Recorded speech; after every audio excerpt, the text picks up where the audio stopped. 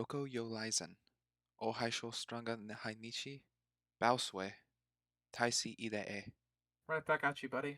Welcome everyone to the Cheap Seat Critics podcast. We're back at season 8, our deck of decades.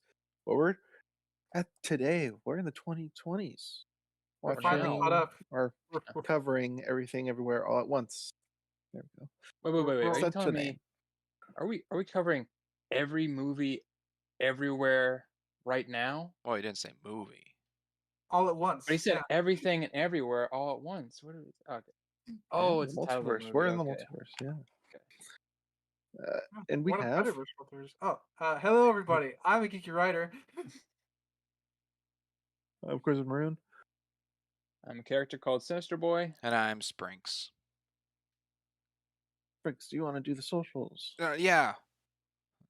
We have a TikTok and an Instagram with the handle of @CheapSeatCritics. But if you remove that S, that is our Twitter @CheapSeatCritic.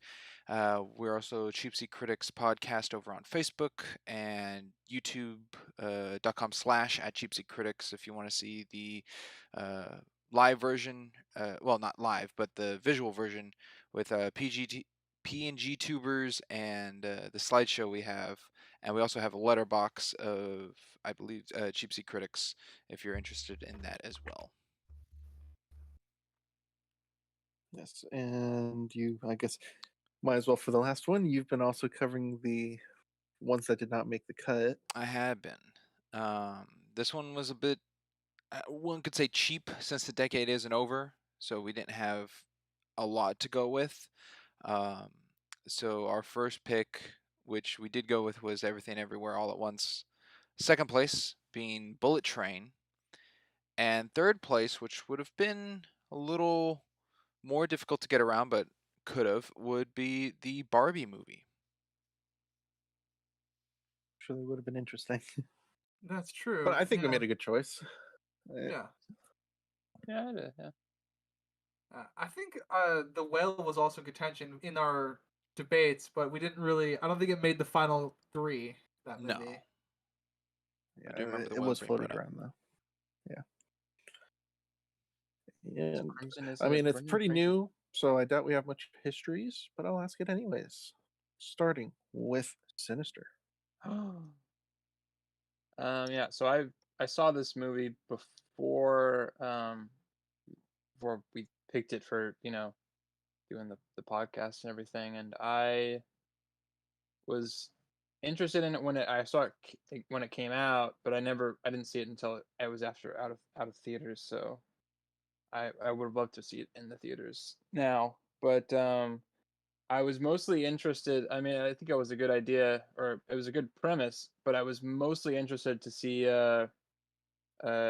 Jonathan K. Kwan playing Waymond in this, because I hadn't seen him in anything since probably Goonies, and I thought, you know what, that guy's probably going to be pretty good, and I was correct. He is pretty good in this. So is everybody. Everybody in this is really good. Yeah, it did run away with the Oscars. It's I think it deserved it. It's a very, very, very good film. It's a movie that had thought put into it. That's for sure. That's true. Something we lack in this decade quite a bit, I think. Yeah. There's a lot of work. There's a lot of ideas. Yes. Sprinks, yours? I unfortunately never saw it in theaters. I knew that it was a rumor, and then I think it's true that this is the most awarded film of all time, or has received the most awards of all time. But I never seen it until for the podcast, so I started watching it with no notes to get first viewing intake, for mostly to go with the subjective scale. And then immediately afterwards, I watched it again with the pause button, taking notes. So I watched it back to back. And that's pretty much my history. I'll go with mine. This was a movie I wanted to see in theaters, but I never did. and the first time I saw it was for this podcast. Fairly recently, as in hours. But I paused, I took notes, I paid attention. It would have been good to watch it a second time, but I procrastinated as usual. So bad on me on that part. That is pretty much it. Everyone hyped up this movie when it came out, and especially when the Oscars was going on. Everyone was talking about it. Then it won a lot, definitely, building it definitely up had even more for me. definitely had the Oscar buzz for sure. Mm-hmm. Yeah. Writer. Yeah. So this is a movie I desperately wanted to see in theaters. Never got around to it. Because this came out around the same time as Multiverse of Madness. And I wanted to kind of cleanse myself of that. So I desperately wanted to see this and never got the chance. But it has always been kind of hanging around in the background for me. I think I've seen about 30 minutes of this movie before I actually sat down to watch it properly. I've heard mixed reviews of it from my family. My grandparents, if they ever listen to this, I love you guys, but you guys are terrible at recommending movies. Because they told me they did not like this movie at all. To be fair, that didn't surprise me all that much. They don't like this style of movie. But and then there was the other part of my family that really loved this movie. So it's always been kind of in like a background discussion for me. And it's this was my first full time to sit down to watch it, and I'm happy I did. I'm sad I didn't need to see it in theaters, but I'm happy I finally got to sit down and watch it because it was nice. As we've already said, there was some effort put into this film. Yeah. All right. With all that, I'll jump into the facts section. I don't have too many. It shouldn't take too long. The budget was 15 to 25 mil, so probably towards the 25 mil, and it made 141 million, which was surprising. I thought it would have been more, but it certainly made a profit. You know how movies have like code names in production. The one the title for this one was "A Woman Tries to Do Her Taxes." That was the code title for it. Good one. That's kind of funny. I like it. This was a COVID produced film. There were 5 people doing the CGI for this at their homes, and they never went to school for it. They were self-taught CG artists. God damn. Wonderful. It's that 2001: A Space Odyssey all over again. In the original script, Evelyn, her reasoning for being able to hop universes and stuff was that she had ADHD. They didn't go with that. I think that's probably better for it. Yeah, I would agree. A little It's less more- need for building. It feels more. It feels more like an earned character trait now, rather than it being just a product of what she already had. So. Jamie Lee Curtis, who played what's her face? Deirdre. Deirdre, yeah. Yeah, something along those lines. She did her own wardrobe, or at least suggested most of her wardrobe. So that was her choice. Interesting. I mean, she's got a distinctive look. I'll say that much. That's true. So she wanted the arm brace. Yep. Yeah, she wanted the arm brace. She wanted the pot belly. I didn't see the pot belly part in in the fact, but the brace was hers as well. The original cut was 3 hours long. Would have been nice. I think this is a good cut. It's a good cut, but I would definitely be interested in an extended version. Because I mean, like, I still have some lingering questions, and I would be curious if the extended cut answers them. So yeah, I would be curious. Originally, Joy was going to be played by Awkwafina. Yeah, I think they did the better choice. Yeah. Awkwafina is an interesting one. I don't know how she She's so I mean, popular. I think she would have worked like okay, but I think she would have made it too funny. Like it wouldn't have been as kind of understated as it needed to be.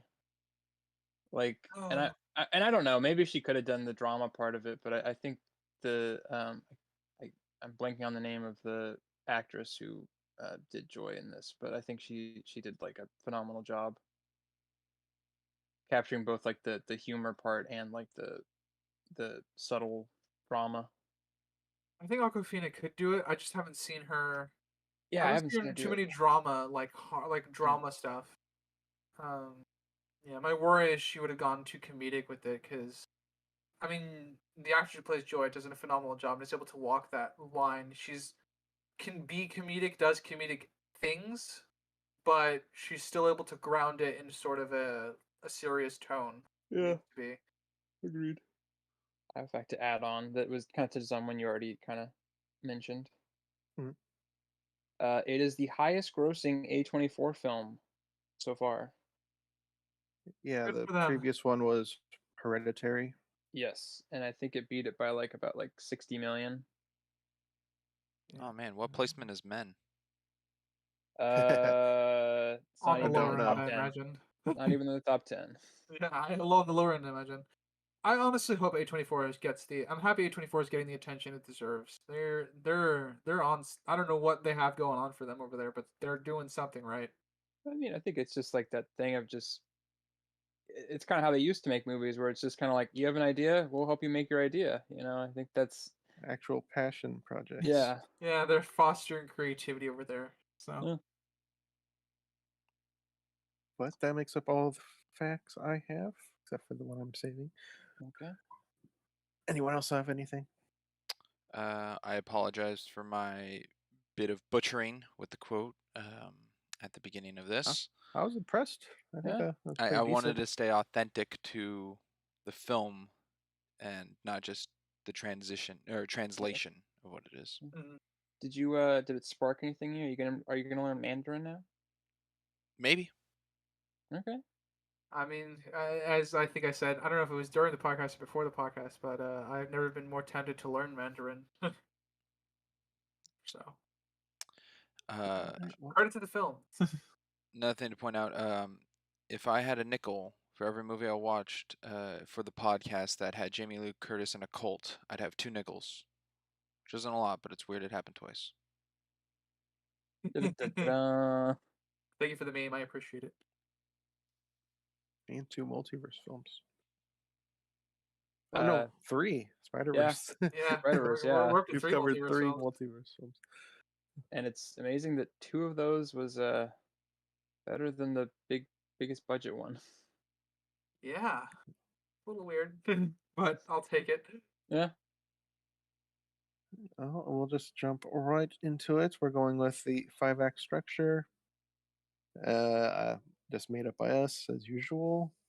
This time me as host. So we first act is going to be from the beginning till when Jamie Lee Curtis points out it's their last chance.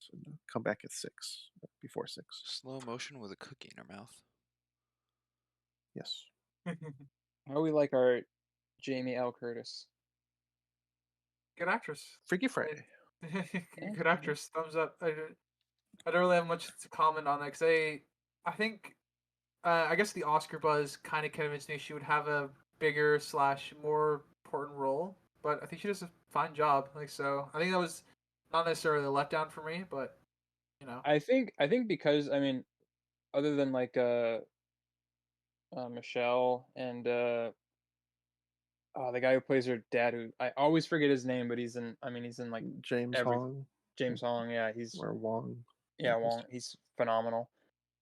She's like the biggest name kind of in this movie, and I think it works really well that she's kind of like a not a background character, but not like she's just kind of there every so often, and I think it works a little bit better, so you don't kind of focus on her so much, and you kind of get like the rest of the story going. But she Mhm. plays understated very, very well. I concur. Are we popcorning within the act?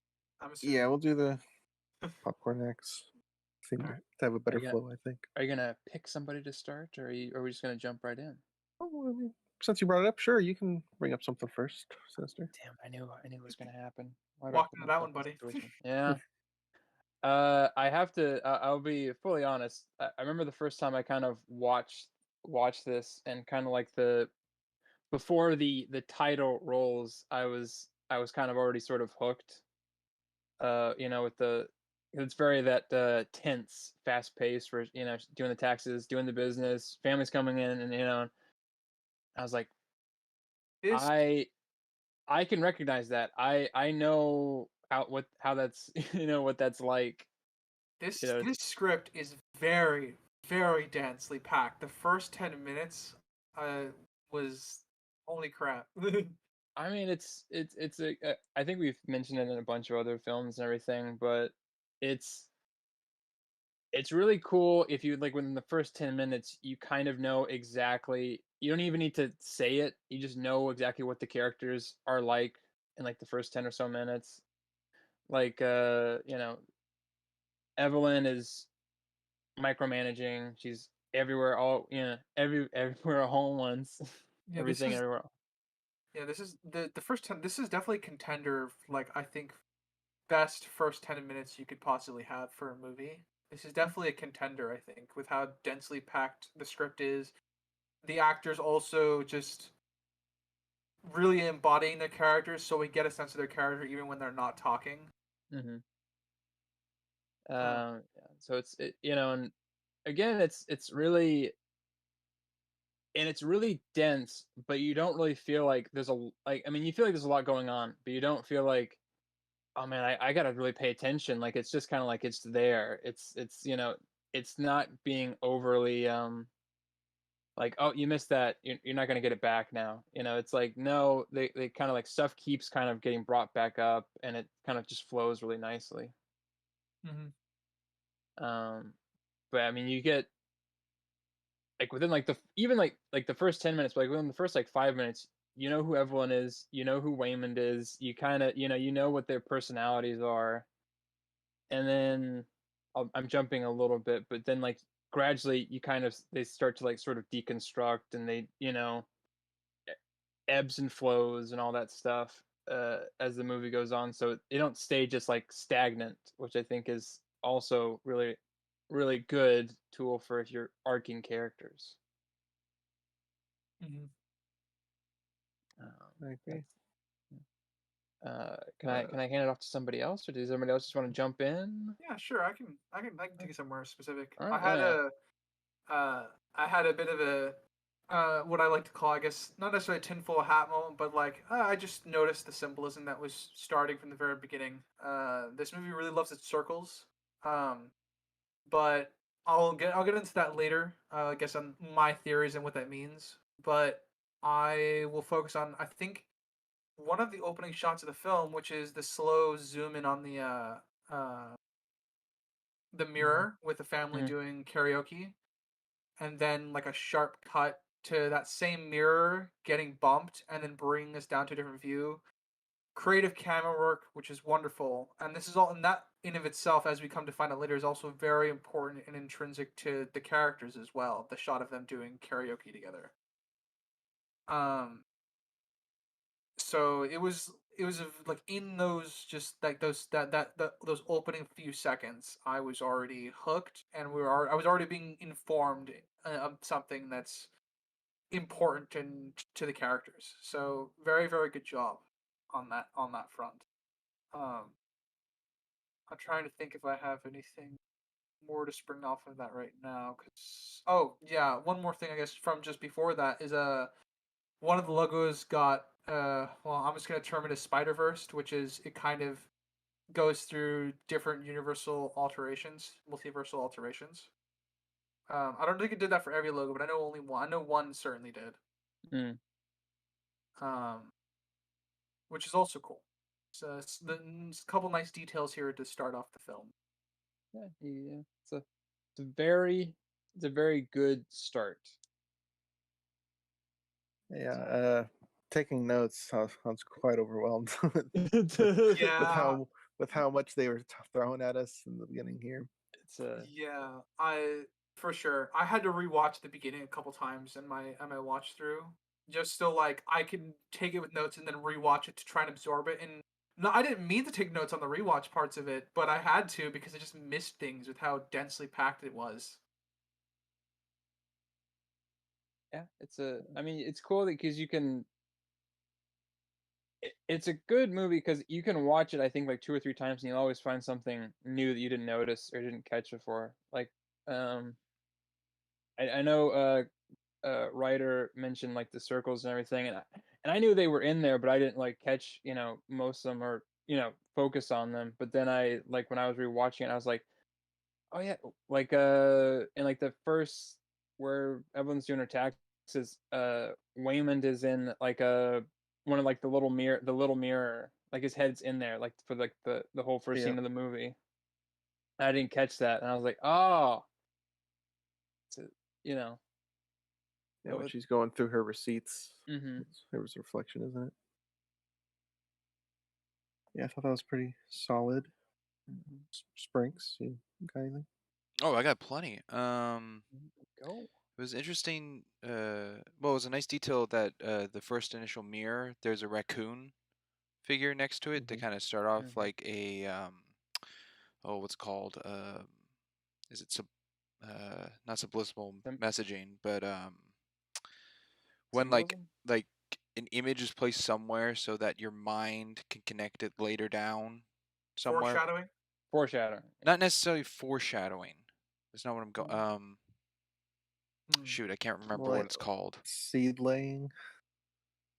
I get something. Planting I know what you're seeds. saying though. Yeah, Okay, yeah. something Yeah, like it's placed directly, so it's not that out of the blue later down in the film, but it's not foreshadowing to be yeah, it's a not foreshadowing like purpose. it's gonna intrinsically change everything. It doesn't foreshadow Yeah, something drastic. I know what you're saying as well. I don't know the proper technical term. It's just to draw a connection, I think. yeah, a familiarity, Yeah. so it's not not as shocking as it could be, but it's also creatively placed so it's apparent that it's on purpose, Yeah. um, or how I took it to be. Um, Directly following afterwards, the camera zoom in through the mirror. It was, I don't know why yet. Maybe one of you could inform me. But there's two kind of red lights that follow, and I don't know it's because of the camera or the lighting in the room that was a lens connection. But the zoom they are constant, like fixed on the left until the stop at the table with Evelyn. Which You- scene is that? There were red lights in the mirror, you said? Yeah, when it's zooming forward to Evelyn doing the papers to Waylon coming up to talk, there's two red lights on the left that go with the zoom of like the camera Oh. lens. And I don't know if that's because of like an error that occurred. I don't know if that's purposely done for a connection that this is still through the mirror and it's not actually like a transition into the world. I mean, I just didn't know if Um, anyone else picked up on Um. that. before Wayman Oh, walks I see what he's. Yeah. Okay, I see what he's talking about. before Waymond walks up to Evelyn, we have that sort of those tense strings playing right before it's interrupted, like to help foreshadow that something's off, right? No, I thought it I was think just so. silent from the karaoke part. Right. Like it Yeah. cuts to the bump in the table and Mm, then quite up to it. okay. But I could be mistaken. Well, the It red makes that lights. sound when the title pops up or the It starts. segment. That's that. Those Everything. yeah, the tense strings start playing a role into the film, but I didn't know if it started that early, which is why I was asking. Hmm. Yeah, I wound it. See the red dots, and it's weird. It reflects off the jar under the dots as well. I don't know if you saw that, Sprinks. So it seems like it's an actual light source. It's not Oh just yeah, there's like a little something thing on in the the Yeah, camera. but background. they're moving with the camera. So they're connected to the camera movement and they're not like just placed there in the room. No, because I can see the thing that it is, but I don't know what it is, and it's stationary. But Yeah, there's a cup under the brightest red light, and it reflects off of it. So I don't know. It's weird. I don't. Just It's something not I caught. moving. But Yeah. No, it's cool. Yeah. I think it's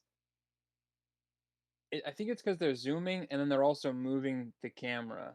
Like they're doing both at the same time, so that looks like it's moving with the camera, but it's still in like the same spot. It's before the transition, right? It's after the transition from like the it's the karaoke bump to the mirror. mirror. Yeah, the Yeah. bump of the mirror Yeah. and then zooming into the mirror. Oh, okay, I see it now. Yeah.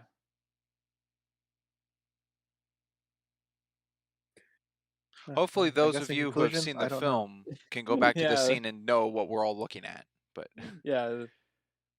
The two red dots. look, I could be looking far into it. As I said, it could No, just be an I error. mean, I don't know. But for film like an A24 film, I'm sure there's a purpose. I yeah. I mean, it could be something. I don't think it's an error. I think it's just something that they just set up or whatever, and maybe there's a meaning behind it, maybe there isn't. But I'll have to somebody at Daniel Kwan or It's figure out. weird. Uh, the lights are gone as soon as Wayman steps in front of them. They come back later though. As Yeah, they do. well. Yeah, they're still there. Okay. It's Interesting. yeah, interesting. Yeah. I guess after the red Uh, lights, let's go to Crimson. yes, that's gonna do.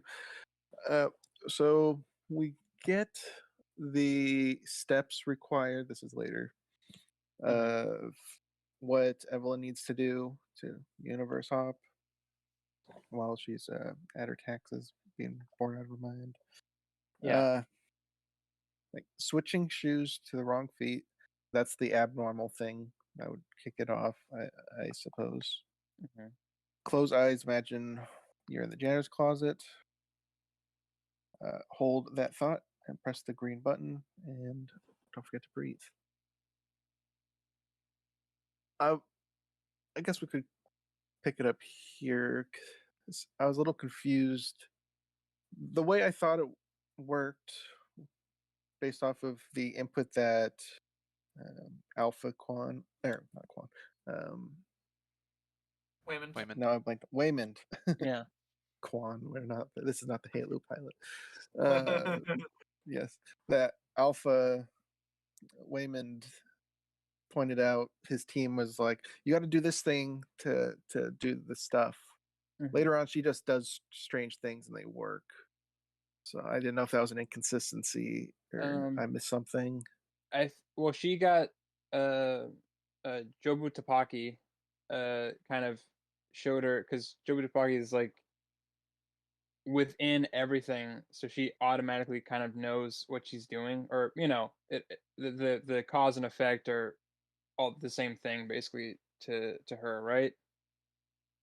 And so a lot of so she was just started to do like so it all random, but she can understand she's like connected to like the other verses essentially instead of just being like in her own universe with a connection to like another place, I believe.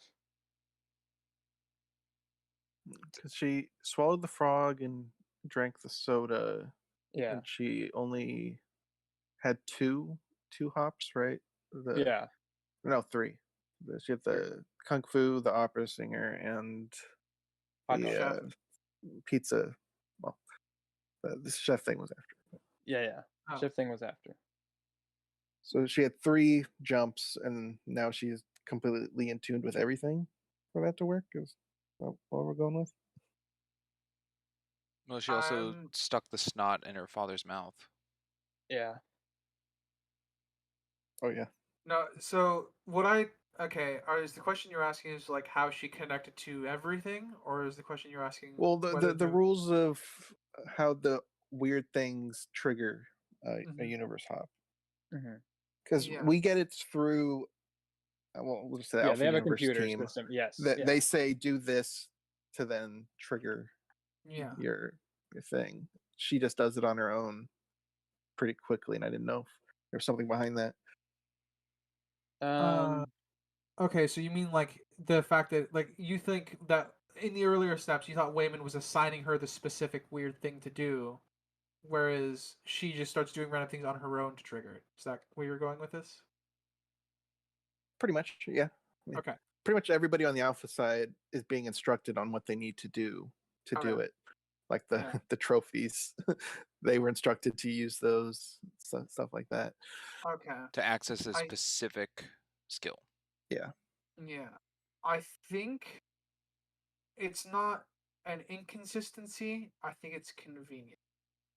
And the reason for that being is that at the point where she is doing all that stuff at random, what I understood what she was trying to do is she was just trying to overload her mind, more or less, in order to become like Jobu, which is why she just started just adding things and adding things and adding things, um, which worked, I think, because that doesn't necessarily break the rules. Because to get the specific skill set or whatever, they needed to do the random. That's how everyone else got their assigned Oh, random task, more or less. I think so. What they say with like Joy's character is that they pushed her too hard, and because when you universe jump or whatever, your mind has to heal in between jumps, and they just kept pushing her, and so eventually her like consciousness basically split. So she was basically present in each universal self, and so she could switch between them.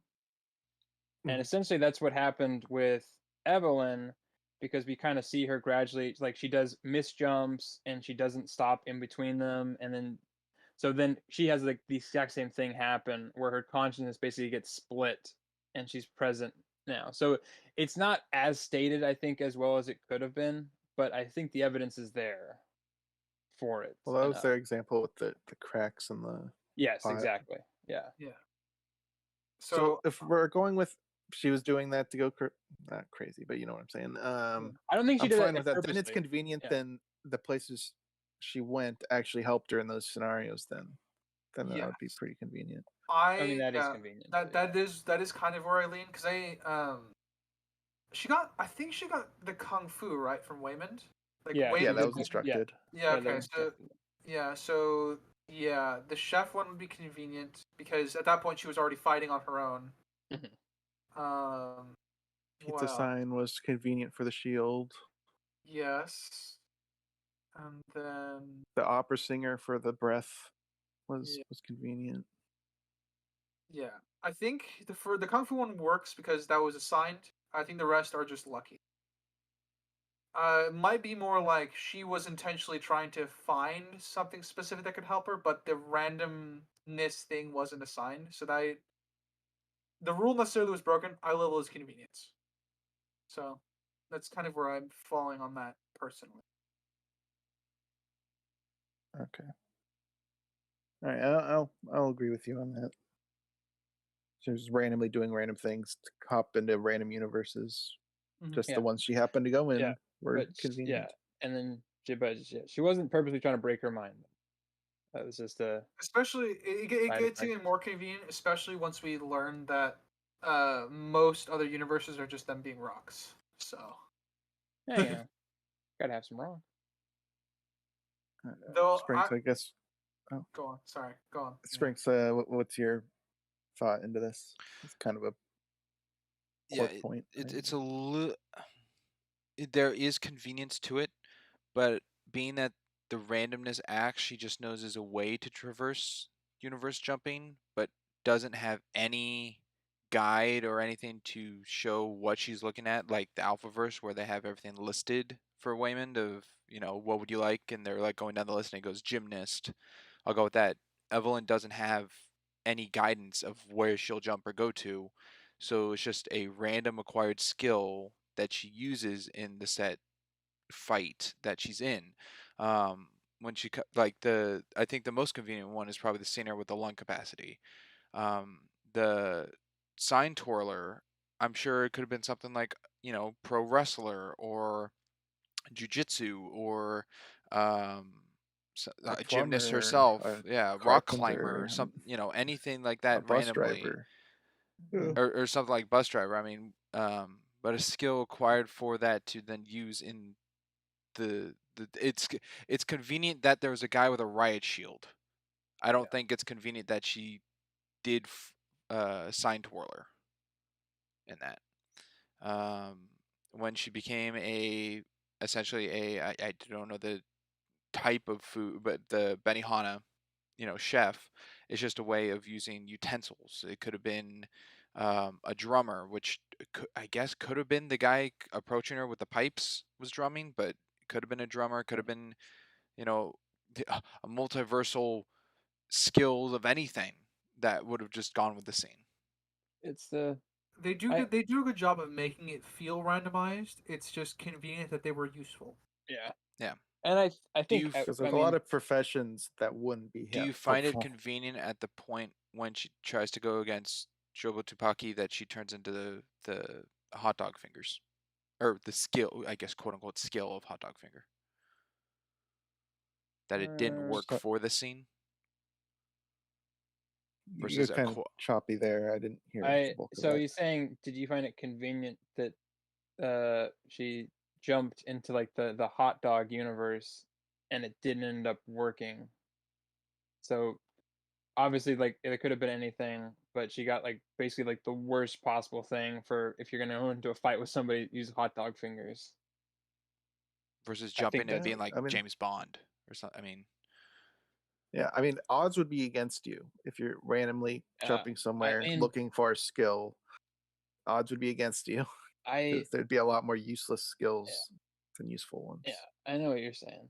I think though at a certain point, and you're not wrong. I think you're correct, and there's a lot of convenience, but I think in dealing, and I think we've learned by having three of these now, with multiversal movies or plots, you have to have some amount of convenience or some amount of like, like it has to work out in some form for it to. Because I think if it was just totally, if it was all random and it didn't work, I don't think it would be as enjoyable. Like I If it said, was as yeah. they do a good job of making them feel It's randomized. this is the better So one. I think out of all the three, I think this is the closest one that gets it the most right. But obviously, like with you're saying, it's like, yeah, obviously with infinite possibilities, you would hit more that aren't useful or aren't applicable than you would probably get useful ones, especially as we see with Alpha Wayman's, actually has to use a computer to actually make it be possible. the Mm. I'm trying to think. There's only one visual. I don't remember the exact words Alpha Wayman says to her, but she's like points out on a phone how the universe jumping works at random. So like it could in theory compound like what I don't remember is because it's very vague, and Mhm. I think honestly it probably works better if it is vague because if they explore this too much in depth, it might have muddled things and made it worse. But how one potential way that this could work is that she's breaking outside the bounds of her local universe, and that's what the random act does. It gets her out of her quote unquote local cluster. I know that's a word to use specifically, Mhm. and then it jumps her to a further universe to where she could get the kung fu skills. From that universe, theoretically, that universe's cluster would have similarly useful skills. Now, I'm not Mhm. saying that this is right. Yeah. The chef universe is right next to the kung fu universe, but in theory, if you go to a useful skill, your local cluster would have other useful skills because you'd be branching off in that sort of direction. Yeah. Yeah. Yeah. There's the scene I know what you're talking about where they go to like I think it's when they're battling a Deirdre and they kind of go to like a cluster like you got wrestler, gymnast, or there's a whole list of stuff within that like area, and they have to pick which one. Yeah. So, and then of course Evelyn's whole thing is that she has so many branching life paths because she's technically in the worst life path that she has, where every other one has gone every other way. So there's that part of it, but So like there's stuff here, but I don't think there's like as you say, I think as you point out, Crimson, there's not enough to definitively say that would make it not convenient. Because I think Mm. there are some things here that work, but I don't see enough evidence in what the argument I just gave. I don't think there's enough of that in the film for me to say that it's objectively evident enough for it to make it not convenient for the universes she's hopping into. But you know, I some think convenience doesn't hurt, I guess, yeah. in the grand scheme of this particular story.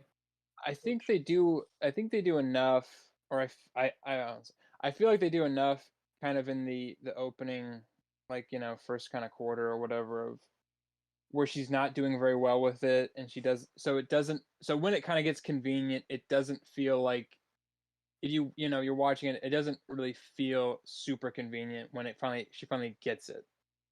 I think they did about as well as you probably could with setting that up so it doesn't feel really like like handholdy or something. I don't, but I still have to agree with Crimson that there's some convenience that kind of goes a little bit overboard as far as not really giving any reason why to a certain point. All right. Sprinks Sprinks what? eating popcorn somewhere. Oh, okay. I didn't know if you no, want me to continue off of that. Well, no, I No, mean no. you kind of said your piece on it with Yeah. unless you have more on it. I like the jump cuts of Wayman talking to Evelyn early on about the trying to get a time to talk, and it cuts to Evelyn's thought on her father, to then a photo of the father, to then the apartment itself, and just cutting to somewhat of an establishing shot of what her life looks like. and it all adds, I think, to a bit of tension that I think it's trying to build. Mhm. Just because it all happens so quickly. Yeah. Okay, I guess it's for tension. I didn't see it as such. I saw it No, as more of this is a visual just display of what's happening in Evelyn's life. yeah, no, sorry, to clarify, I don't think it's for tension specifically. I think it's multifaceted. I think tension is just another factor of what it's doing. Because as you say, it's showing off Evelyn's life while also managing to build some subtle tension. And the fact that like she's pushing her husband away and he clearly has something important to talk to her about, but she's focusing on something else entirely. Yes. Um, it's I get it's not necessarily a throwaway line, but I'm curious what Waymond meant when Evelyn asked if he painted the tile, and he said he did, but then when she goes down, it's not painted. No, it's So, painted. It's just No, the no, wrong paint. yeah, Yeah. it's the wrong paint. They have a discussion of whether he used the apartment paint, quote oh, the unquote, or two the business paints. paint. Yeah. Yeah. Okay. Yeah, that's what that was. I thought it was water damage.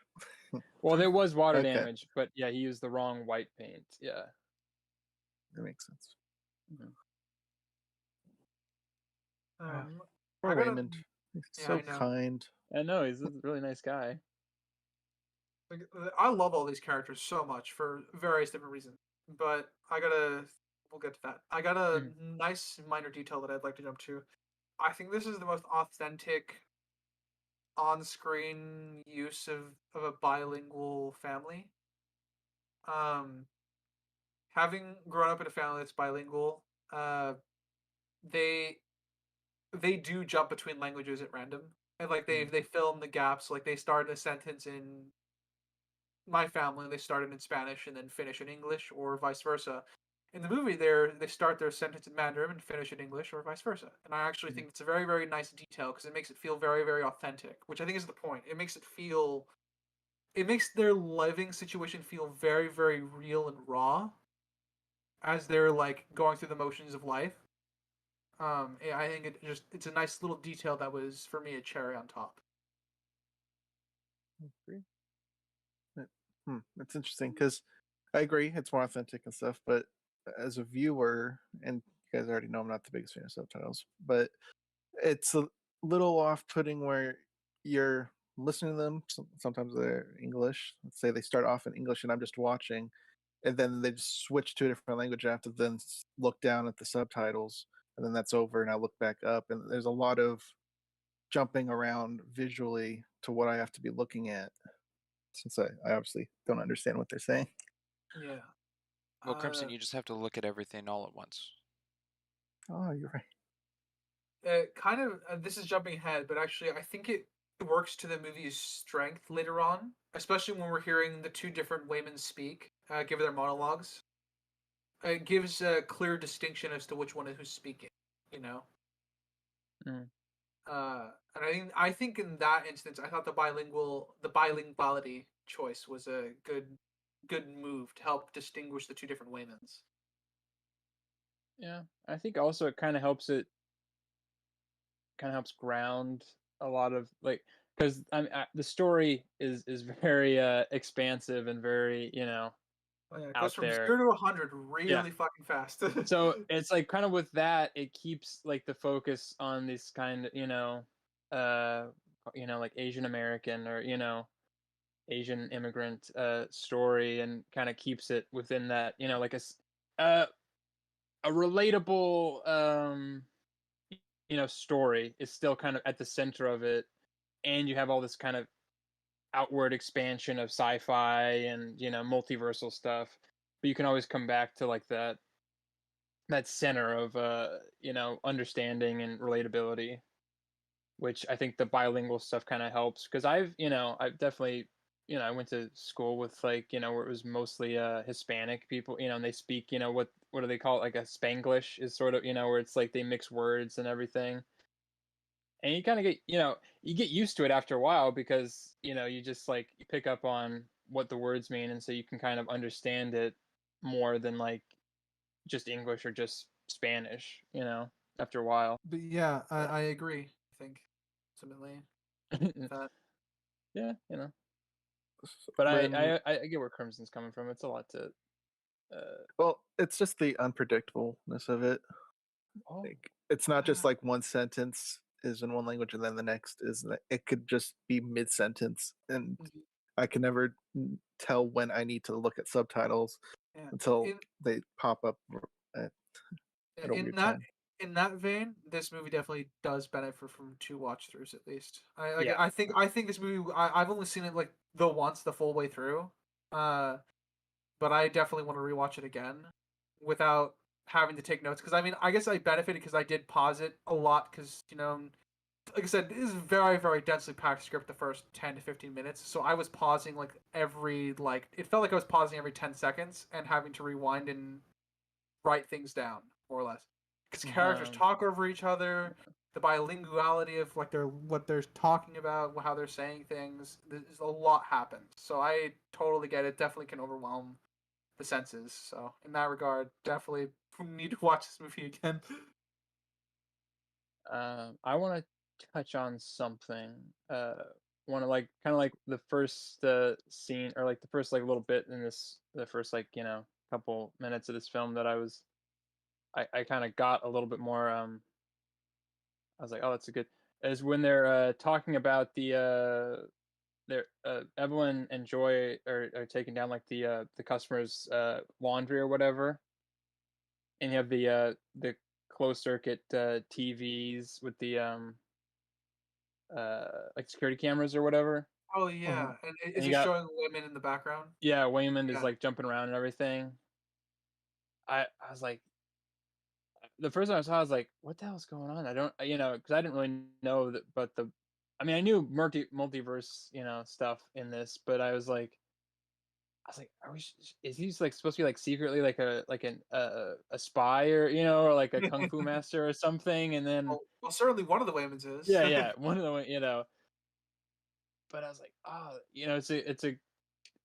it was a subtle trick of kind of getting you like, whoa, what's going, like getting you off balance, but not like overly so where you kind of like confused. It was like, what's going on? Like you kind of want to, and it also makes you pay attention just a little bit more of like because it's one of those things where if you kind of miss it a little bit, you're kind of like confused, just just slightly, but like it all obviously builds up to like the same spot, but um I really enjoyed that little just, because it's a subtle little thing and it's not a super important detail, but it helps. Uh, yeah. On that note, I it is convenient that the fucking Yeah. camera screen Yes. pretty much tells us that it's being broken into. Yeah. Because if you were in the Alphaverse, you would not want the cameras you're breaking into to do that. Hmm. And obviously, I think this is just them testing their connection to the universe. So like in story reason, it makes sense. They're doing a small test, but it's convenient that I mean the visual's Yeah. awesome for us, the audience, but it is convenient that it would happen like this. I agree. Mhm. But it is cool because he gets a bunch of stuff for his fanny pack to help out later on in the, as we see later on in the film. Yeah, he's loading up there, which is a nice detail. Mm-hmm. Crimson, you were gonna say something? I was, and it's gone. But I'll jump to something else. Okay. With Gong, that was his name, right? The grandpa. Yeah, Gong Gong, or Yeah, Gong. His introduction, where he wants food and stuff. I like the actor, James Wong Hong, whichever one. I'm sorry. yeah. I'm terrible with names. I don't remember which one.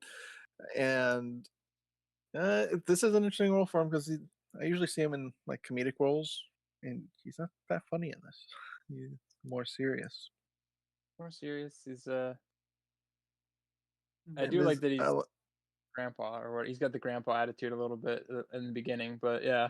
And all of that happens also. So like all that happens is with everything else, like the business alarm going off that they need to go downstairs and deal with tenants, and we also find out that Wayman has divorce papers. Mm-hmm. It's just like I said, it's very densely packed. We were just given tons of information to work with. I liked his interaction with Evelyn and Joy, specifically with the girlfriend talk, Yeah. or slash good friend talk. Yeah. Actually, I have one note before that. We're Mhm. not going in order, but it's you go first. Actually, I'll just jump back to it. Okay. Found it a little weird that the one word she couldn't remember is the important word that she wanted to convey with It's a stressful girlfriend. situation. And it's a little odd that's the only one she couldn't get was the important Well, she also word. couldn't get how. She said, "How is your airplane?" Yes, Well, I mean, she still said it though. Yeah, but it wasn't grammatically correct in any way. I think it's a mix of things. She's not as fluent as her parents, and also Yeah. she's super fucking nervous.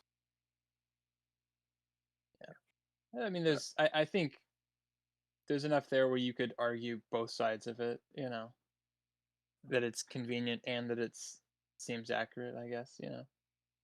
And what it conveys, though, I think is good. The I guess the juggling between the mother-daughter relationship here is Evelyn explains later her reasoning for saying good friend. The grandpa's just an older generation, and we all kind of do this, I think, with our grandparents, where we just dumb down things so we don't have to explain. Yeah, we keep certain topics away from them. Yeah. Yeah. Like you wouldn't talk about video games with your grandparents because they just won't understand it, right? Yeah, they're like in a general sense. I mean, I've had to explain the potential use of video games as a part of education to them. They did not enjoy that conversation because I was right. Yeah, I remember. Yeah, like I would something like people playing video games. My grandparents would come over and they would. I mean, they were nice enough where they would try to talk to me about it, and I would try to, explain it as best I could. But it's a very difficult, because once it gets into like, well, why are you playing that instead of like doing sports or something? It's very hard to convey that. That. Yeah, I get that. I have you just sparked a memory. I had a conversation with my grandpa about Assassin's Creed 3 because my grandfather is a huge history nerd. Definitely fostered that a little bit in me, and we talked about like how Assassin's Creed 3 tells the story of the American Revolution, and it was definitely an odd conversation because he was asking me about it because he was seeing advertisements for it. So it's my favorite Assassin's Creed game. Sprinks, do you have some? Oh no, Ryder's got something. No, it depends. Sprinks, you gotta go. You got something? I'm sure he's got something. Yes, I do. He's boiling over. I don't know if Evelyn knows how to make rice. What the heck was in that rice cooker? Mush. I guess she got distracted with her receipts and overcooked it. I think she did the opposite. I think she did 2 cups of water, 1 cup rice. Yeah. Thought it looked No. mushy. But I missed Yeah. Yeah, it looked like a So roll. yeah, there's a let's see. With rice cookers, for me, the rule's been like whatever amount of rice you have. So like if I add 4 cups of rice, usually I have 5.5, 6 cups of water. It comes out moist, but it's still good. Rice is a delicate Yeah, balancing act. yeah. It's like I had the ratio down. I don't remember what it was. Like it was like for every cup of rice, add a cup and a quarter of water or something like that to get a good soft steamy rice. Proper sticky rice. Proper sticky rice. Oh, that's fine Uh, for you, but she did like 5 times the amount, yeah, and then they that's didn't even true. use it. Well, yeah. Hmm. Well, Well, it's for the grandpa, right? yeah. She would have gotten yelled at because she didn't cook the rice traditionally. She used the rice cooker. Ha ha ha. Uh, Ryder, you're gonna say something, unless you still got more on the rice. No, I No. haven't. Yeah. Rice I is do. nice. The Rice will first, stick around. the first we see of Joy is her staring into the void of a laundry machine. That's a black circular object, which upon rewatch, really changes what you think of this scene. Because you can tell she's kind of just mesmerized or lost in just like staring into the dark washing machine, more or less with Yep, the yep. clothes spinning around and round. Um, which is nice foreshadowing, I think, especially for what happens to her character throughout the film. Um, and then it's broken up by her girlfriend, which is Mhm. cute, I think. And it kind of shows what pulls her away from it already as well. Yeah, I didn't make What that did connection after watching it. What did you guys think of the googly eyes? Reminded me of No, Springs, actually. Oh, thank you. I thought of I it mean, it is a as compliment. the visual aid of connection that Waymond has on everyone, or I guess more on Evelyn. I guess that's true. Proof of what he's doing. He's still around doing things. Yeah. In the introduction of her doing the receipts, there's googly eyes on a bag on top of the cabinet Yeah. in Which there. pays off later when she tries to take them off. Hmm. Yeah. They're on the bat later. I don't think it. Are they on there the first time she uses the bat on the ceiling? I don't recall seeing them on the bat. No, I don't. Oh, yeah, they are. Yeah, they are. They're on the bat. Yeah, they're on the bat. Okay. It's like a blink and you miss it thing, but they're on there. I don't know. Well, kind of in the way that when Springs and I used to live together, he always did little pranks just to kind of poke and prod to make sure I was doing okay. Uh, it's one of the joys of rooming with Springs. So it kind of reminds me a little bit of that. It's just he's making it's Wayman's way of just kind of making things Lighthearted. funny, lighthearted. Yeah, lighthearted. That's Yeah.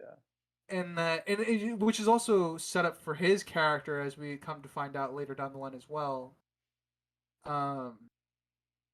And I really love the googly eyes. It was a nice little addition to the film. I think that it helps build Wayman's character without having to say anything regarding it until later. It definitely. I don't think I'd before this movie came out. I don't think I really thought about googly eyes as much as I did after this movie came out. Oh, they're also round objects. I'm just gonna point They're that also out. round objects with Gonna drop that in Wow. here. black centers. I think More on that. Oh, go ahead. I was gonna say I think it makes it stronger and better that being that we're following Evelyn's story of everything that's going on. There's no point of showing Waymond applying googly eyes or having googly eyes with him. You just know that they are a connection to his character.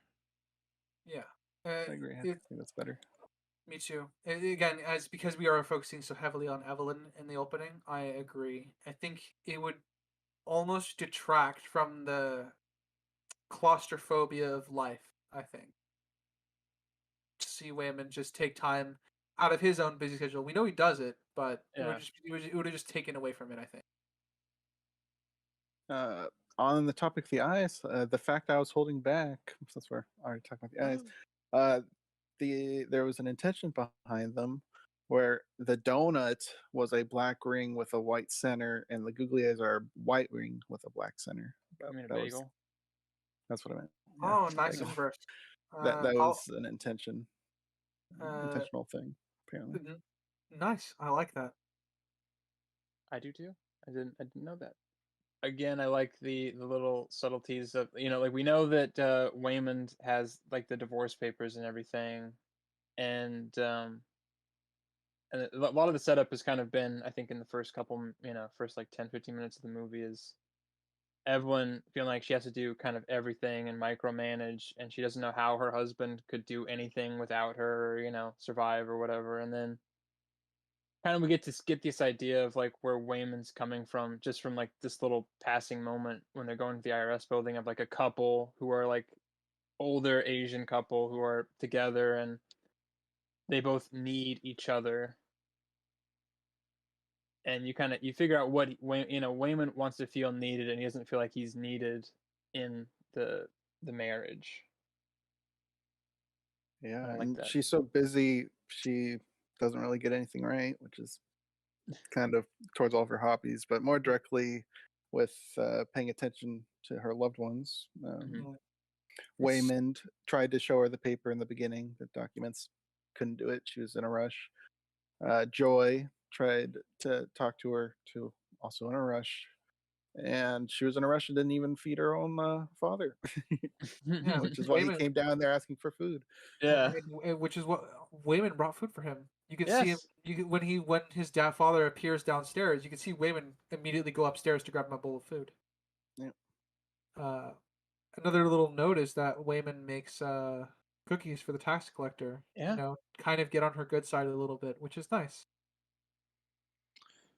Which is Yeah. It just shows more of Wayman's character. He's always there, even if it's subtle, because he's just overshadowed by Evelyn, because that's what Evelyn is.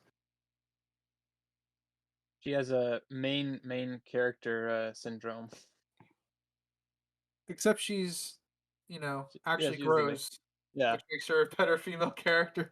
Yeah. You were gonna Springs, say you're about to something, say something. Springs? Yeah. Yeah, the cookies I think are still a subtle connection of universal, of different verses of the cookies, of I guess the almond cookies, even though made by Waymond.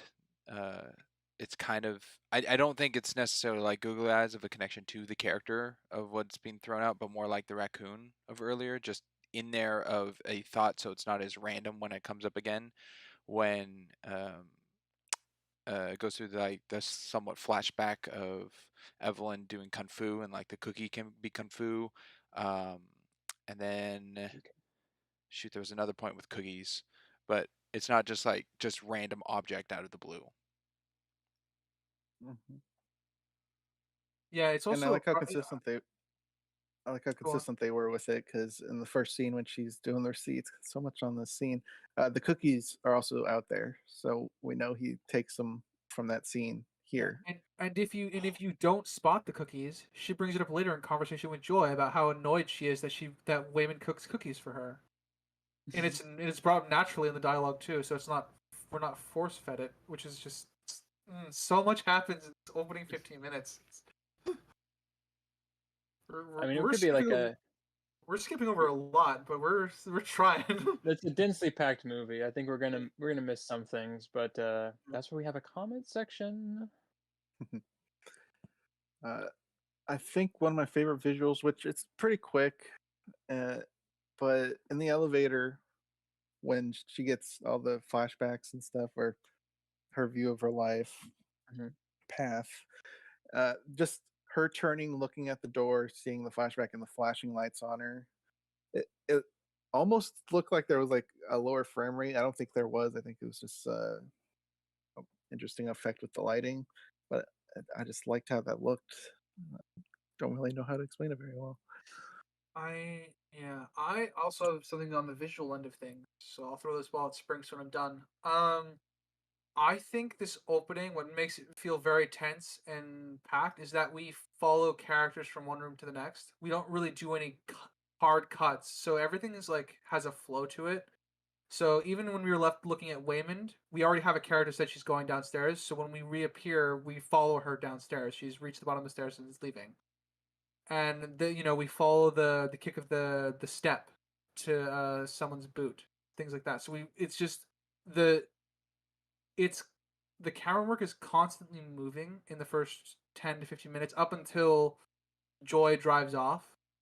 And I think that's our first hard cut where we jump more than one room away to upstairs in the apartment.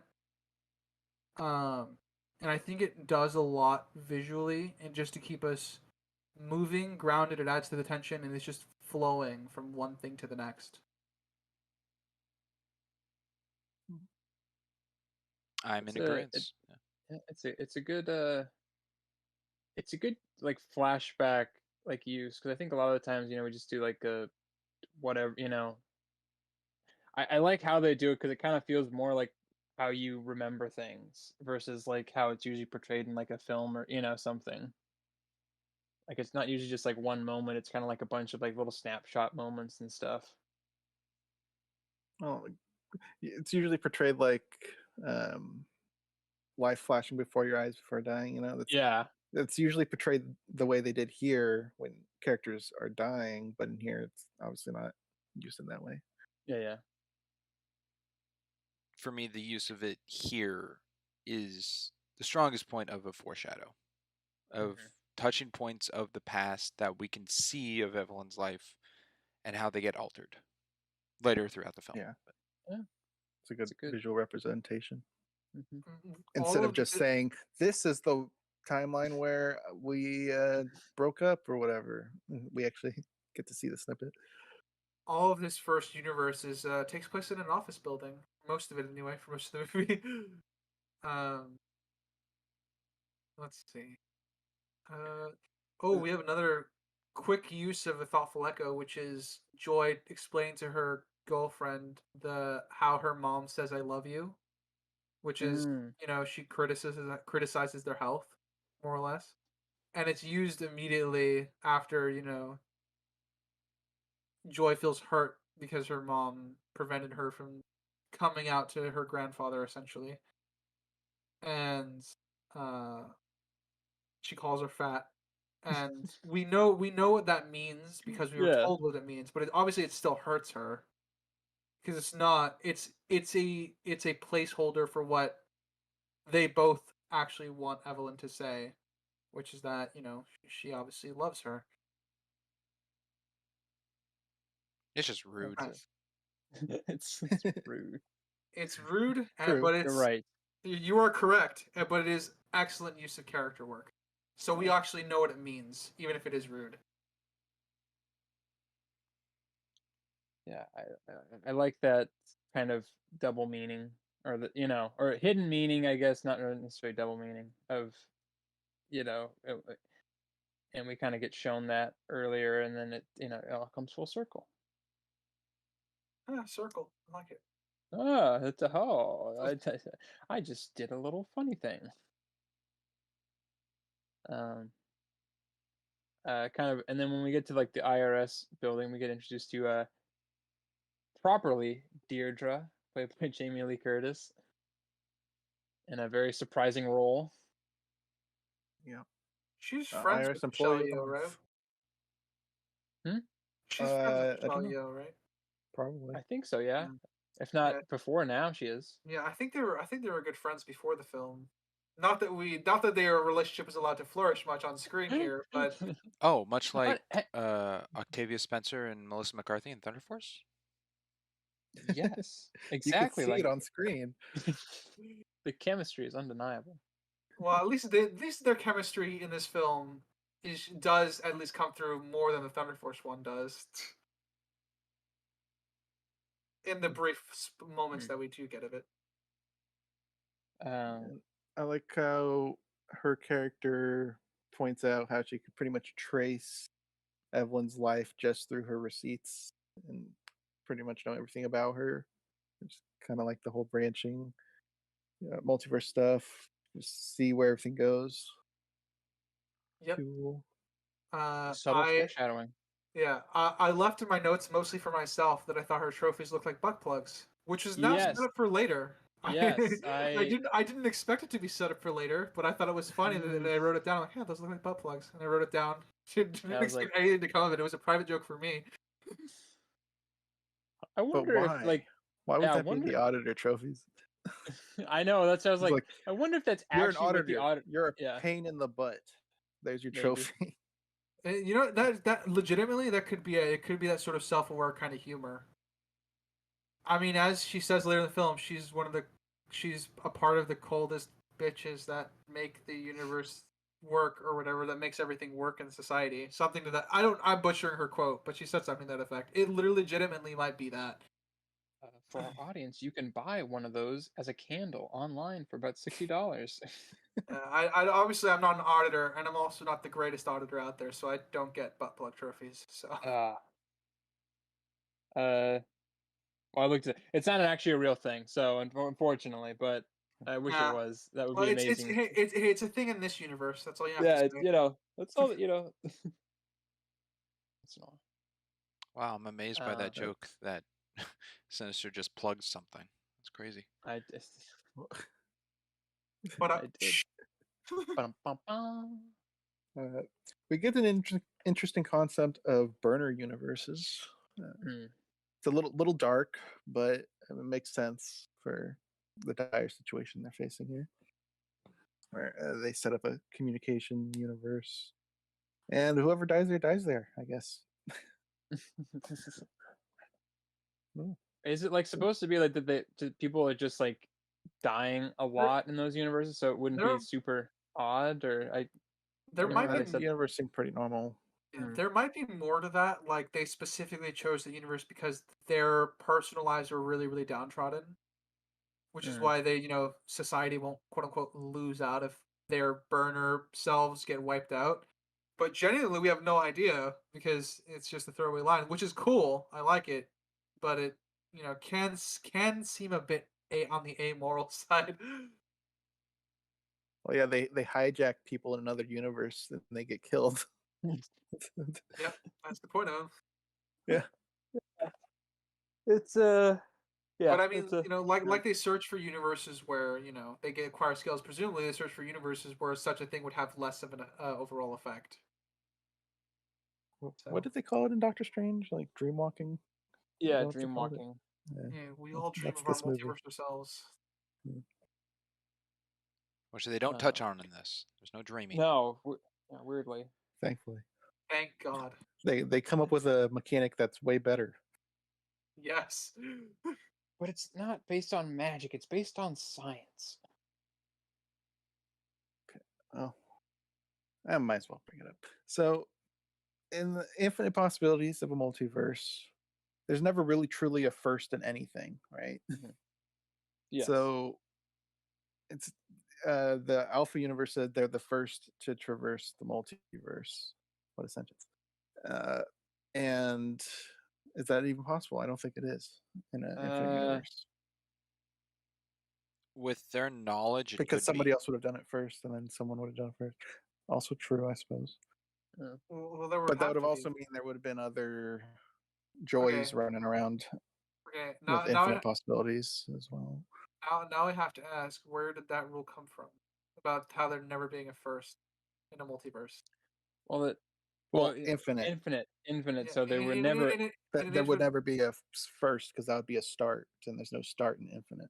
I think it's personal. A personal thought of being first, because what they show here is the web map of universes connection and like how far apart they are to how breaking they would be.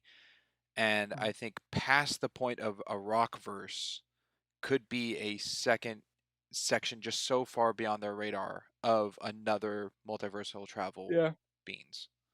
That Because they talk about like actually.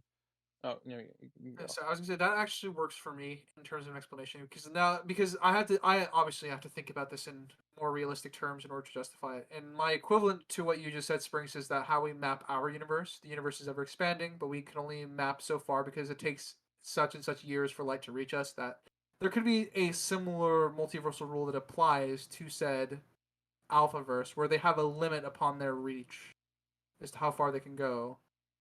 So as you say, there like beyond all the rock universes, there could be another verse essentially that has an isolated incident of, say, their version of an alphaverse that can move through the universe. We don't Only know, but I think that's enough for me at least to quantify it in my head as to how I would think about it scientifically. Yeah, I'm fine with them considering they're the first and not actually being the first. It's more that there would be other joys, all powerful joys in these other ones that are outside their scope, because she would still reach them regardless. Well, I'm 'cause trying to she's I'm at everything. I'm trying to picture the web as a universe is the size of a planet, and they can jump within, like, a planet is their universe, and then that universe of planets. Like, that's how big their webbing can map, and then just give another 100,000 universes away to where our film takes place, where we're seeing things happen. Like, it's infinite, but they're just so vastly far apart that, I mean, anyone that can jump and verse jump claims to be the first. I mean, I I, think we I just agree with that. I'm not going yeah, to argue on that. It's more that there would be more than one bad joy. I I There could And think presumably be. there'd be other bad people that aren't joys because other universes would be creating other versions. Oh, of Crimson. I Jobu think you've Tupaki. just That's what you mean. I yeah. It's kind of like a multiverse of madness thing where there'd be multiple evil Wandas around trying to destroy the multiverse, but we only see one, implying that every single other universe succeeds in stopping her, which would be impossible in infinity. It's kind of what I'm leaning at here. Yeah. Crimson, I think you just hit the nail on the head of why or not statistically, but the if you do anything in the multiverse, eventually you're gonna hit the point where it can't the story for it can't really exist because it would be impossible for it to just be a singular event. It would have to have multiple outreaching, there'd be like I don't know. There'd be multiple, but like let's say there's five other Jobutapakis, right? So you would have obviously they would all be converging at one point. It's the same thing when you actually get into like time travel. If you actually look at time travel, it destroys literally every single time travel movie because it would physically be impossible for it to exist in that specific way. I have a question. Yeah. Did Alpha Waymond or any other character from the Alpha universe ever refer to the universe as infinite? Or the universe, the multiverse is infinite? The only reason I'm asking this is because if there's no word, they don't explicitly use the word infinite, then it might be finite. But I don't remember the movie I mean, enough I'm to just know. assuming it's Recall infinite, but I don't specifically, remember them but ever saying infinite, but I do remember them saying that their devices can only go so far in travel to get skills and whatnot. And I think that was okay. said by one of the it's two people in the yeah, van they driving in the Alphaverse. yeah, there's like only like you only have access like depending on your personal like multiversal choices of your different versions of yourself, you have access to certain events. And that's, I think I brought it up earlier with Evelyn is like Evelyn's technically in the position where her life is branched off into so many opposite things and she's like perfectly kind of at the bottom rung of it. So she has access to all of them, but not everybody does. And there's a Uh, possibility that the Alphaverse isn't technologically advanced enough to call it infinite. It might be I mean, as far as I think they're concerned, it's infinite, but there's probably a finite amount that they have access to. Yes. yeah, you said that their devices having limits, I think, is a good idea because that does well. It prevents the script from bleeding Yeah. out into ever and infinity, which would be Just the current Yeah, problem that because Crimson's bringing up. they because always have to search for a skill. They're always like yeah, looking for things. They're not just typing it in and being like, okay, we'll just give you this, yeah, and then knowing which because verse it is out It's there. not the yeah, Matrix. Yeah. because obviously if they had because obviously if it was infinite, they'd have access to everything all the time, and it would be you would never you'd never find like oh you were never a gymnast. It's like oh obviously I was a gymnast because I would have infinite people, so eventually at some point I have to be a gymnast. So I'm guessing the technology creates a finite cap on the possibility. The technology creates a finite cap. I was just curious if like they use the term infinite because that itself would also be a cap. I can't. But I I know, can't. it's I don't Yeah. think they bring up infinite, but they certainly don't bring up finite either. Yes. And No, conceptually, multiverse would the technology limiting them itself is already finite. well, the universe itself wouldn't be. No, but they don't. I'm focused on Joy, who is not constrained by this technology. Yeah, but the. And she's quote unquote an omniversal being. Yeah. Then in that case, Crimson, I don't understand your question. That there would be essentially an Multiple. infinite Crimson's number why of isn't there another omniversal Jobo Tupaki? beings, Why is Yeah. there not another or Jobo somebody like Tupaki? her. It would also be an infinite number of omniversal beings. But it's also. But it's all also one. relying on the. Yeah. Like all the quote unquote omniversal beings are this one. That's what they intend omniversal to mean. Yeah. Okay. Now. Yeah. That's. Yeah. Trying to think the only thing to Technically, differ all the joys are Jobu Tupaki. Every joy because is of Jobu Jobo Tupaki, That yeah, would mean Yeah. that there is a first then. which is the That one is- shown of the Evelyn Yeah, creating and pushing her. which is what traces us back to the whole. Do they use the word infinite when describing all the universes? And if we can't find that as evidence, then I'm willing to say that the multiverse, quote unquote, is finite. But Crimson, Which I can then go. We fixes know your problem. conceptually the Crimson, I can multiverse go with. is not finite. Yeah, I can go with thinking that the Evelyn that pushed the joy of hers to create Jobo Tupaki. Why isn't there a universe where Wayman's like the one to push Joy to create a Tobo? Like that's a second one. Mhm. Like there could be only one, which is the first one, and shown that Evelyn created, or that version of Evelyn created Joy into Jobo Tupaki. But in other infinite versions, it could be Wayman, Other could people. be Gongon, could be Becky, the girlfriend. I mean, it could have been anyone. Yeah.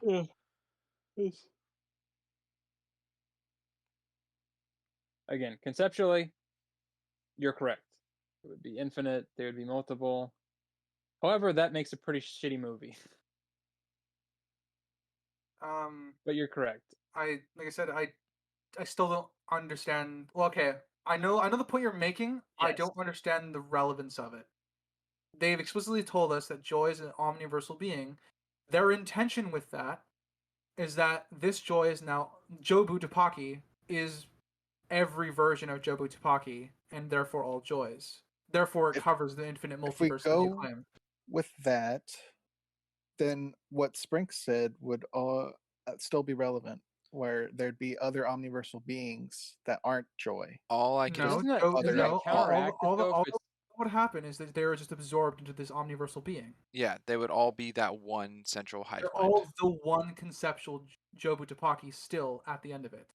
Yes. There could 'Cause- be, 5 plus, how infinite that have that ability to do such thing, which I think is any and all of them, because even the one joy that we see in this starting world to begin with Jobu Tupaki taking over, has like all these, multiversal powers to control and do.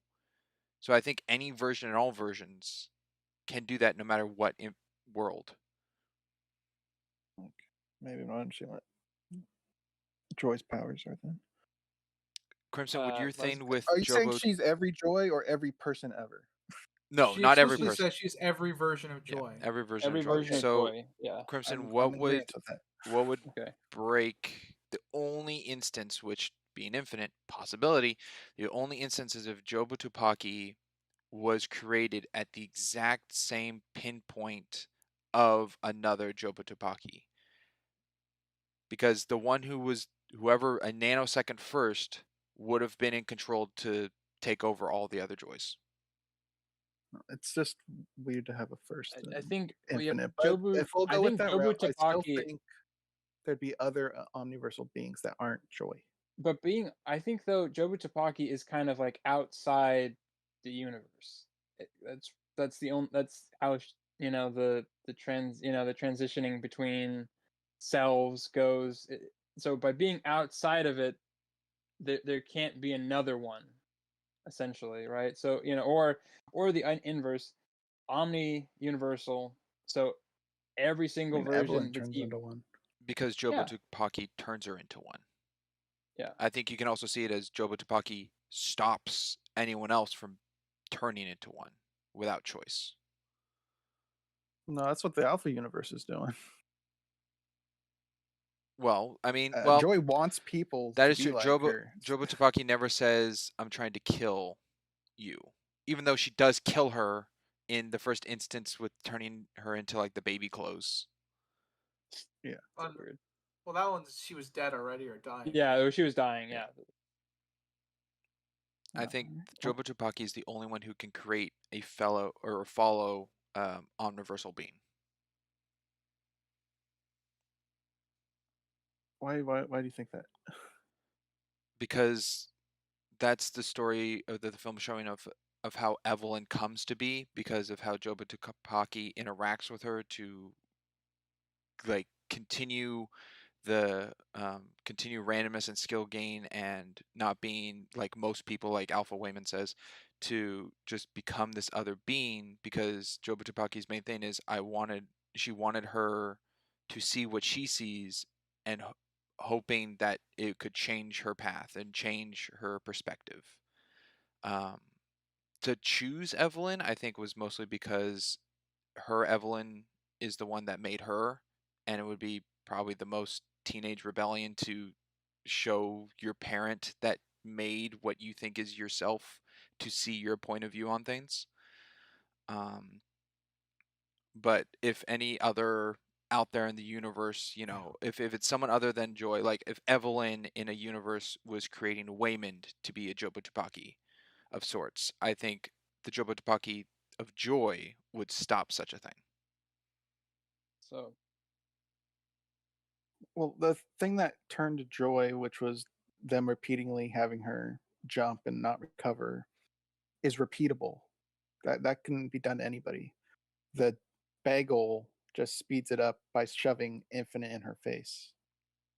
But Evelyn was already hopping around a lot and already starting to fracture a little bit. She just fast tracked it. Isn't that right? Not going I mean, I just crazy don't with know where that. this is going. Like, what do you like? What's the answer you want out of this though? Like, what does it break for you of this like story if there's multiple, like, let's just say, for the sake of purposes, there's multiple omniversal beings. At what point does that like override, like destroys the story? I'm just seeing parallels with Doctor Strange and the what was the book called again? Book of Ashanti. Book of Ashanti. Vishanti. That void pocket world, whatever that was. Yeah, That would be infinitely filled with other Doctor Stranges and other people. And I'm seeing a similar problem with this. If we have one omniversal being and the possibility of infinite, then that would break this multiverse, is what I'm trying to Would the establish parallel here. in that be that the Book of Ashanti is the Jobu Tupaki? That there's only one and they're all like bound together to be one? by being omniversal, that's the end of it, is that they're omniversal. They're all Jobu Tupaki, but they're also not Jobu Tupaki. They're all equally and existing as Jobu Tupaki. The same thing with Evelyn. They would all be that Evelyn, but they'd also all not be that Evelyn. And that's the word of where Wayman says that when you become such a thing, I think it was an example of Jobu Tupaki in explaining that they can share skills but also emotions. And when Evelyn Yes, starts becoming her own Jobu Tupaki of universal connection, every form of her gets the same emotion of not caring. exactly. So it's.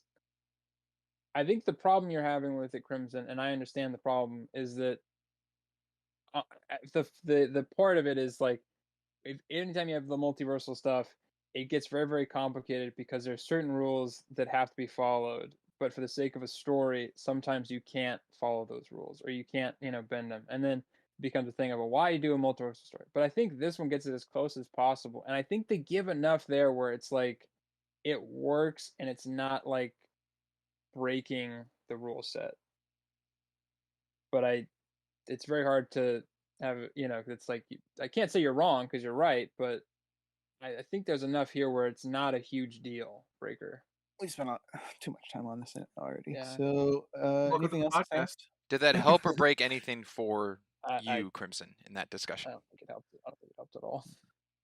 No, I still see it. Still saying the same? Okay. Thing. I mean, you guys got me that she's the only joy, the omniversal one, but I still think there'd be other omniversal beings that would. I have Definitely nothing to say on fun. that subject because we moved beyond the part where I guess I cared about it. So Damn. like I said, I don't to go. I guess my whole thing on it. Crimson, find me the word infinite in the movie where they're using it to describe the multiverse. Then you'll probably have me. That's pretty much all you need as evidence for Well, me to that's be just what the convinced. concept of a multiverse is. They don't say it's finite though, so you No, can't just default to that either. You yeah, said their exactly. technology is infinite, but their technology is No, I limited said to what they can do. I said their technology was finite. I never said they were infinite. That's what I'm saying. There'd be stuff outside their scope that would be involved.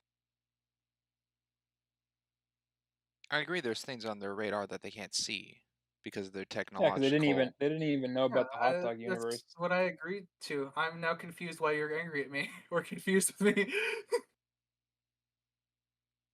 That's just been fun. Okay. Okay. That's 1 point off this movie, by the way. For Crimson, could be. One and a half, Any maybe. more in this act? Yes. One shot I really did enjoy was the back and forth of Joy telling Becky what she thought of her mom, and then Evelyn overhearing, and then Evelyn camera shot to then go to Waymond on the opposite side of the laundromat to just frame them in this similar perspectives. So I really like that. And then also the, I guess, arcade machine they're sitting next to, that Becky and Joy are sitting next to, is some kind of raccoon bandit game. So it's just another one of those images thrown in of a raccoon. And I think they do the same thing with, and her name is Big Nose, I think in the credits actually, so Big Nose, of having an ear, like a Bluetooth earpiece. So it's a familiarity to be shown in the film. Yes, telling whoever's on the other end how a laundromat works. They work.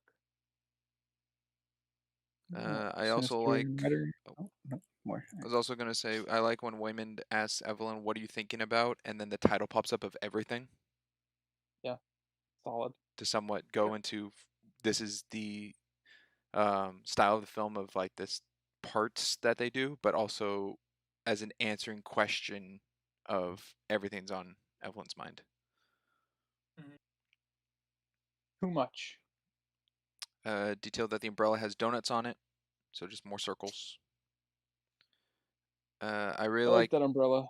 I really like that they show different universes in the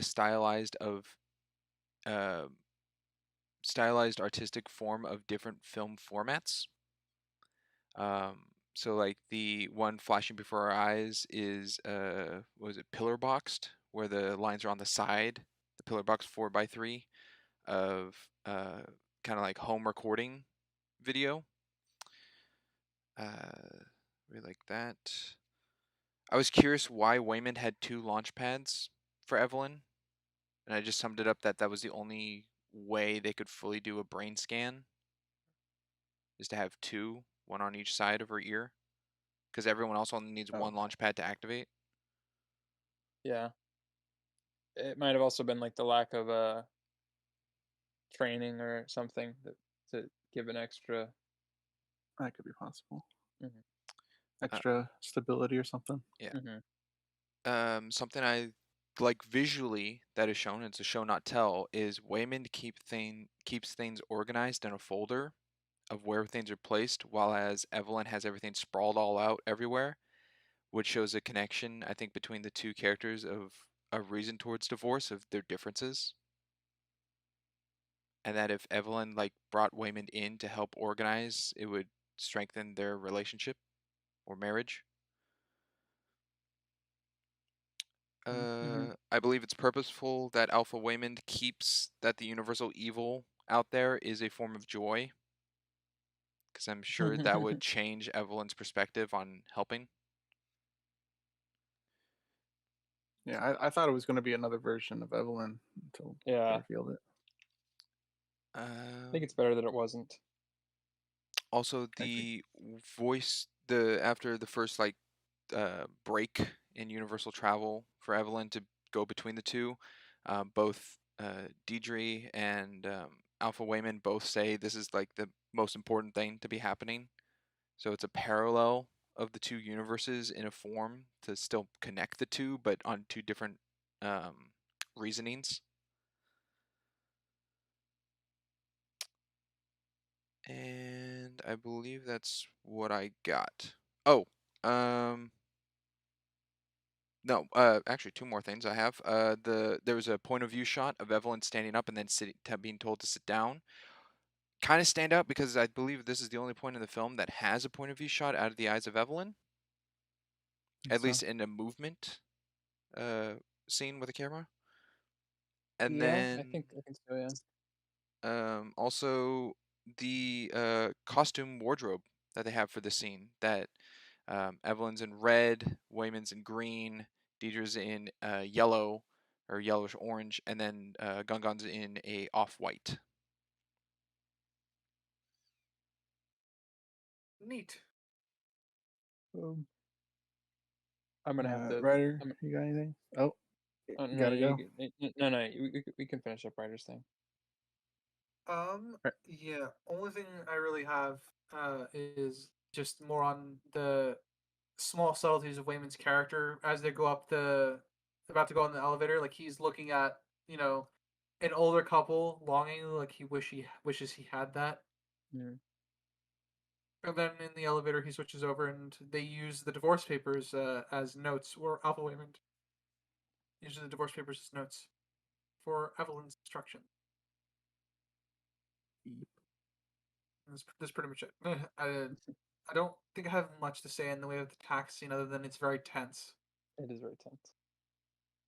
Anybody who's done taxes or has been audited will know that it's tense. So that's right. You're going to say something. Yeah, I unfortunately have to leave. I might if I do come back, I'll put a little message in like the thing so I don't like disrupt, come like right in the middle of a deep discussion, depending on how long this goes for. Obviously, we're still in the first act, so possibility. But so do you want me to give my quick little thing, or do you just want me to, I think with the do like a possibility that Since you don't know if yeah, you're coming back, might as well yeah do it. okay. Um, I won't, talk too much about the thing. I'll just kind of give my overall rating and just a little tidbit, so just in case it's not super hard to edit it. I really enjoyed this film. It was definitely a story that I'd never seen before and didn't really know that I would kind of invest me so much. All the acting was, I think, superb. Everybody, did a great job. James Hong, Jonathan K. Kwan, Michelle Yeoh, Jamie Lee Curtis. The actress who played Joy was really good. All of them, even the most mundane side character was, I think, really well used, and overall, the actors, did a very good job. Story is densely packed, but still feels grounded and not like it's trying too hard, or it all feels very natural and flows really nicely. I think we touched on a few things early on that kind of would eventually kind of come to a head later, as maybe fighting against that. But I think for the most part, it's all well executed and well done. So I feel confident right now. Maybe if we do like a recap or an overview of this season, I could I think I talked about changing a few things score wise, but I feel fairly confident giving this about a 9. I could be convinced of an 8, but I think a 9 is pretty well on point. All right.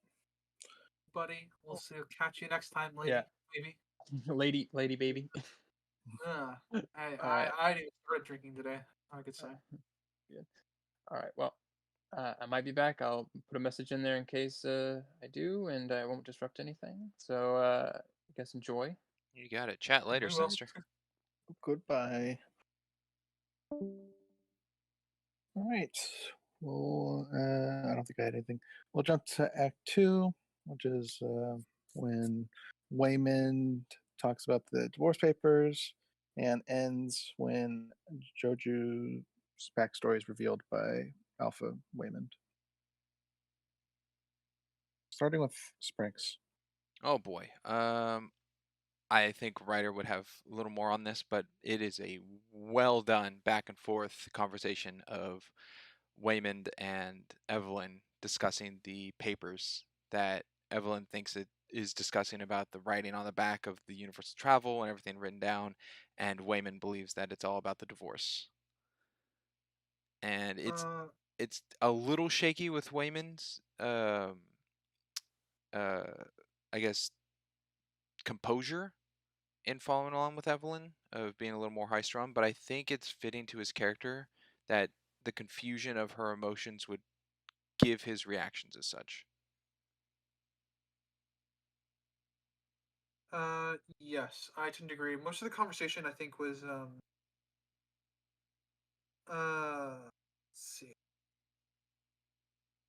It was yeah, I think most of it was really well scripted because it was it was very quick back and forth, and they both have very contextual different reasons to care about that specific paper. So, you know, uh Michelle Yeoh's character, I don't know why. Evelyn for some reason slipped out of my fucking mind. Evelyn was thought that it was Alpha Wayman that had come to talk to her. So that was talking to her. Because, they both care about those papers for different reasons. But she makes the assumption, and then I think the contextual misunderstandings work. Um, and I think there's a shot of realization in the background for Wayman as he actually turns the papers over when it's on the ground to see like the notes on the back of it, which is nice. And so he like looks at them with confusion and misunderstanding, but he understands that she also is confused about something. No, Yeah, I and agree. I think it just leads right into the first fight scene. Oh, the one punch? Well, the Oh, one well, punch. yeah, I guess. I mean, that cascades into the fight Yeah. scene. No, that was certainly evil Deidre What? approaching her. At least That I took it as such. that's definitely the Uh, intention for us to think it's that, but it's not her. That's not the evil Deidre. I didn't get that. Oh, the facial Oh expressions no, gave it to me, and that she left as soon as she got hit. no, I think it's definitely the intention that we're supposed to think it's the evil Deidre coming, but it turns out not to be her Yeah, because 'cause she's at not this wearing the point, earpieces. So yeah, at this point, Joy doesn't know where she is yet. It's once all this fighting starts is when Joy sends the goons. also, I think this was in last act, but Curtis really emphasizes drawing a black circle. Yes. On the receipt, yeah. Yeah, which will be not. I think that's the first major hint of the bagels outside of the washing machine, foreshadowing, symbolism, whatever. But that one stays. This circle on the receipt. That one stays constant. A funny parallel I saw. That's not a real thing, but the guard talking to Alpha Waymond about whatever you're about to do, don't do it. I don't know why, but it gave me Ninth Museum 2 vibes with the flashlight guard. I don't remember the actor's name. Yeah, I know Flashlight. what you mean though. Oh, Jonah Hill? Jonah Hill, yeah. The him, don't put your hand on that. This gave me the same vibe as whatever you're about to do. Don't do it. I don't know why. But the actual fight here, pretty darn well choreographed. I didn't like the beginning of it because it was sped up heavily, but I guess they kind of got used to it later in the fight when the fanny pack starts getting introduced. But there were some interesting shots used with that fanny pack, which I'm sure Springs probably wrote down. Well, the final one with the clip going up the dude's nose to then be taught with the leg to pull him down was awesome. Mine was him sliding it across the floor, and we have the POV of the bag.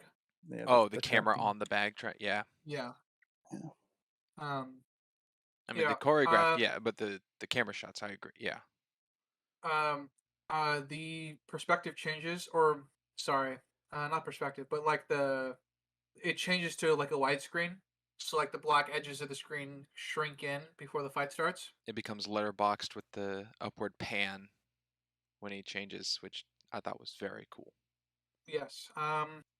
This was very, very Akira Kurosawa inspired, and one of the directors that we also skipped over for the decade, like Ron Howard, I think was the one you were trying to bat for, Springs.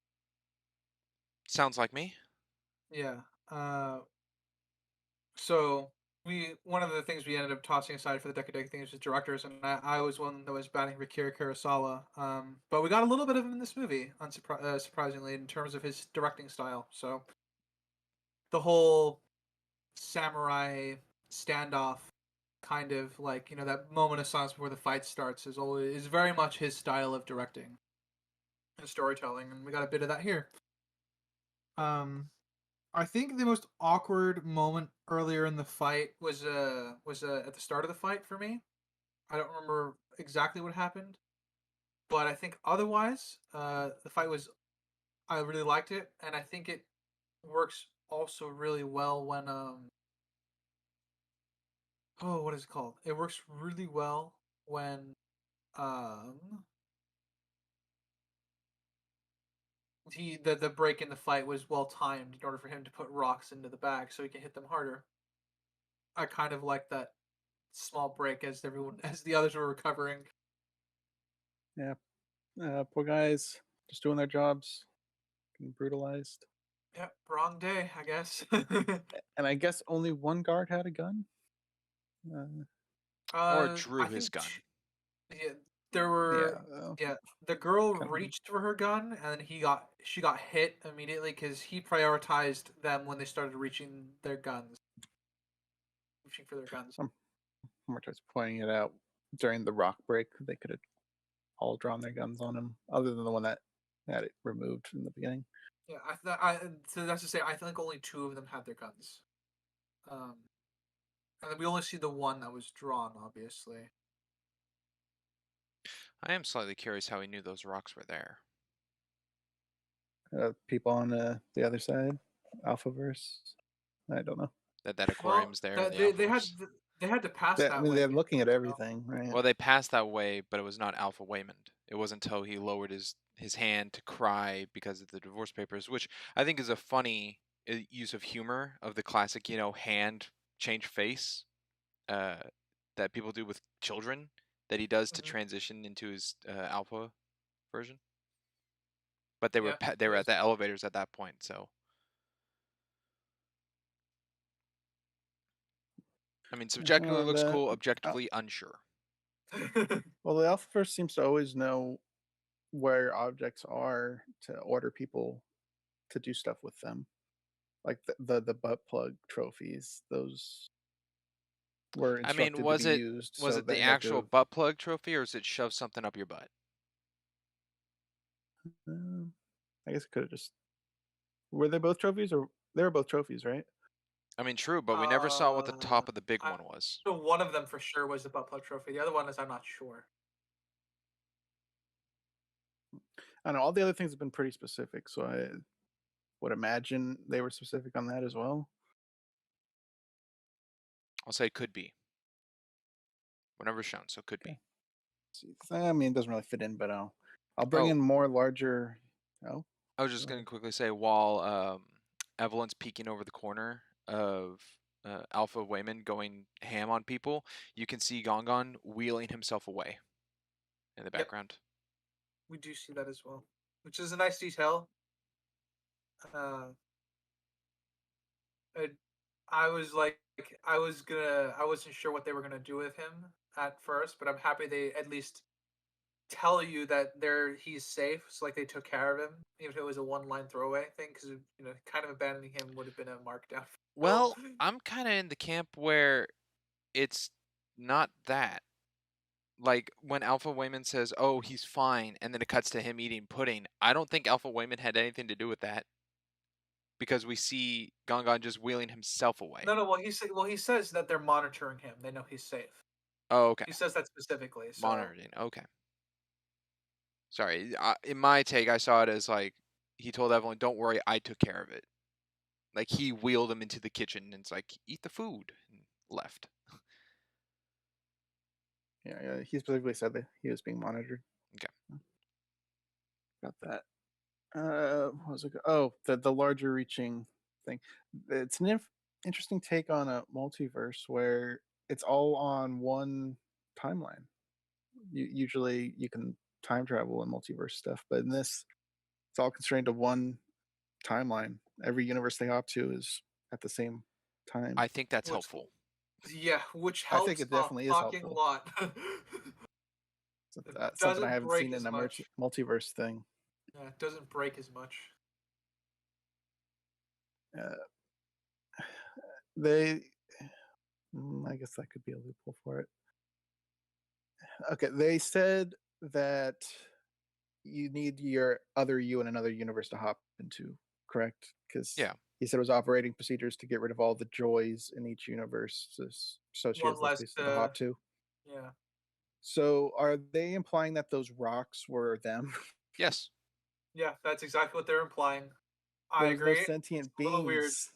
They were literally just rocks. They're rocks to a viewer like us. We don't know what's inside those rocks.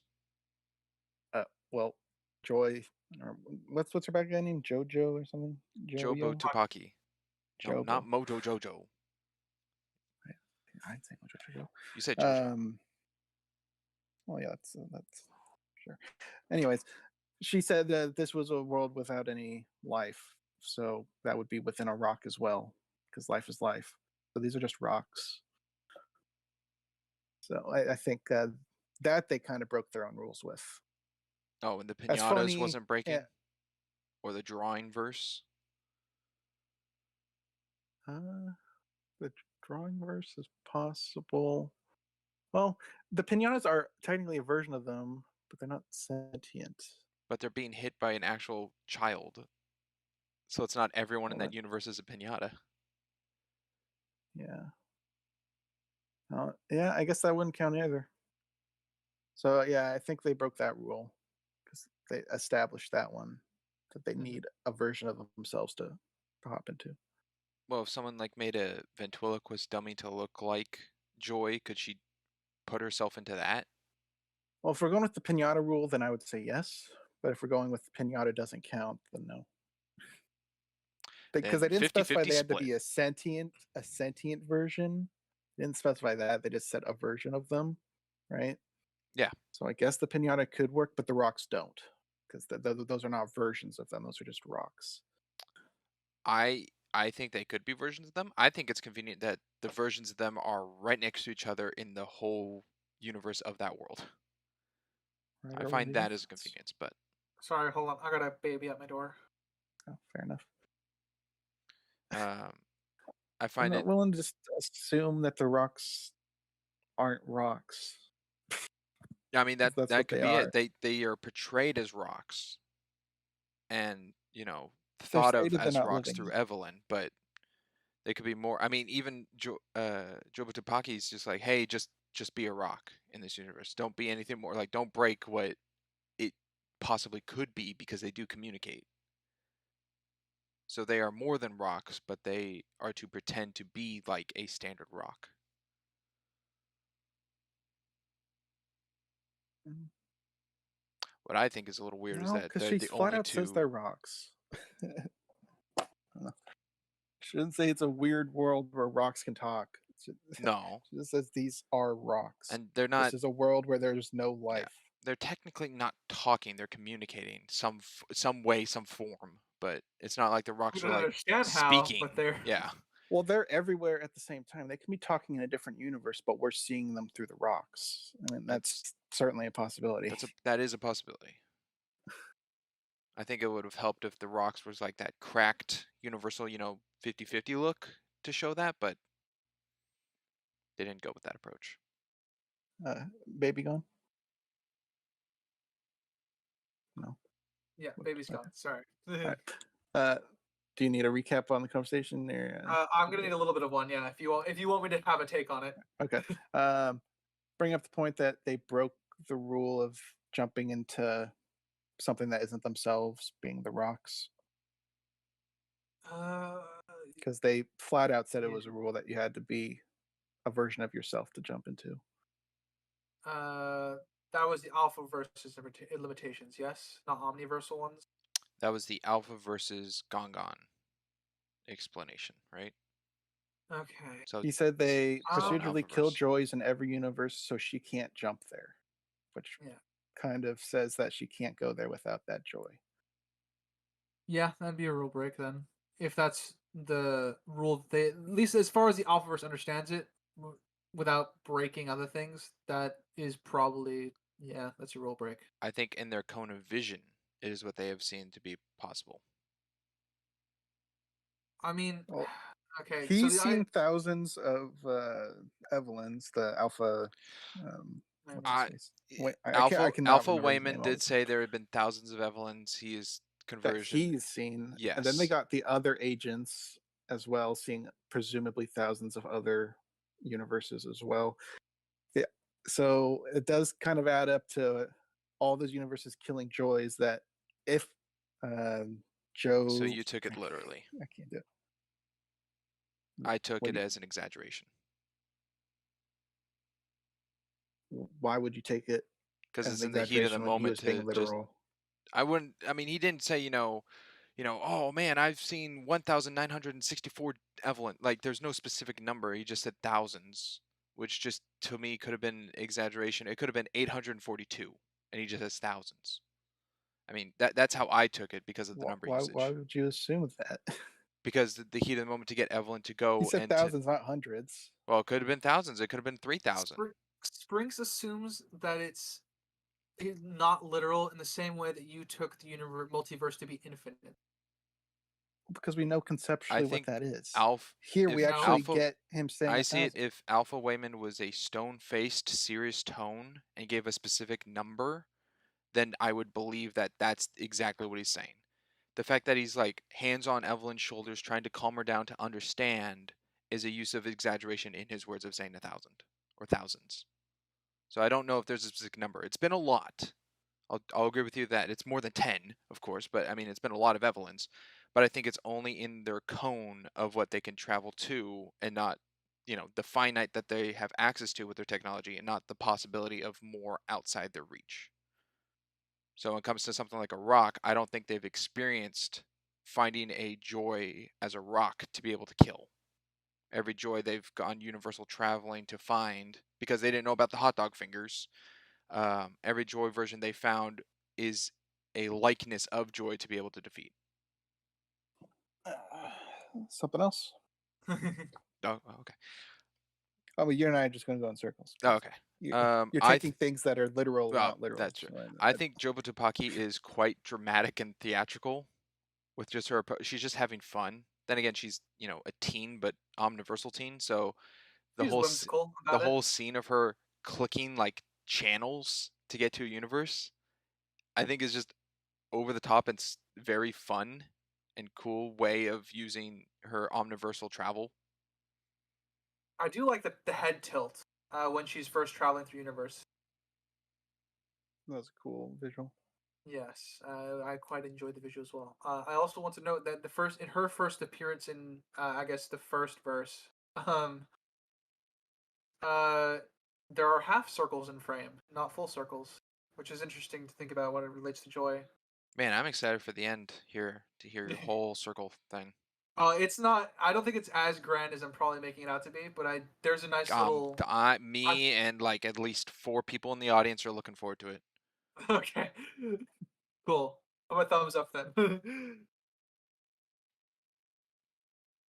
Oh. I don't know why. It might just be me. Alphaverse looks very cheap. Like they bought all their technology at like a laser tag place. Yeah. I assume they're all on the run. I mean, yeah, they're in a. I It's mean, kind I'm of sure it's all it's up kind to of in, date and everything, but it just does look very cheap. it looks like 70s gimmicky. I kind of like the, I guess, the low tech look. At least it functions more than the TVA does. All right. I mean, if we are going with all these universes are on the same timeline, which it seems to imply, um, then this organization has barely been operational because Joy it looked to be the same age when she turned into the Omniversal Force. So this organization is probably less than a year old. Yeah. This would be their starting tech. I would probably agree with that. Yeah. Which it And still works in that vein. wouldn't it show a slight problem that the Alphaverse version I mean Gongon, who's like, oh, we must destroy, every version of Joy or whatever, has not defeated the one in his own? Because that's the one We that have. crashes the I'm van. assuming. Yeah, I'm assuming that Joy just kept herself That's alive. true. I mean, that Joy, that the Alpha I mean, Joy that we see could be the original Jobotopaki, but I don't know if that's fully true because what helps is that her outfit changes with her. Like she can shapeshift her outfits and materials. So the one with the actual bagel and the white, white outer space kind of area could be that same universal version. Because the alpha changed, but I'm not sure if the Alphaverse is the one of the original created Jobotopaki, and I'm going to go with yes because of the way Alpha Wayman describes the story to Evelyn about it. But then again, the one that created her would be his wife that's in the urn. They would have tried. I don't think they would have succeeded. I mean, they had her locked up when they were experimenting on her in the first place. Yeah, but she could have presumably busted herself out at some point. Yeah. Also, the device that's I on don't, that I don't, version. I don't disagree with you that they obviously would make the attempt, but I'm pretty sure Joby would keep her original self intact, if out of spite, if nothing else. The version why I think I'm it's the I'm Alpha assuming, is connected yeah. is because the device that Alpha Wayman wears on his head, like everything, is identical to that of creating Jobotopaki. I'm also assuming that version of Jobotopaki killed Evelyn. Because Oh, we don't more than see I that mean, universe as Evelyn. just an urn. Yeah, just an urn. I mean, we can assume that. We don't really know, so she's dead. I just think it's slightly weak that Gongon goes, oh, destroy every Joy, and he hasn't even done the one in his own. Yeah, I agree. Especially for having an army. And if I think a quick line saying that she broke out, I think could have helped. Or they don't know at where least she it would be an is. active search. Yeah, I would write it down as that would have been a patchwork line.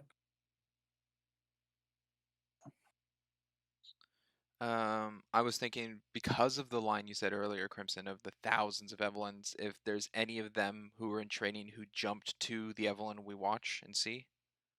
But then, I mean, it is the worst Evelyn, as said by Alpha Waymond, but unsure if she was ever used as a communicational point. It's possible, but very minuscule chance. It's possible. I never thought I'd see a death by dildo in a movie before. Well, so that was new. Yeah. Well, he didn't die. He came back at the end. Yeah. Oh yeah. Sorry, one of them got bloodied, I guess. Yeah, one he got got shot beat. 3 times, but the dildo one did get just beaten. KO'd. It really just told me that Jobotopaki has the powers of the mask. Just like Cuban Peting people. It's interesting. Oh yeah, they explicitly say my Evelyn is dead. Wayman specifically, Alpha Wayman specifically says that. Because, yeah. Well, we know that he's holding the urn. He'll hold her urns when he dies. Yeah. Yeah. So we know she's dead. We just don't know specifically how. And to me, it showed that the urn is her during the part where Evelyn like starts Screaming. going all over the place and the urn starts screaming.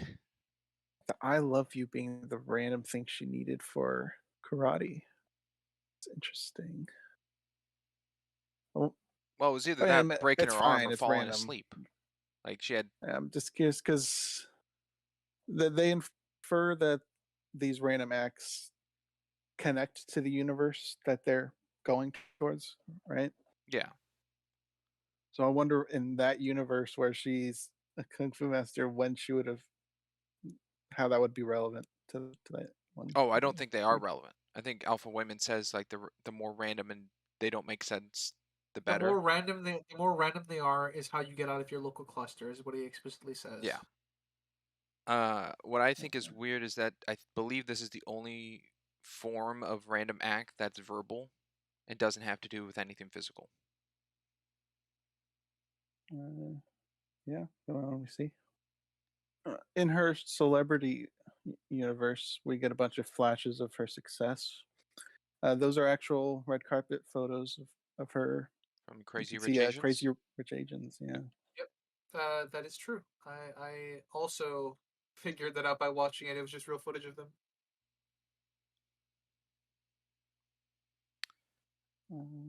Why is it just a question when the evil version of Deidre comes through, she already has a circle on her forehead and then staples a second circle. I'm gonna be honest. I think they just do that to mark them as friendly to Jobu. I have no idea other than that because we see that the circles stay on their heads. Like her loyal minions all appear on screen with that. So I assume that's what they do when No, they're summoned in. that makes sense. I'm just curious why she needed two of them. If she already had one marked on her forehead, why Well, would she need to I staple think the it's second? just a the staple one was visual. the staple one was the random thing that she needed to get her powers. Oh, that makes She to was sense. get the verse hopping. wrestling. Yeah, Okay, she was verse hopping for that one. So the first one was there as a loyalty thing. The second was for their verse for hopping. the verse hopping. Got it. That makes more sense. Anything else to say? I do like the Wayman's speech to Evelyn. It's like you've been feeling something off as too, haven't you? Your clothes never wear as well the next day. Your hair never falls in quite the same way. Even your coffee tastes wrong. And he's just kind of.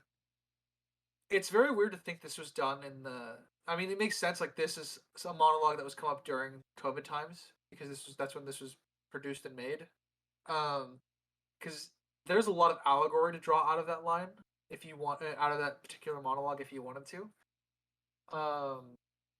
But it also I think builds off of the tension strings as well of Evelyn just feeling off at the first 15 minutes of the movie where those tense strings start playing before she's interrupted by something and has to move on.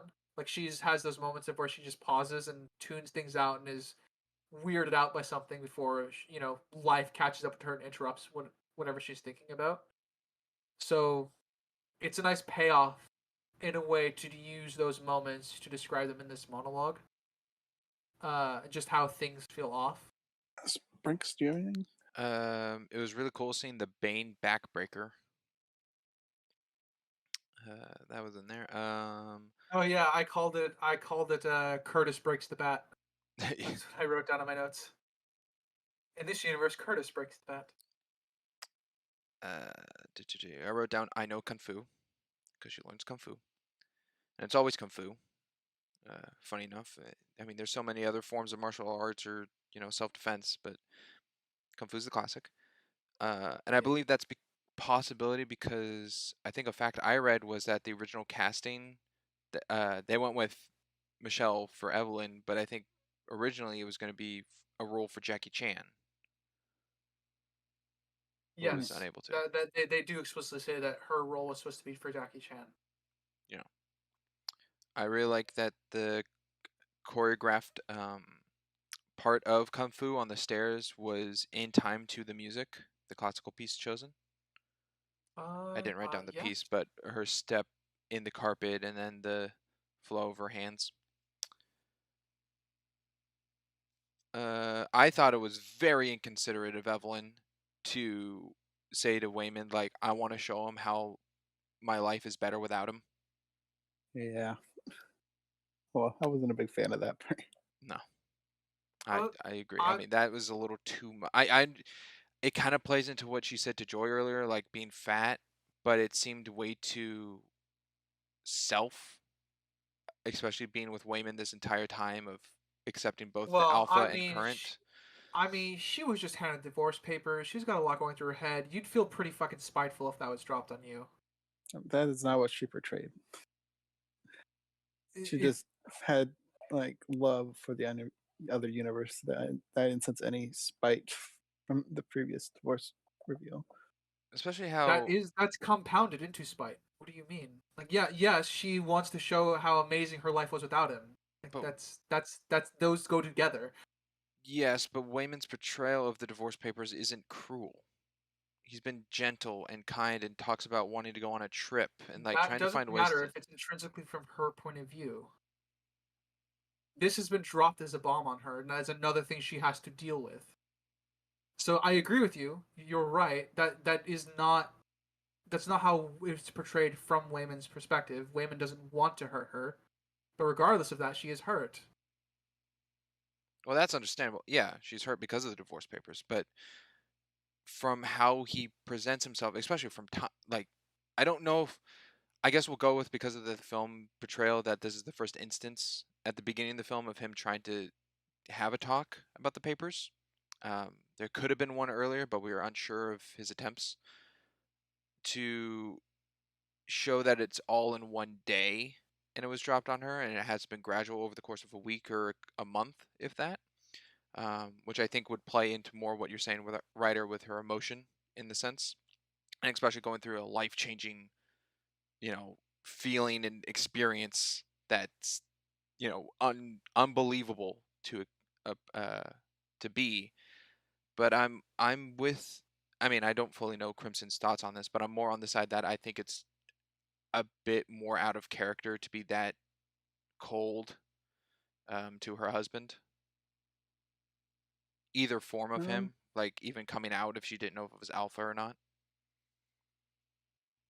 I disagree with part of that. I think she can be that cold to him. She calls him kind of dumb later, not directly, but When indirectly. she's complaining to Joy.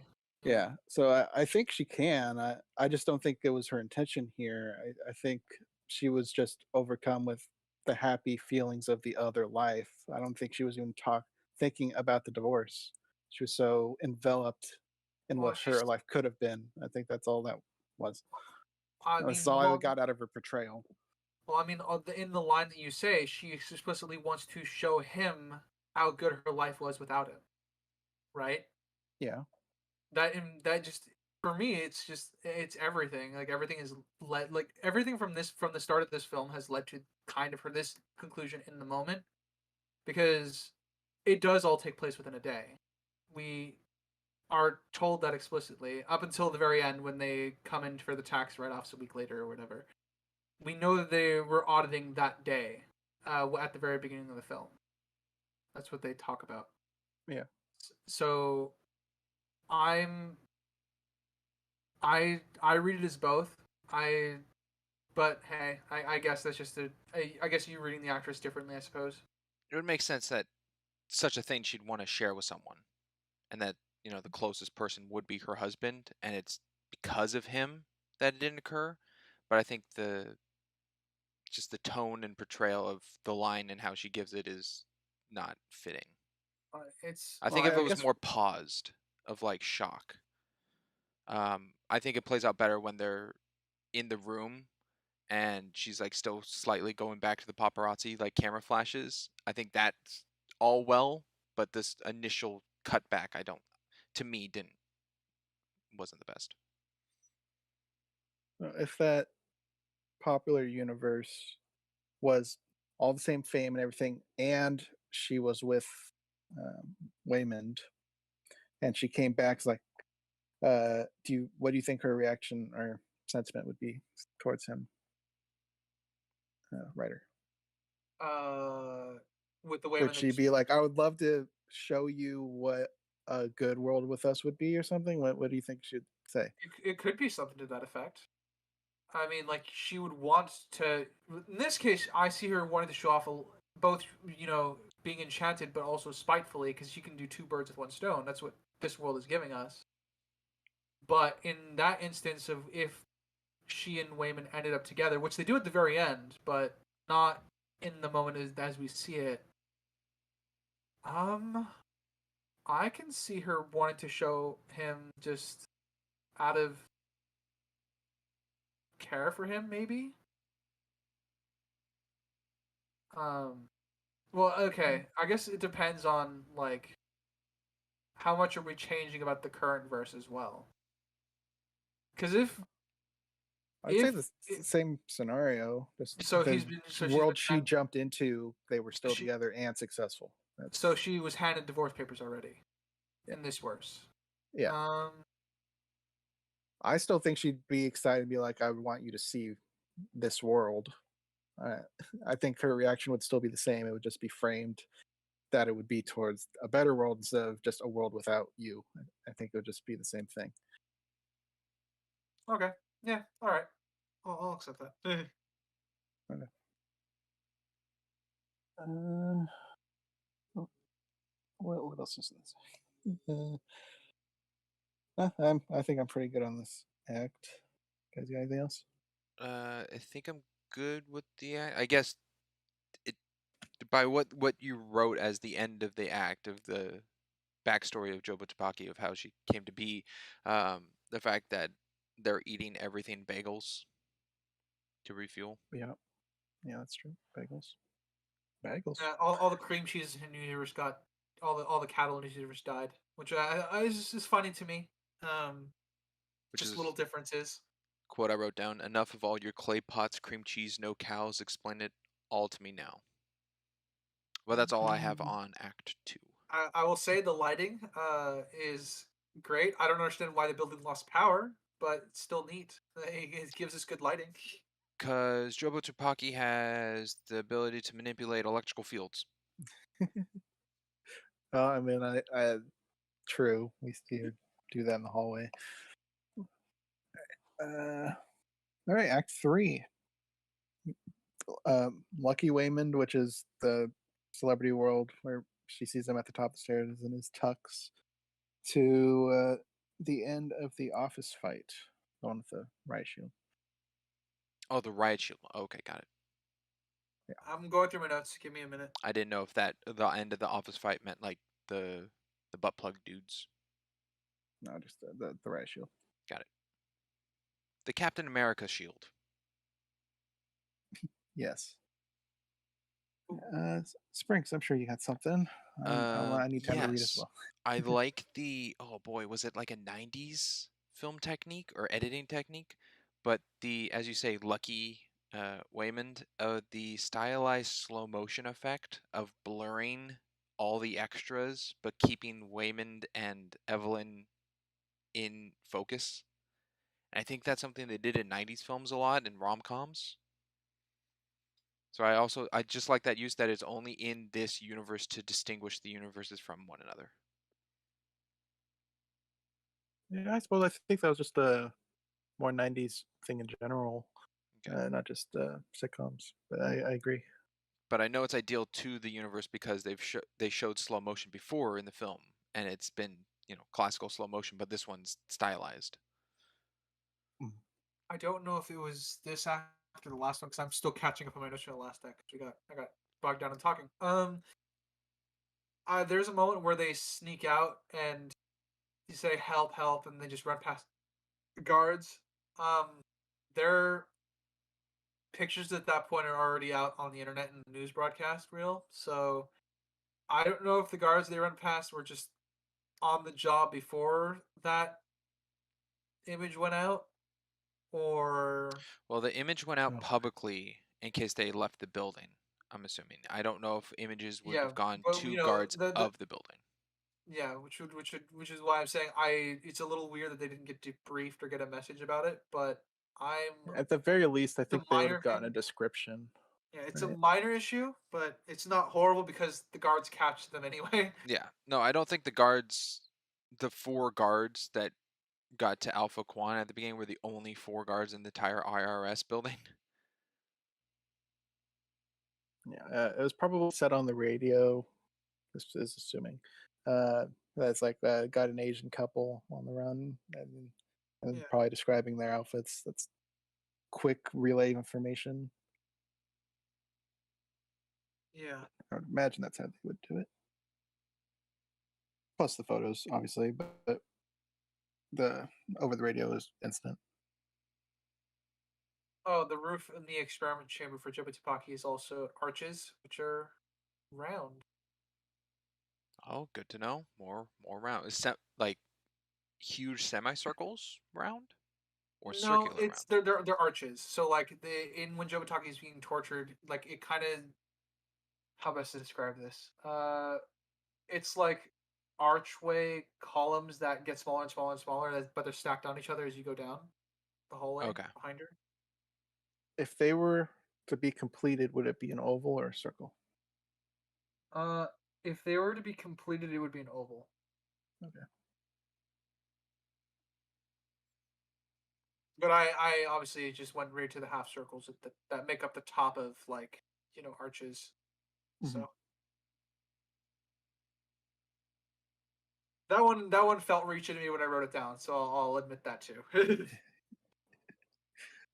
Yeah, I think out of all of your examples, that has been. Yeah, that one I think felt the that one most felt the out most there. that one felt the most reaching to me. I think the half circles in the bar when we first Ryder, meet good Joe stretch. Butaki. It's a Yeah, good stretch. thank you. Yeah, felt good. Just gotta get limber. When Alpha Gong Gong ordered all Alpha agents to kill Evelyn, I was like, "Wow, that's extreme." uh, all agents for Evelyn, they got on her pretty quick. It would be, I don't know, it's interesting because uh, I can never remember her name, so I'll just stick to Joy, Evil Joy. Jobotobaki. That's too much for me. I'm sorry. uh, sorry to the people who want me to say it correctly. I'll stick with Joy. I don't know. It's just crazy how quickly they jump on her, but Joy's been a constant issue. It seems like they could handle it at this point. They're trying to prevent Evelyn I from know. becoming like Oh, her. poop. I forgot about something in the last act. It's too late. We're gone. All right. Go ahead. I was just gonna say when Evelyn jumps and it's not fully connected, she goes to the other universe where she returned home and she's in the car with Waymond. Oh yeah, they talk about the divorce. Yeah. That was a very good scene. I think that's the first part I got a little emotional or an emotional connection to Waymond's just sadness of how he feels. Yeah.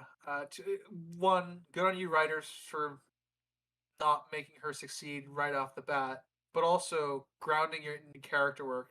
Excellent fucking job. I appreciate it.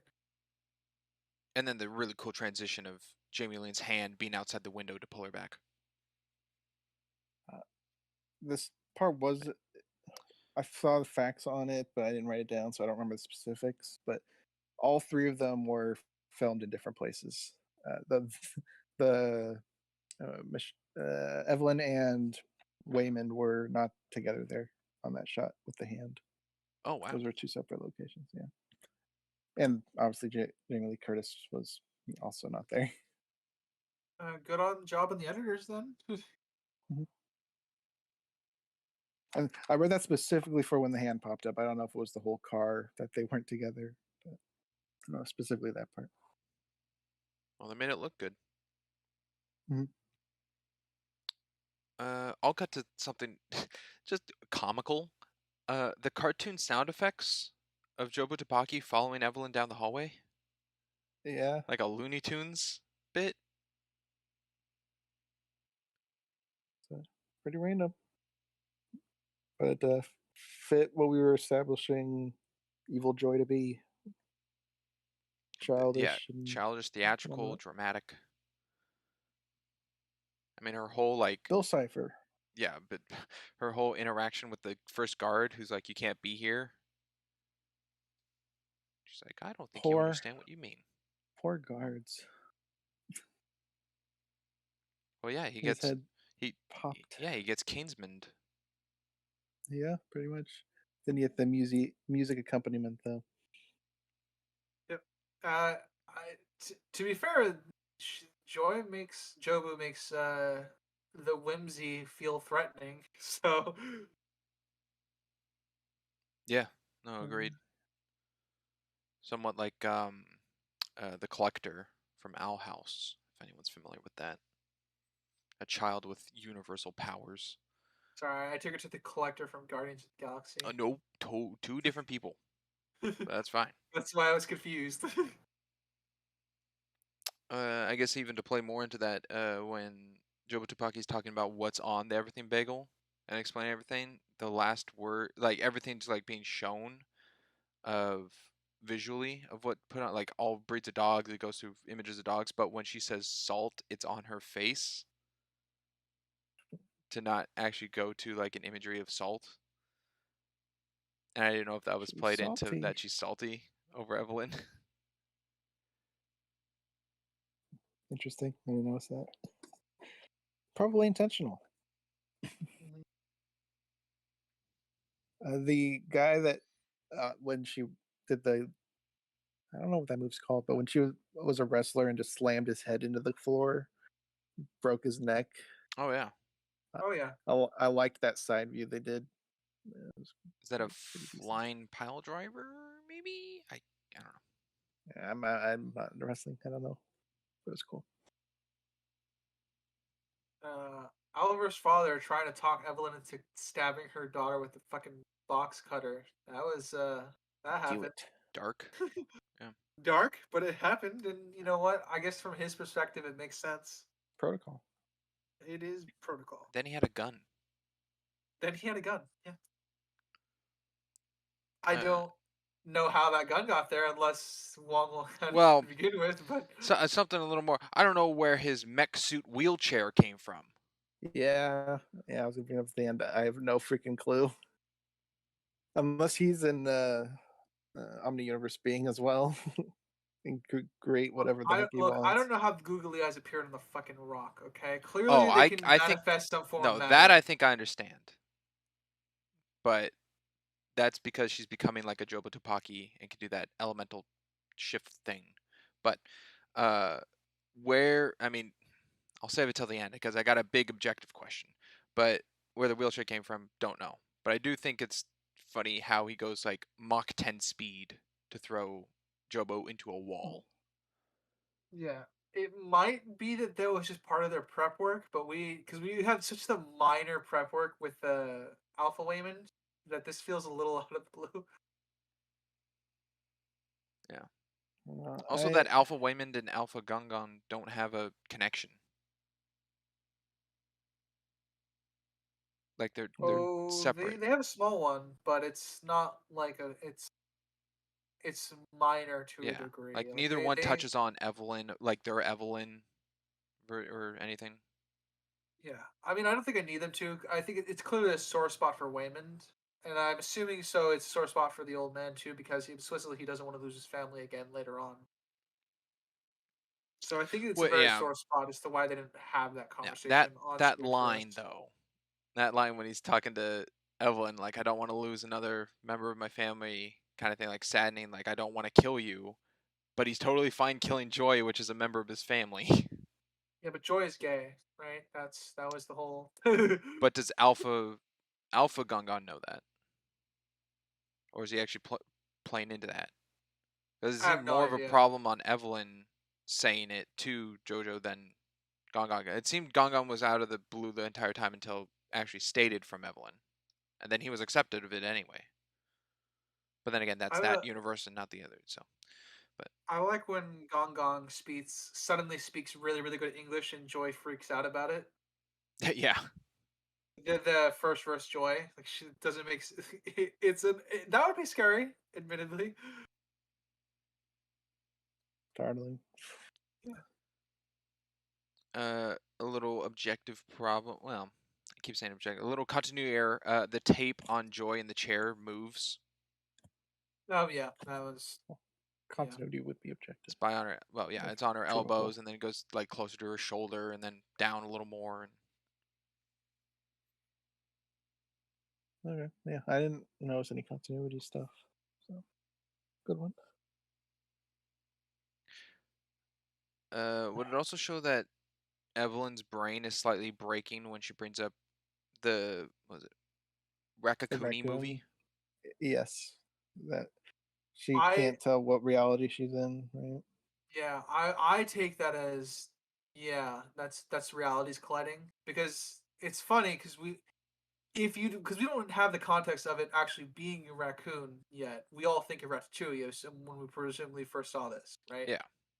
Yeah. So So did Joy and yeah, Wayman. yeah. So upon rewatch, I think that is recontextualized to her having already flashes of different universes. Yeah, some universe that she's gained skill or connected to in some form had that film of memory. But then when she goes to the Benihana verse and it's actual reality in that verse, Yeah, because she already jumped to that verse, right? For the no, chef fight. No, not not yet. yet. Okay. No, no, yeah, you're right. They leave that room first, and then she jumps to the universe. But yeah, yeah. Hmm. It's a cool connection. But yeah, it's funny. I Well, think it's fitting in Wayman's character that as soon as Gongon pulls the gun, he goes into like talking it out. yeah, he also gets in front of Evelyn to shield her, and then Evelyn drags him behind her. Yeah, which is his form of fighting. Yeah. The part where she wipes the snot off his face to go to the universe where she's a maid of some sort to some guy to reveal that there's a secret door. We didn't mention that on the convenience stuff, but that would fit under that as well. Yes. It's convenient that this room was replicated exactly for that fucking button to be there. That's true. Well, replicated the same way, and the fact that it just has a secret door in the first place. Yes, it's true. Do you think So definitely very convenient. do you think the universe is closer to the universe of Evelyn that we're following are more close to the entire like fitting, like the world around is fitting, opposed to, the That farther away that is everything's rock? that is an Yeah, they explicit call rule they that say. local divergent universe. Okay, so putting They have a term snot for that. into her father's mouth would have been a very easy pinpoint to go to. Because then again, she Oh, goes that we there for don't. the That's just a random act that yeah, could have she gone goes there anywhere. for a memory. She doesn't go for a skill. Yeah, So rather than doing the but we saw laundry, it's just she's a random. maid. So, That could be a pretty close, universe. I'm just saying like it is convenient, yes, but the convenience amount of what's happening or what's even occurring, I think, is close enough to flow. But then again, we don't know because we don't see the web of the map of the universes of how close that was to her origin point. we know it's not hot dog world. No. Uh, we also find out that there's like a verse where Evelyn is Waymond, because there's a Waymond's voice coming out of her before she turns Yeah. into a bird or speaks bird. Oh, that's what that was. Okay. It was Yeah. whistling, but I thought it was bird noises. But yeah, it was explicitly bird noises. Yeah. But I took that to mean that she I was meant just the Wayman trying to hop voice. randomly. Yeah. Oh, the Waymond verse? Yeah, I thought that was Waymond's voice coming out. Oh, it was women's voice coming out, but The blind singer universe. Interesting story. Careful when you're running, else you'll just dab your eyes out. yep. I liked the visual aesthetic. I liked her outfit there. I liked the song that was playing when stuff kicked off, and it was Uh, it's not. Would that technically be diegetic because it's real, but it's not actually happening in that universe. But it is real. It'd probably be diegetic music, but I liked it nonetheless. I I think I mean, it could do be like connected mind ways. yeah. another small note here. I really like that Evelyn's instinct is just immediately to tie Joy down. Oh yeah, Yeah, with one because she's strip of possessed. box tape. She does a couple of strips, but it's still, she's. I like that there's still that worry. Do I have anything? We get the pizza sign for the shield combat, which is pretty well choreographed and pretty cool. We get kind of, which is the aesthetic I think they go on for, like the cheesy like kung fu movies where like she throws the shield and it bounces around, hits everybody, and comes back, because realistically that wouldn't happen. But we have a few instances with exaggerated combat to I think emulate that style. Yeah. Well, it kind of shows how light that right shield is, if it's able to do such a thing. I mean, even if it was light, it wouldn't do that. It's mean, just no, exaggerated but- to emulate. That's what it is. It's The also pizza very. sign is also shown earlier in the film with somebody else doing it. Yeah, it's also a very, very Akira Kurosawa fight scene as well. This one. And it's the theatrical to well. I have it in my notes. I think Evelyn jumps a few times at random with the whole birds and stuff like that. I took that as her searching for what to do in the room. So I like that she jumps a few times before she lands on a universe with a room that has a button to show her how to get out. True, Well, it he was wasn't like, one and done. don't turn into evil Joy. She's like, that's exactly what I need to do. And then she starts universe hopping to get cracking, right? Yeah, Kinda but it's the also purpose it's doing a multifaceted thing where she's also trying to overload her mind, but she's also presumably searching for a solution to get out. Is it also a rule of 3? Was that the third one to find the way out? The first one, third one, were shown. It was Wayman, Right? voice, 'Cause bird. we get the then voice that one. voice. It might Yeah. be the third one, yeah. Okay. Could have been a rule of 3. I think it was theatrical usage of the smoke being in the room to then open the door of the fight, so it's on the ground. To kind of go with the classical Japanese or samurai film Yeah. where it's all foggy. Okay. It also went back into the letterbox sizing for the fight. What I thought was weird was when she's describing in the safe room, Evelyn is describing Wayman just has water. Yeah. Or what probably is water, who knows? But I don't think it's probably the safest thing to be drinking. Wherever he found it. In that room, probably not.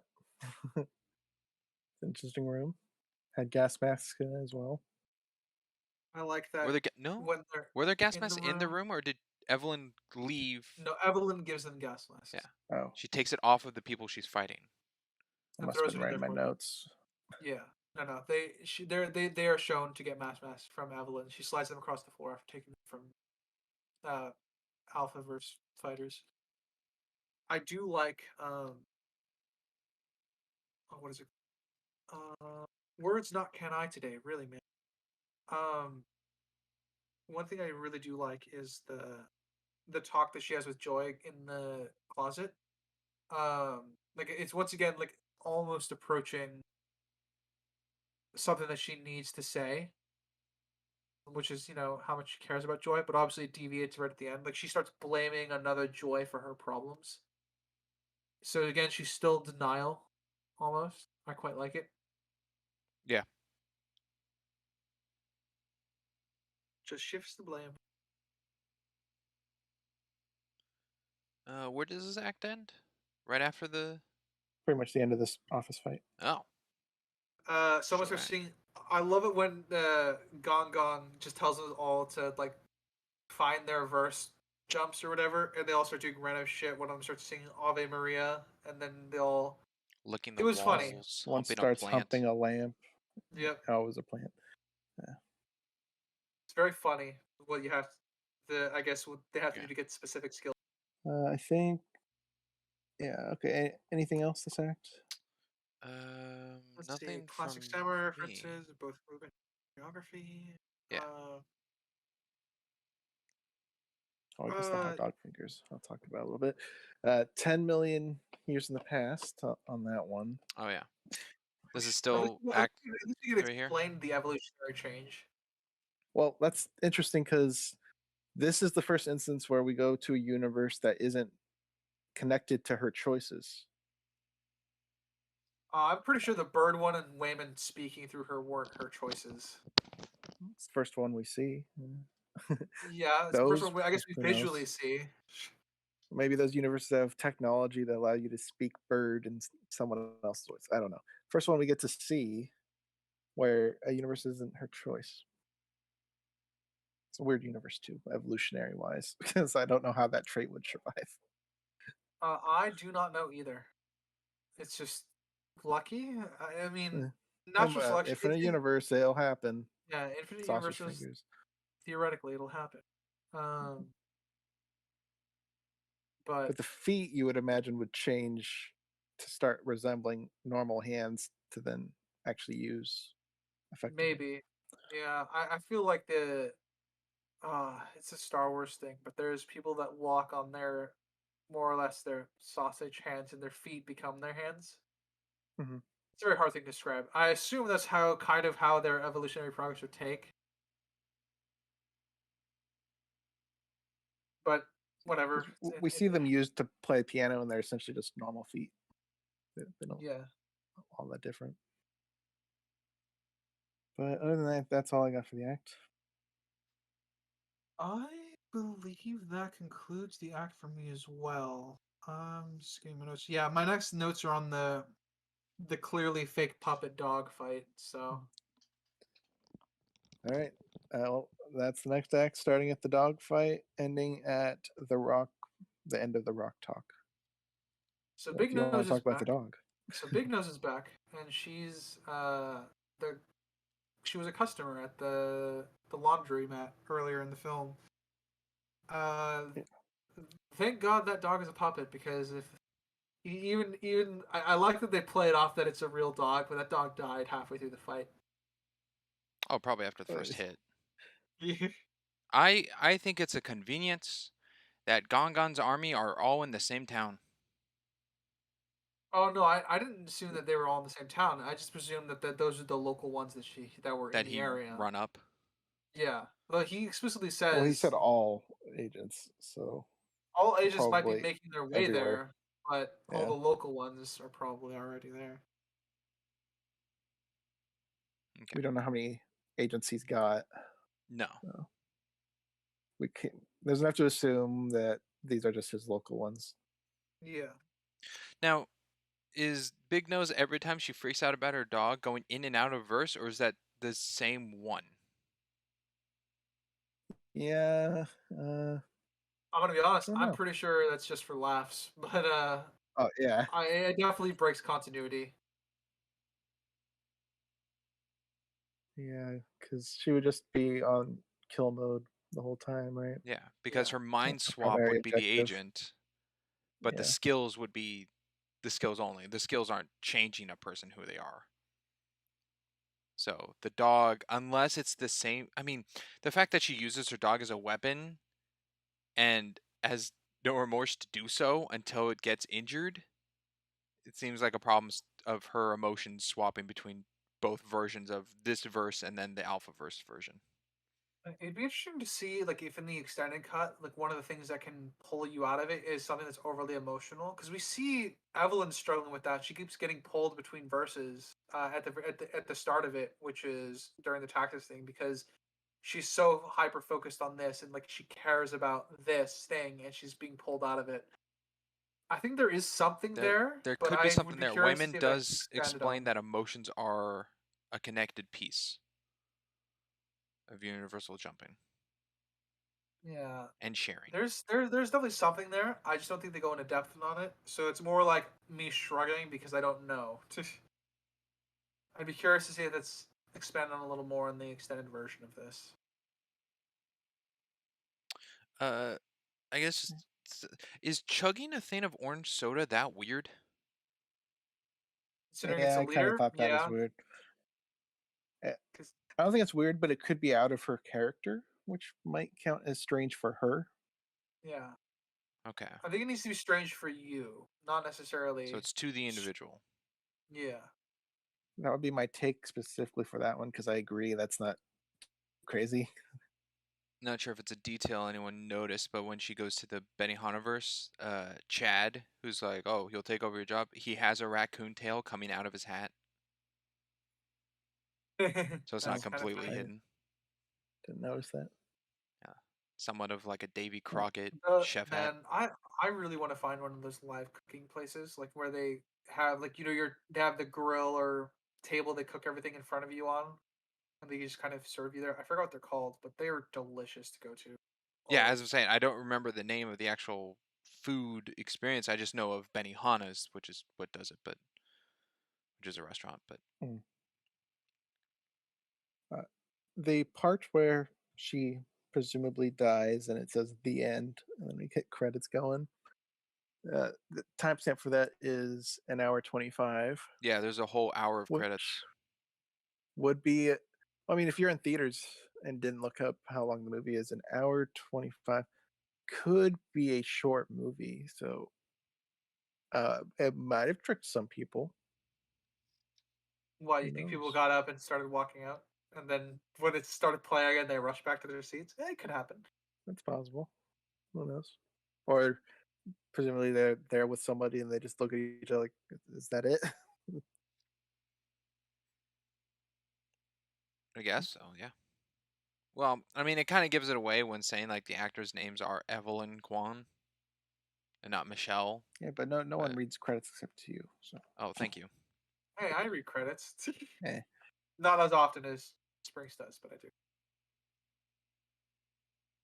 So detail. I think it was a good way to fool people, but I think it was short enough that no one would have gotten up out of their seat. Yeah, I think most people would have just been confused until the It the end pans of it. back out to show it's an audience. Scroll up their notes here. That one guy, who like leaped for the butt plug. What a dedicated agent! Hey, and the Like wow. multiverse, all right? It's a multiversal threat. Yeah, at least they're going through the motions. Like they are treating Joe Tupaki as a multiversal threat, and now 2 Degree Evelyn. So do what you got to do. Yeah, and I guess they needed to censor that, which um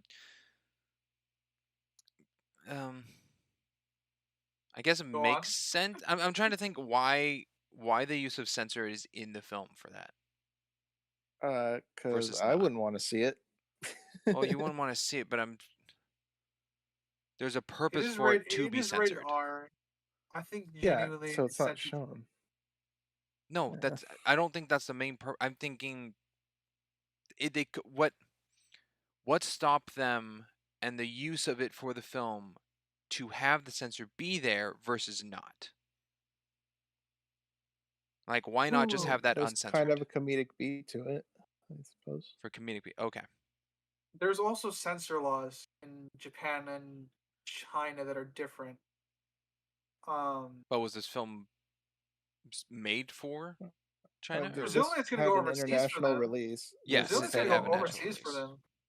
So I'm assuming because it would be related to that because I know. Oh, that could make okay. That can make sense Yeah, to put it into editing for the reason for knowing that it would go to like China film laws and whatnot, yeah. Chinese film They laws, they they they're explicitly supposed to censor things genitals. like that. Yeah. Trying to think. I don't. Okay. Disney does it all the time, except they give two versions. Disney's stupid. Yeah. If you're talking Yeah. about Splash, No, it's more like the Black Panther poster and this Force Awakens poster. oh, Are you aware of those? I don't think so. Oh, the Black Panther poster in America showed Chadwick Boseman. That was his name, right? Yeah, Yeah. Chadwick Boseman. Yeah. Showed him with the mask off, but in China the mask was on, so you couldn't see it was a black character. Same with Force Awakens, where they shrunk Finn so small on the poster in China, so it's not so prominent on it.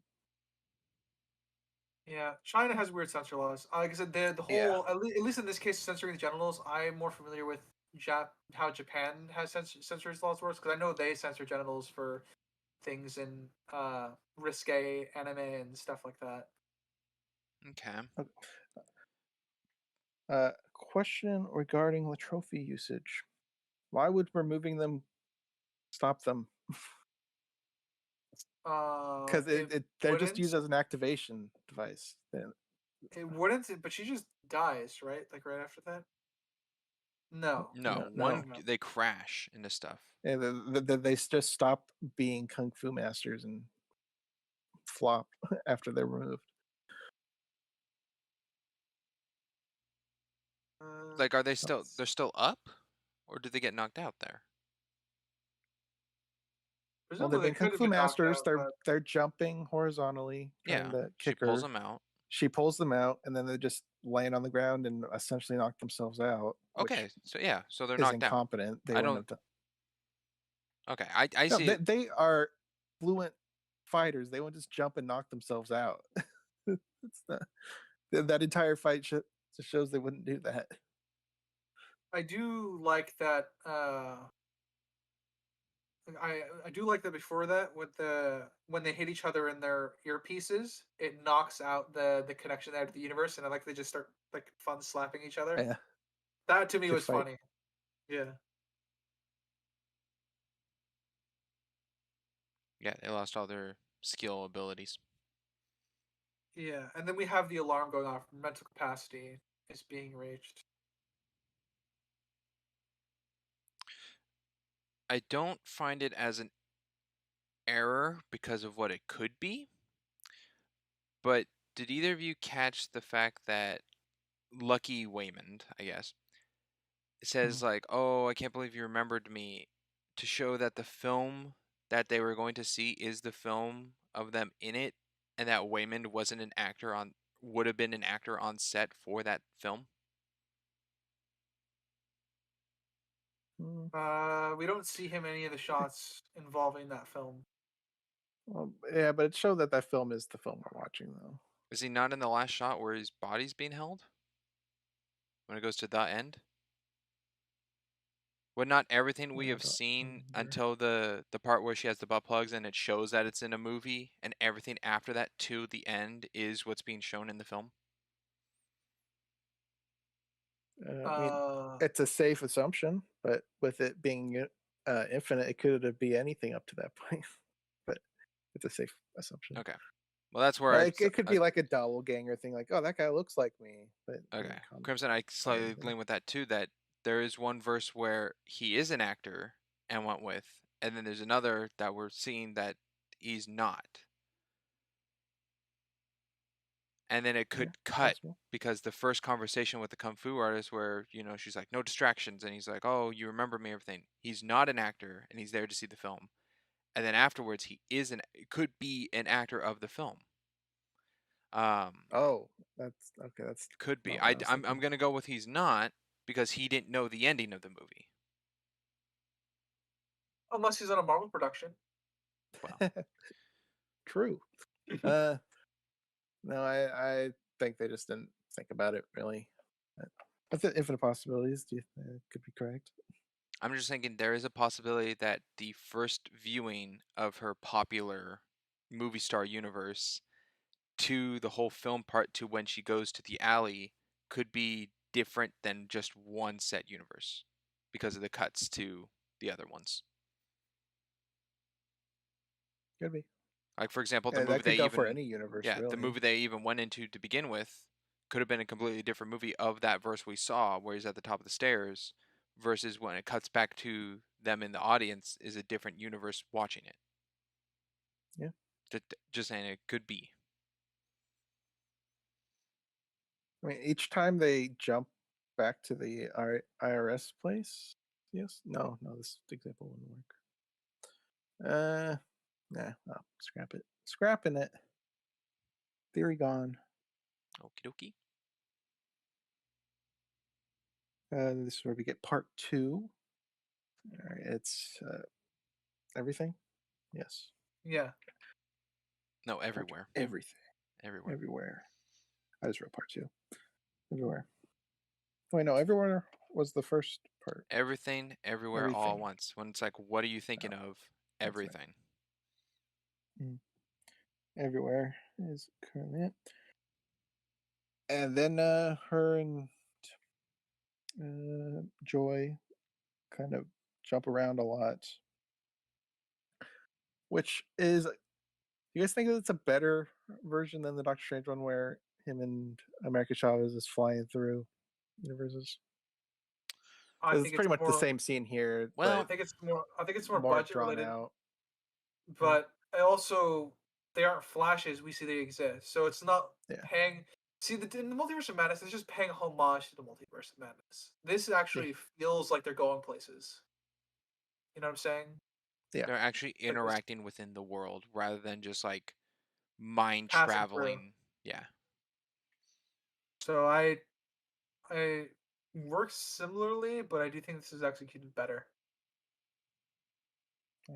Yeah. I think it would have Just been bring it up good in because a Multiverse of lot of people Madness if liked that one they're better. in the paint one and Doctor Strange is like, how do I work with this? And then they shift back. Like he's actually like interacting in some form in each universe. But this one, like there's interaction as they're cutting. What were you saying, Crimson? Oh, I just brought the connection because that's one of the parts people like in Multiverse of Madness is the segment of what could have been. Yeah, that's pretty much what it is. It's a highlight reel of what could have been. This to me pays more homage to that idea and concept. Mm, I had a yeah, connection paper. with the buff pinky usage. I went right to Bushy Kill finger. Bill. Writer, That was where my connection. where did you go? I went right to Kill Bill with that connection. Oh, Kill Bill. I went to And Kung Fu Kung Panda. Kung Pao Enter the Fist. That's funny. I actually looked up the Wuxi finger hold after seeing Ciao. the buff pinky. It's Crimson. No, skadoosh. it's Skadoosh. Kachow's Lightning McQueen. Skadoosh. That's Lightning McQueen. I got it. I got it. I'm tired. I said that in the beginning. Yes, you did. That's true. We're very happy that you're here with us somehow. Don't worry, audience. We corrected him. He's good. Put me in my place. Uh, yeah, the paper world's cool. A universe that's 2D, I guess. Yeah. Interesting. You'd think would be on a different plane of existence entirely. Then would that be Yeah, something outside of multiverse, a 2D plane? Because, I or don't would think that so. be within the multiverse? This gets into like science theory stuff, so I'm not too well versed in that. Oh man, I sat through an entire lecture for that, but I don't have my notes on me. The Because basics the of it multiverse is still grounded in. they refer to it more as a different planes of existence. So you have like they call it dimension in that sense. So Mhm. how we describe what 2D life forms would be to us is how 4D life forms would be to us is that we can't comprehend it. So we use an example of like how would a 2D person be able to perceive us, a 3D person in their universe. Um so it was explained to me in terms of dimensions, not multiverse, if that makes sense. So going with that, Ignore in Interstellar. this Interstellar is movie, it bullshit. wouldn't. The paper world wouldn't exist in this then, going that it's a dimension and not a universe. See, I don't know enough to speak on the topic. That's my guess, just from the scant things I can remember off the top of my head. Okay, because I know like the visuals of how to portray what a 2D world would be with like a stack of papers, and if you put a sphere through all those papers, it would essentially be to one of the papers view a line getting longer and then shrinking back, but it's just a line in the 2D world. Hmm. So, oh, interesting. I think the 2D drawing world actually had dimensions to it because they weren't just flat with the camera movements. The camera movements went around them as if they were 3D models. Well, they were redrawn. They weren't like in a physical object. Yeah. Their form changed constantly. I like how well. Let's see. I have a few things that were written down, like the university jump to. There was a version, the animated version. There was a because I just paused at a few random points just to see what I saw. Mhm. There was a version where Evelyn was a minister. Animation One where she was an alien. There was a skeleton one. Yeah, there's an alien one. There's a music one. And there was one that she was a stone, like a statue, almost. One where she's in a gas mask. Where she's a literal baby. I think one is a Interesting. firefighter. Possibly, yeah. There was a lot that happened. Baby. That would be the outlier, the baby one. Yeah, I mean, that it would be the wasn't. It was Because outlier. her everything else has been a face. constant age. Yeah, it was her face on a baby body. Hmm. Could be something with the Um, maturity growth of humans in that world. we live like elves, so it takes like thousands upon thousands Close. of years to. Could be. I mean, it showed the generation change of hot dog fingers. So I wish I was able to like pause and do frame by frames because There was a lot that the happened. Showtime, which is what I used to watch it on the Xbox, sucks. It's really bad. it sounds like a bad usage of using it. Mhm. I like that when Evelyn is like every Evelyn, like after the movie and everything, or the movie ends in the Mhm. movie verse. I like that the raccoon just as soon as Evelyn sees them, he just immediately goes to try and kill her. Like the raccoon's a fucking psychopath, and it's hilarious. She knows too much. That raccoon could have been better. Oh, I thought It you was liked puppetry. intentional. It was Well, intentionally janky looking Yeah, from obviously. the research I did. So it was not a budgetary thing. It's just, that was their intention. okay. I think it added to it. Honestly, If yeah. that was a cleaner looking puppet or CG, I think If it it would have looked been like as Rocket, amusing. I probably would have been less amusing. Yeah. It's more like a puppet's actually helping controlling him, which I think is ironic in that sense. Um, Hit me. I like the hit me where we got to see like different versions of how the fight would take place elsewhere. I suppose because I don't think all that happened at the same time. Or maybe, did yeah. I don't know. Getting into high concepts here at this point of the film. Yeah. Let's see. Joy. Oh yeah, I like that they go to. I do like the fact that it is established that different choices and different decisions can create branches in different universes. So she explicitly just puts the receipt down in a different spot to create her own branch of a new universe. So that was a rule that was established that I do like. Yeah. It's also somewhat shown through the Dr. Seuss book she sees.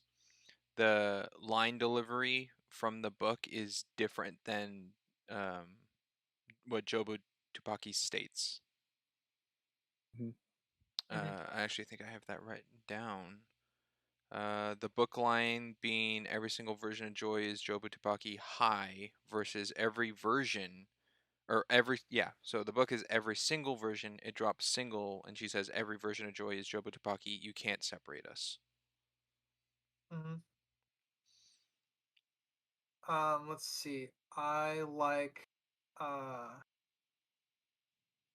but when Jobutupaki arrives in this new universe branch that she's made, again we get the head tilt, and she asks Becky to leave, and then we go up and to the room, and we actually get a shot with the mirror again, from the very beginning, as they go through their, as you say, different arrangements of the fight. Um,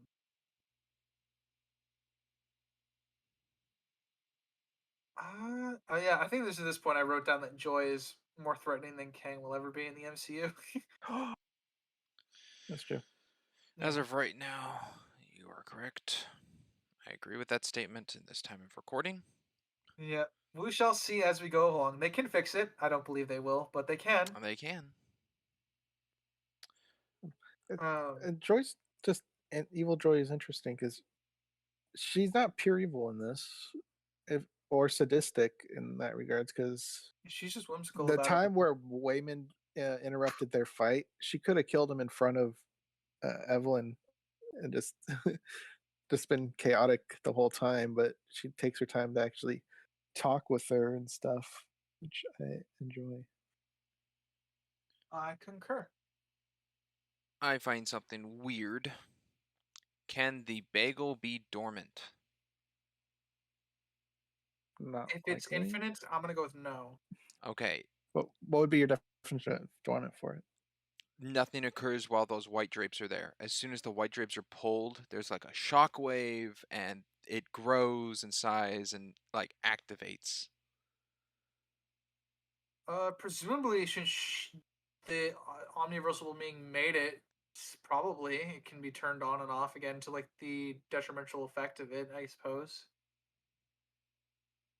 Well, if you blow a fan in a closed funnel and then you open the end of a funnel, wind will blow, but the fan was going the whole time still. So I don't think the shockwave necessarily means So those are anything. some really magical white drapes. Because they're not getting I, sucked I I into the don't see bagel why either. not. And yeah, I don't see why they're not.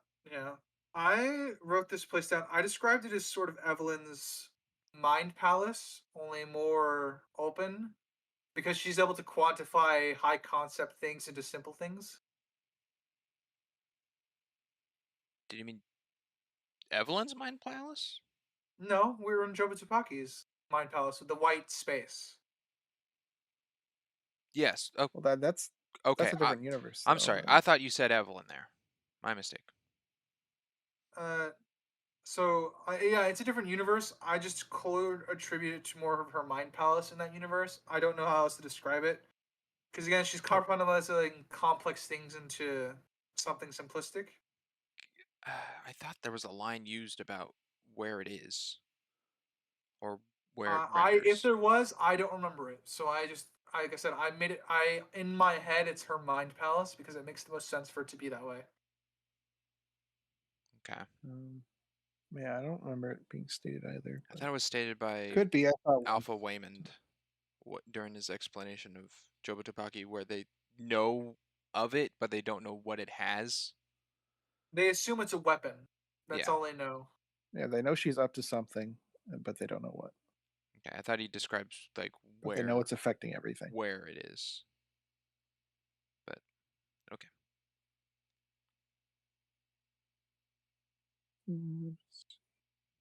And we get to see how they're different and how they're similar here, where Evil Joy is pretty much explaining once Evelyn is on her level of understanding everything that they'll essentially be the same. Nothing matters. Nothing really Evelyn matters. to me. But Evelyn pretty much goes right back pretty quickly, saying how she's young and always changing, so she doesn't fully grasp everything. So I like that there is back and forth to this because they could have easily just been point A, point B. Yeah, There's back and I forth. also appreciate the dialogue because it helps to flesh out the characters and their thoughts and how they feel about this current situation. Yes. I Um, wrote a note here, but I don't know what it means. Oh well. oh, I have a note here about the looking into the bagel specifically. Okay. Again, going to Doctor Who, Crimson. Do you remember the Time Lord test where they used to stare at the vortex of time and you either go mad or run away, as the Mhm. Doctor describes it? That kind of reminded me of this concept a little bit of why everyone covers up their faces when she opens the bagel, more or less. Like the idea that staring into it would not necessarily make you go mad, but it will affect you. Yeah. I mean, if it affected a normal person, their heads would have blown up or bled like baby outfit, Yeah. Evelyn. But yeah, I definitely see that for sure. And we kind of return back to her original parallel one, and we kind of see how she's um, in that state of non-committal or care for all her variations now. Hmm. Let's see. Oh, it's something I wrote later, but it's pretty much applicable anywhere. Uh, so in all of Evil Joy's lives, all the alternate versions, are none of them therapists or any self-help individuals to help herself mentally? Because she gets talked down out of it by uh, Evelyn by the end, which means there's something in there. She's not completely mentally gone. Are you asking See, what I who's a assumed therapist? that is what I assumed happened. I'm saying there's got to be versions of Joy that would be therapists or people to help. Of Yeah, that Psychologists. teenage age? I don't think so. Infinite Springs. They're infinite to that age because of timeline. You're saying there's some infinite connection of I don't know, it never says her age, right? 15? A 15-year-old therapist? Or even school counselor? I'm sure there's infinite ability of mind thoughtfulness of maybe a monk section or of like medication or not medication meditation of calming the mind, but I think the overwhelming amount of infinite over one drowns out the one. Well, we get to see that they get to pick whichever one they want to inherit their skill sets or memories in the maid version of what's her face? Evelyn. She doesn't look like Evelyn. I keep having trouble with it. So I don't know if it's like an outnumbered thing because they can presumably borrow from whatever they want. As we transition, I guess, into the next act. Man, I really loved the Rock Talk a lot. It's hilarious, doesn't make any sense as we described, but it's still very, very funny. And it also is very deep and meaningful. Originally, it was voiceovered, but Michelle Yao, is that her name? Yeah. Michelle Yeoh. Evelyn Yo. Michelle Yeoh recommended that it was silent the whole time. So they went with that. I think it Good on works her. better that it's Me too. I do think it would have been worse if it was voiced over. When you're doing like high concept stuff like this, the more abstract you get with it, the better, typically. Where the fuck that okay. I do like when they're at the Chinese party New Year party and she gets handcuffed and turns into a rock. It's not actually her forming herself into a rock in that area. It's just used as a transitional piece into the next scene. Yep. She's Yeah, just that was checking that for me was just her pretty good. checking out of the universe.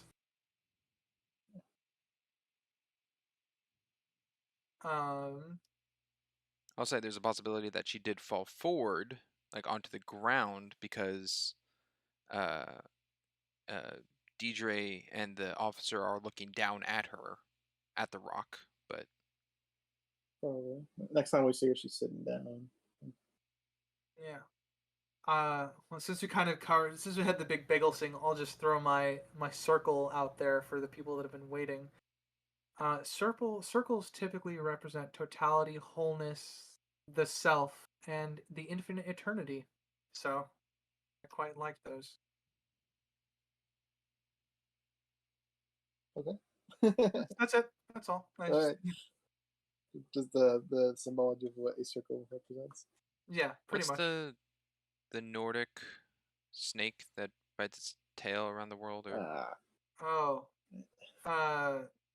not Ouroboros. You mean No. the world snake, right? yeah, Yeah. I always forget the name.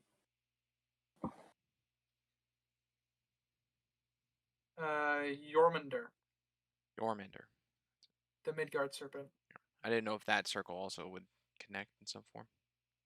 I'm familiar with Ouroboros, and I'm familiar with a very specific version of the Chimera that kind of form a circular symbol, but I don't know if the Jormungandr ever forms.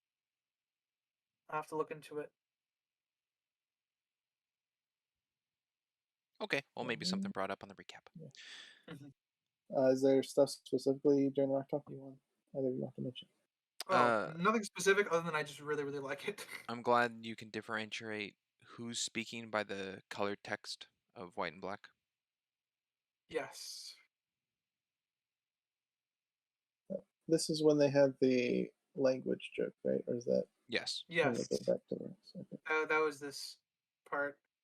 So that one, I was trying to picture them acting out, and I can't see Evelyn doing that joke with what we see of her. I can sort of see it. Like, and I mean, Michelle Yeoh's a great actress. She could definitely pull it off. But I know what you mean, Crimson. In terms of the but character, I don't think that fits Evelyn. well, at this point, everything's crazy, right? Yeah, I can see her losing her mind by being a rock. Yeah, this is already after her like breaking a window in the laundry shop, and she's already loopy and crazy. I can see it. It's not that much of a jump for me. Yeah, this can be definitely up to interpretation because text has no tone.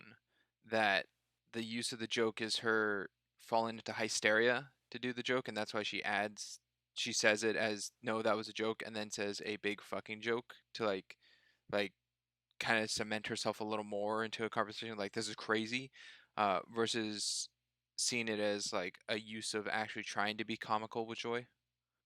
I was tired when I watched this morning, so I might not remembering it correctly.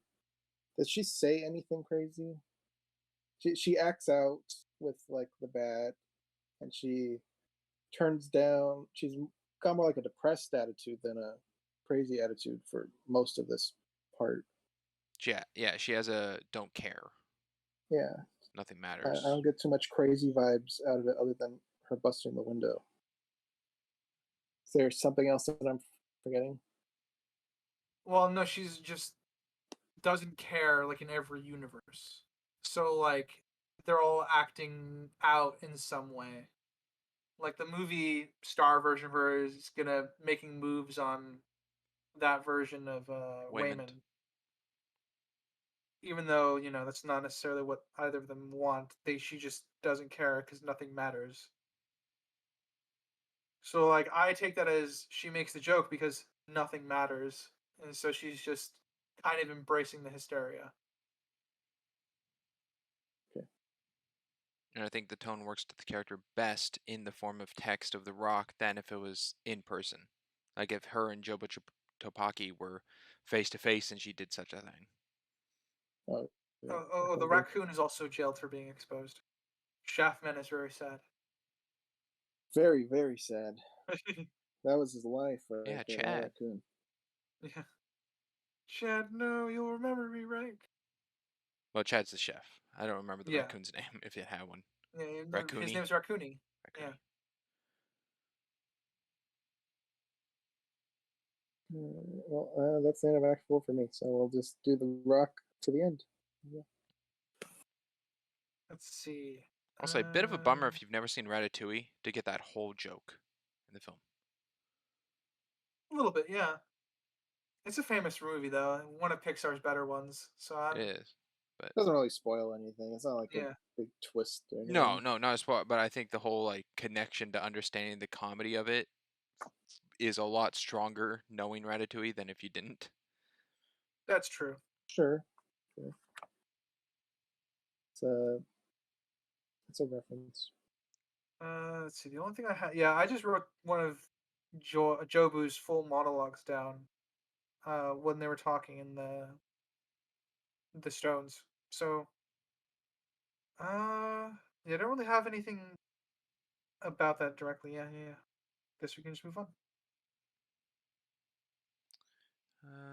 Yep, that's all I have with Act 4. Oh, actually, I do have one thing. Oh, no. And that's sorry. Well, it's Jobu was hoping that Evelyn would bring some revelation after showing her the bagel, so she could change. Which shows that Jobu doesn't like the state of being that she's in. True. She's layered in that regards. Not that she 'cause- was flat at all during Yeah. this. She's not. Yeah.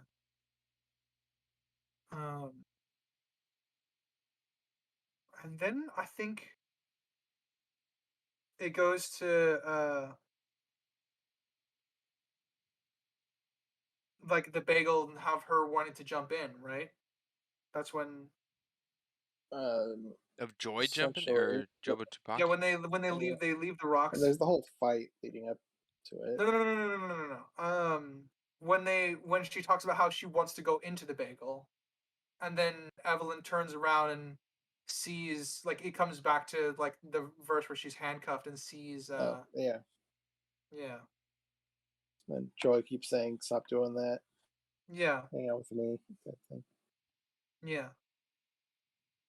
And I kind of like this scene because what Wayman's just manages to convince, because the tax people will come back in the universe to seize their property,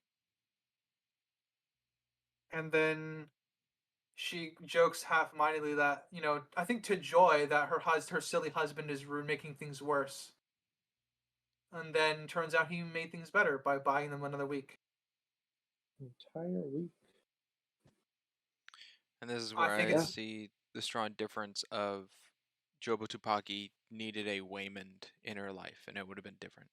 I mean, she has a father Mhm. figure, but she doesn't have, like, Becky isn't that strong to be a Waymond to her, Yeah, which Not differs in of this Evelyn. universe. not in this universe, yeah. Yeah. Who knows about the other ones? But Evelyn has this Waymond in multiple universes that Jobo Tupaki does not have, which Mhm. is their differ. Yeah, and we got to see, it's a very very small thing, but Evelyn says it's kind of impossible how he managed to do that, and then she gets released, and we see Wayman, cries to her and just says he talked to her. I'm kind of happy we don't get the full conversation. We can just kind of write it in our head. That I think it's better that way. There's more to I agree. criticize if there was conversation was there. If we heard it. Um, I think it would just been unnecessary tacked on time. yeah, it would have been Yeah. unnecessary tact on time. But it's very, very small. It's Wayman singing to himself as he starts just cleaning up the broken glass. And you could kind of see that. Uh, and then, we cut to the movie star Wayman lighting a cigarette. And he slowly comes into focus from being like a blurred out, which I really liked.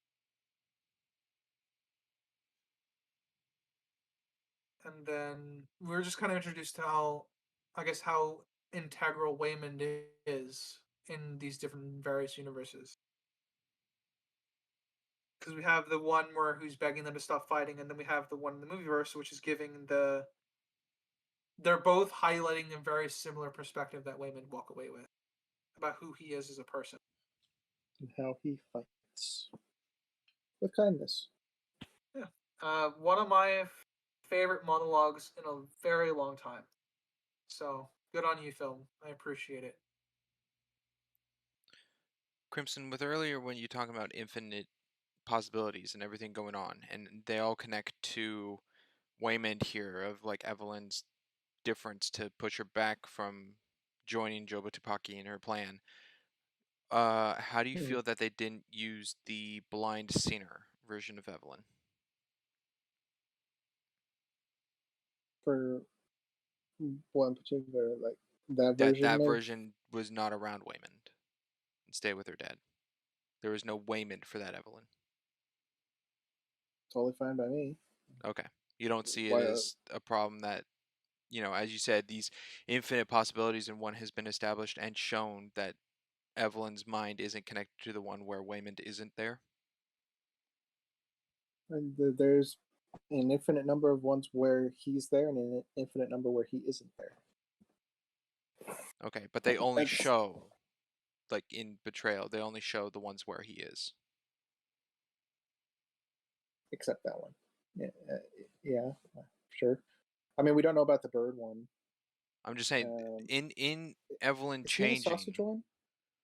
No, that's Oh, Deidre. yeah. So Who he's also not in has a that one cast on either. her foot, which I think is Yeah. just a comical use. So that's two universes he's not in then. Yeah. Yeah, I'm not too worried about that. Because that's the weird thing with Infinity. Like, if you took a color wheel, infinite colors in a color wheel, but if you just take like the warm color section, that's still infinite number of warm colors, even though it's a section of the whole. It's still infinite. No, So I'm it's not. a Okay, interesting I'm not going concept. against you of like the fact of being infinite. I mean the purpose of the film not showing Evelyn without Waymond to strengthen the bond that he has on her. That makes her change, being that she's Well, now I assume Jopa it's with the possibility of infinite, that she's not her infinite being at this point, like growing at this point, is lean on the ones with Waymond, I guess, than without. well, it's Sure. because I what mean, she likes him. He makes her better. We Mhm. see her learning how beneficial he is, so it also it makes sense she'd lean towards that, I it suppose. also might help that she explicitly starts to focus on him when he realizes that when she realizes that her husband did something quote unquote what she deemed impossible, which was just staved off them getting shut down, which is I think helps her hyper focus on Wayman because she at this point she's looking for something to help her daughter. Yeah, that was kind of my point with Joy looking for a therapist version. But yeah, I think that's applicable here. That she's actively looking for good Waymans, which are all of them that we see. Yeah, which was triggered by again the new universe version that she created for herself. That's triggered by that one. Um, doing what she deemed impossible, which was buying them an extra week and being closed down. So are we still in Act 4, or are we in Act 5 now? We're in Act 5, the Rock was. Oh, okay. We're in the last. Cool. Cool. I'm in agreement with the writer about the monologue that Waymond has. I think it was my favorite line in the film, of the Mandarin in translation of "In another life, I would have really liked just doing laundry and taxes with you." Mhm. Mm-hmm. Little does he know. Yeah. Well, he still enjoys that life that we see, Well, so he's not wrong. it just makes it better that he doesn't know. Yeah, that's for us. We can put that together with the audience, and for Evelyn, because Evelyn can put that together too at this point as well, because she knows. Yeah. I guess a question: did either of you pick up, why does Evelyn's Chinese New Year sweater say "punk" on the back of it? Didn't even see that it said that. Nope, I had I think no when she idea. No, hugs nothing comes to Waymond, mind. says it. It was just, Mm, it just seemed random, unless it's what just my I mean, it's eyes for a visual. party. It might just be ha, but Maybe, but I don't know if it's just like my eyes picked it up to make it spell out punk, and that's not at all what it is. But you're not 100% sure it said punk. I could point out where I see the letters, but I don't know if it's like just an overall design for something, or means something else, or has nothing, is just my American brain making words. Okay, well, I didn't notice it, so I can't help you with that one. Okay. I didn't notice it either. So Well, then it's just something I saw. My mind making things for me.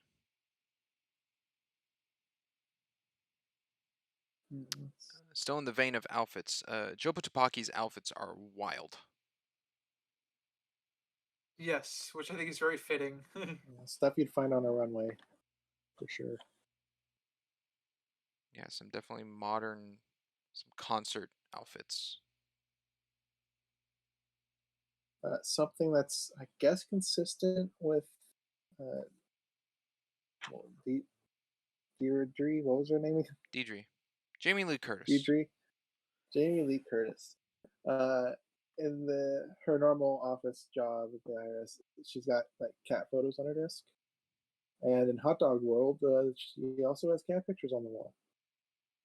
It's kind They're of funny. different cats, but cats nonetheless. Still likes cats. Nice connection, I suppose. Wonder if cats have sausage fingers. I do like that.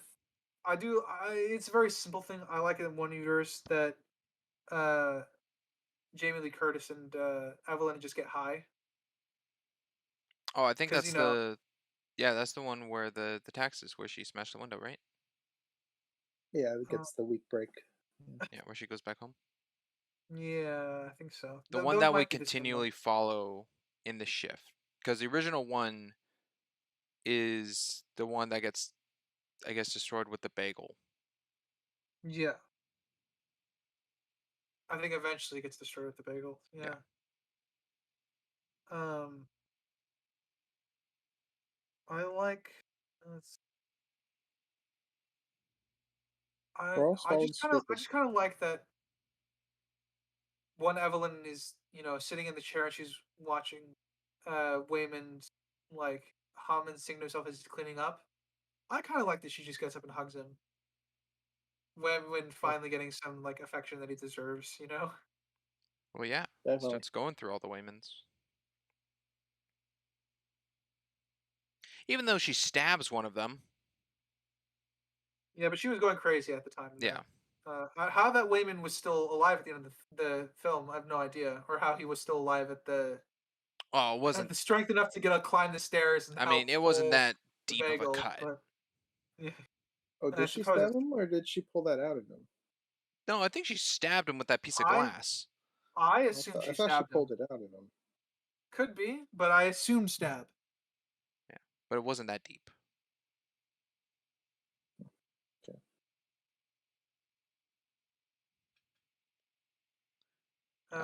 I thought it was I think there's a crazy. Oh, I think go there's a ahead. bit of a payoff. I think there's a bit of a payoff, I guess, for Evelyn learning to fight like Waymond a little bit. With just that whole sequence of her trying it a different way. I think that's phenomenal. That's something Jobo Tupaki didn't have. Correct. Quite like it. It's good. Good thematic through line from the beginning of the film to this. Felt earned. Or felt like a natural progression. Mm,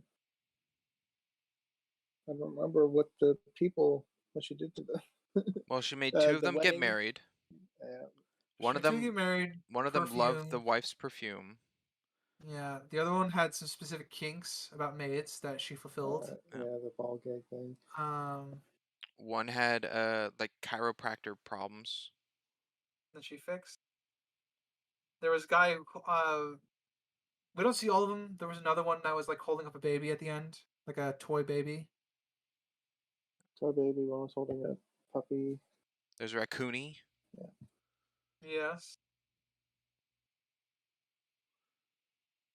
I do think it was crazy though that the bagel tore a dude's verse flesh off to reveal a verse underneath. I guess, how did you guys read that? That's how I I saw read that it. as like she killed all versions of them. Yeah, I saw that the bagel was taking everything of every verse of that one being in it.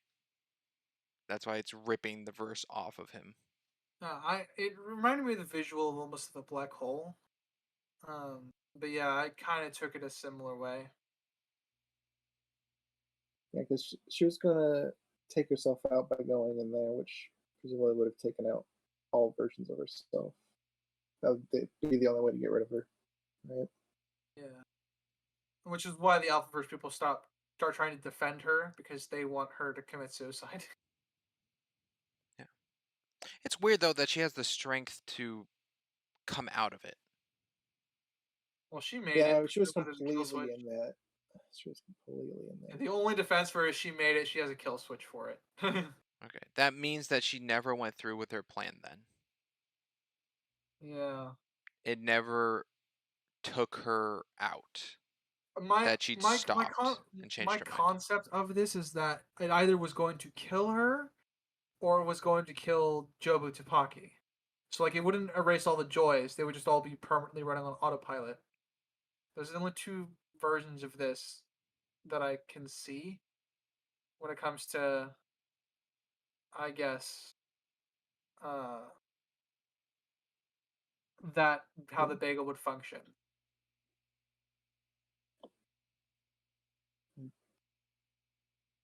I guess so. Yeah. Well, I mean, it shows. I'm gonna say, being that she reached her hand out to come back out with the strength to do so, that must have been Jobu Tupaki in order to have the power to do that. Because a joy, like if Jobu Tupaki got erased out of this version of joy in this world, and then a normal standard joy without that just reached her hand out to be pulled out, I think that would be I'm believing on the side that Jobu Tupaki was not defeated, and it just changed her mind. Oh yeah, I'm on board with that. I don't know. I think it might be like a visual problem because the guys that we see get ripped apart in that thing weren't even in it. They were on the edge of it and got sucked in. She went all the way in and survived. Yeah. So I think that's more of the visual department screwing it up. Obviously, it adds more tension that she's in it, but we see what it does. Therefore, she should have perished in there. Well, that's what I'm saying. It falls with the thought that she's the one who made it, so it can affect her differently. But the fact that she wasn't fully destroyed is the thing. I mean, she's the only omniversal being around the bagel. So I guess it would make sense that it doesn't affect her as Evelyn is. everyone. Well, yeah, that's also why Evelyn's face is being pulled, but she's not, being torn apart. Being that close to it. Well, once again, she was on the edge. She wasn't even all the way in it like Joey was. No, I agree.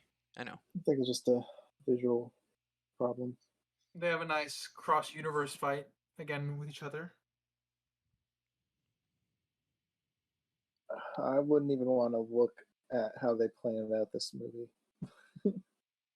All these different images that they had gone through. Whew, yeah. I feel like that they would have just put Michelle Yeoh in some green outfit, but man, a lot of those look real. I know a lot of the lighting seems to fit the place she's at, so I don't know how much of it is green screen or not. I like that in the universe where Evelyn is confronting her father and like gonna tell the truth about Joy being gay. I like that in the background, Wayman just gives her a nod of encouragement. Yeah, he's still supportive. Yeah, still a good person, you know. And Gramps was okay. Gramps was okay. After Evelyn kind of dug in a little bit. I kind of like her confrontation with her father as well. Like it kind of shows where she got a lot of her problems as a parent. Yeah, she had a pretty controlling parent, and she brought up parallels between her and her own daughter, and that she didn't want her to turn out like her, all that stuff. And then we get there. So in their multiversal fight, we get a cheesy line of "I am your mother," but at this point, I thought the line was fairly earned. So don't call me Evelyn. I am your mother. Yeah. So this is what we call an earned cheesy line. Thumbs up, movie. You earned it. I approve of it. I always like cheesy bullshit if it's well earned in the film. And at least it isn't an empress to the Klingons being wanting to be known as mother, right, Crimson? Mm-hmm. No, just made sense to me. Yeah, and then exactly. Like I said, it makes sense, but it's also an earned line because it would be construed as cheesy bullshit if it was an unearned line. A lot of people might have rolled their eyes at that, but it's well earned throughout the script. So, Rinks, you brought up earlier that you were going to talk about the chair transforming. You're going to say that towards the end. Would this be the time for that? Oh, well, not so much the chair. No, the chair just transforming was cool, I guess. That he just has this mech suit thing or power armor. But no, that is not the initial question I was going to go with. Is that applicable now or not? I mean, I guess I can't. Where did all the launch pads come from? Thank you. I was also saving that. The launch pads with the ear devices, right? Yes, Yes, I agree. I have no idea. I can I think that is a understand. problem. I can understand that the the CCTV we see of Wayman like jumping around in the laundromat to get the chapstick or whatever for his fanny pack to show that this occurs and that that's not the first time it's occurred, or guessing that it's not the first. But it would mean that when he does traverse to this version or any of the, as you say, thousands of Evelyn verses he goes to, he has to create a launchpad in each verse. And same would go for every single one of Jobu Tapaki's beans, unless no. So for Alpha Waymond, I see is like no explanation that wasn't occur unless he's creating them. For Jobu Tapaki, I can understand if when she gets there to that joy, she can pick up whatever object and transfer it into a launch pad, like just create the matter, and then hand him out to her disciples or whatever. Yeah. But all the other agents, I agree with you. That is something I had written down because that goes kind of hand in hand with the chair as well. Yeah. Or these that they're just sending things into universes when they can't even send themselves. They have to send them mentally. Did you have a thought on I that, don't know. Ryder? If you got a piece, yeah. Not really, other than that I agree. Okay. And then we get a nice bookend here, with them talking outside of the car at night instead of in the morning. With Evelyn, is commenting that she's getting fat again. Remember, we know what that actually means. Only this time she says she's more closer to saying "I love you" and stuff like that, and she's eventually able to kind of bring Jobu back or Joy back. Yes. Or just more, just to understand a child, to understand their feelings Yeah, of what they're going it's through. much more even grounding now, and again, they use the phrase of how she criticizes them for at first as a bookend for how she is as a person and how she tells people she loves them without ever having to say that she loves them, which was nice for me. I like that. Good detail. Yeah, I The think talk that I was just gonna say I think that played into what I saw as sometimes you gotta let your kid go to give them space to think things out, Mhm. and that's what she did with letting Jobo Tapaki go and like every form of joy around to go and just get forgiveness, like forgive for what they did. I mean, it was one Evelyn that created Jobo Tapaki who then took it out on every Evelyn to find one compatible to show, but Yeah, it wasn't like she didn't kill every Evelyn. She wasn't against every Evelyn. Um, she wasn't vengeful, but to just be forgiven for the thought of, and maybe Joe Butapaki just needed to know it from another omniversal being of Evelyn that was created, of another trusted or believe like someone to trust, like at the level of like you're omniversal like I am, so I can understand what you're telling me versus like just some know-it-all Evelyn of the thousands and hundreds and out there multiverses of, okay, I'm gonna think it through of what you're telling me and put it to heart and then go with the actions afterwards of forgiveness, which I think was just a maybe possibly I'm finally picking up a theme of the film. hey, yeah, something to celebrate. I do have it on in the background. It does say punk, by the Oh, way. it does say punk, Yeah. and it's not just some kind of shape or. No, it's definitely a word spelled out saying punk. All right. But why? Yeah, I don't know. It's for a party. I just Yeah, it's just shrug a at I it. guess party so. get up, I suppose. It's her only red sweater that she could find. Okay.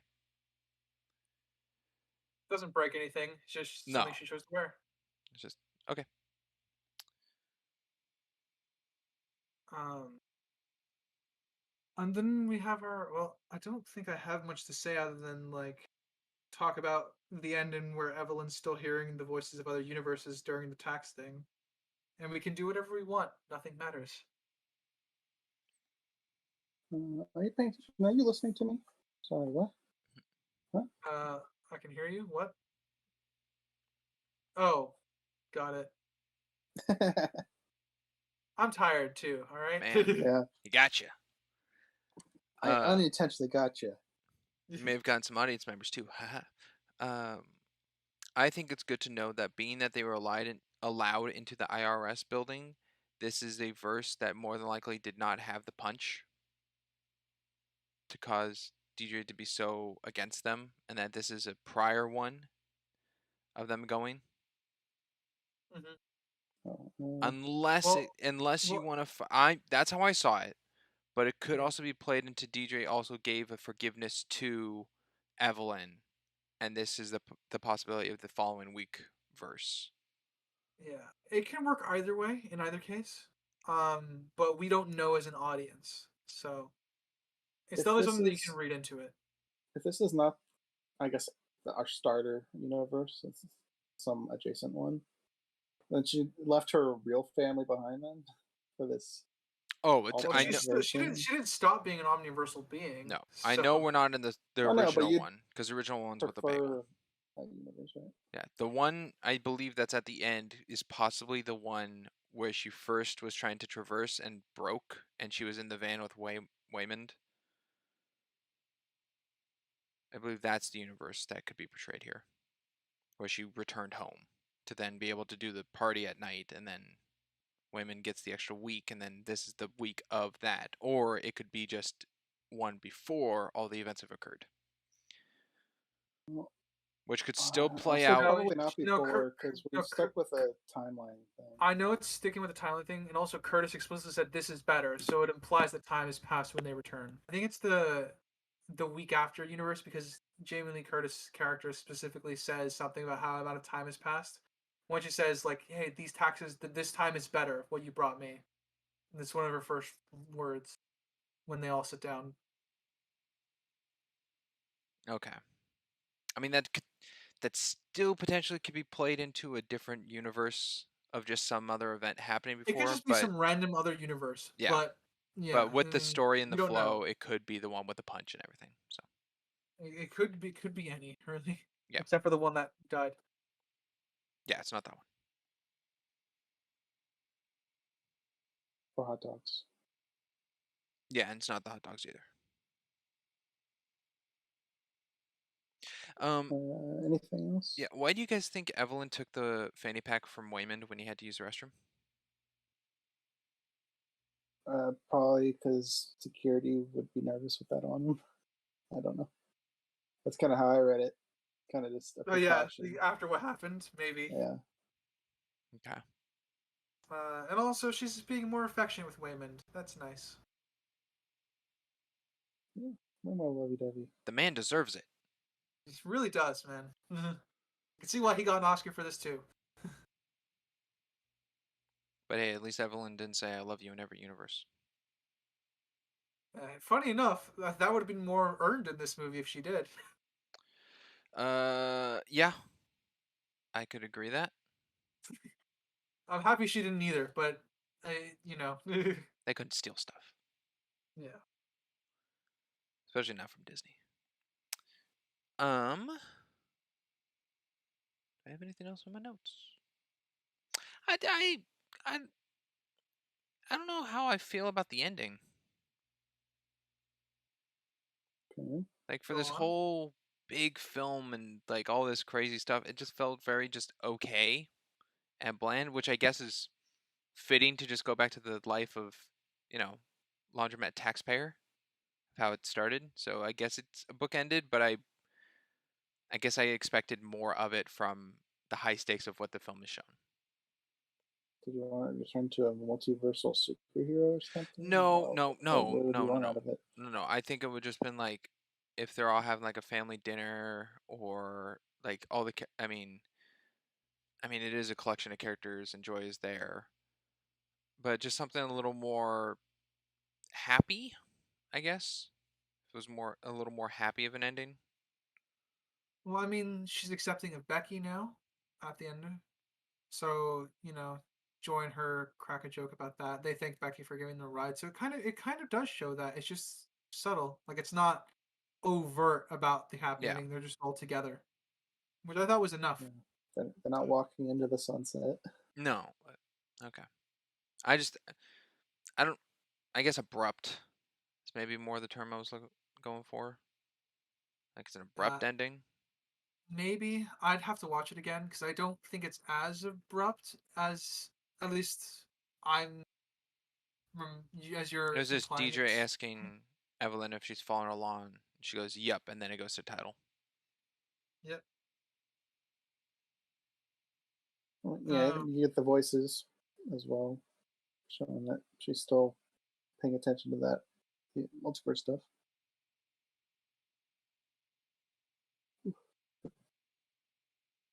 Okay, that I'm was just kind of. me. If I mean, if the ending worked well for And both of you, I guess I could agree it was a little on the quick side, but I think it was enough I think appropriate it's on. ending. I think it's on the quick side. I still think it accomplishes what you want to do for an ending. It still bookends most of the characters in its own way.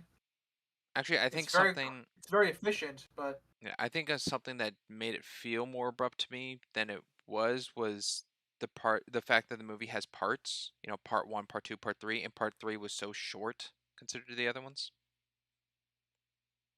Yeah, it's treated more like an epilogue. So Part, like kind of I going guess, if you want expecting to it look to at that way. be of that length, maybe a little shorter, but the fact that it was, not even half as long as the others, maybe that gave the feel, but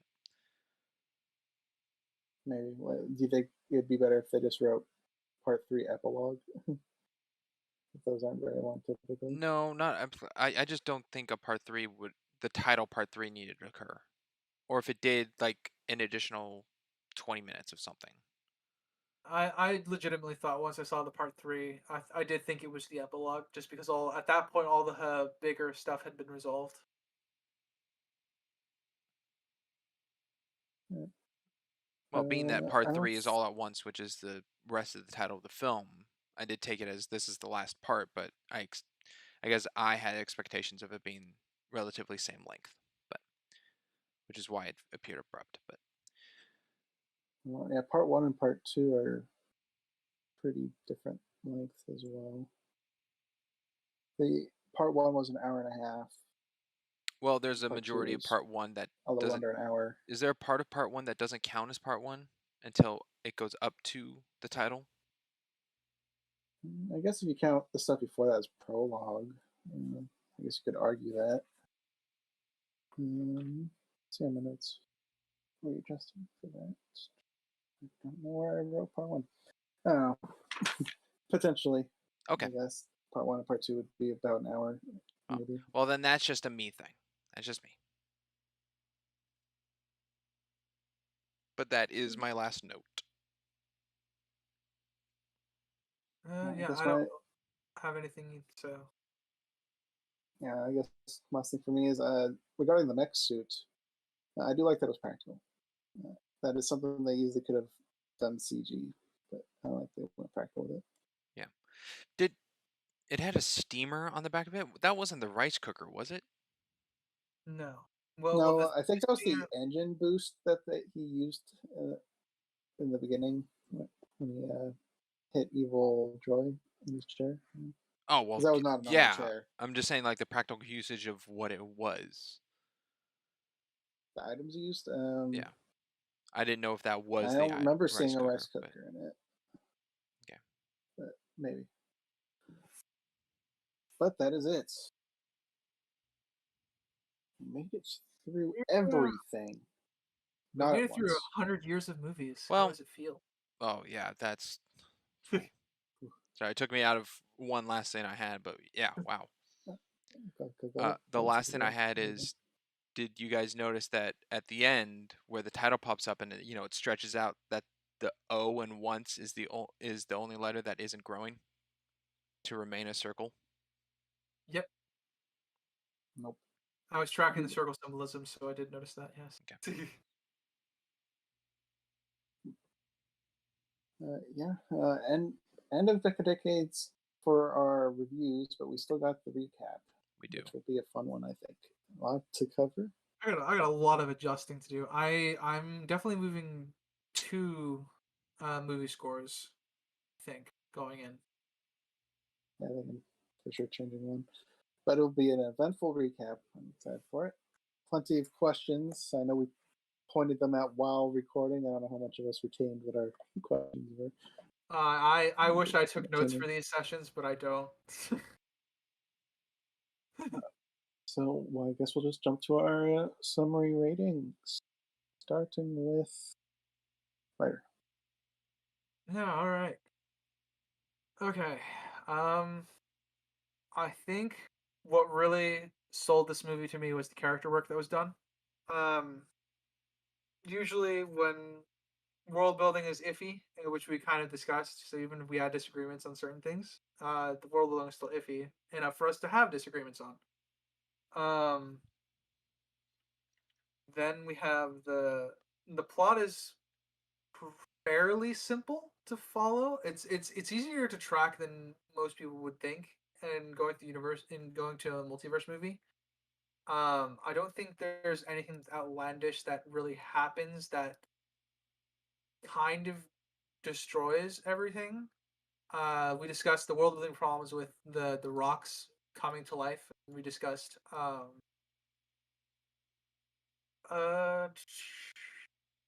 yeah. Sorry, I'm just running through my head because I don't have a list of my thoughts for this one, so I'm kind of going off the cuff here. Um,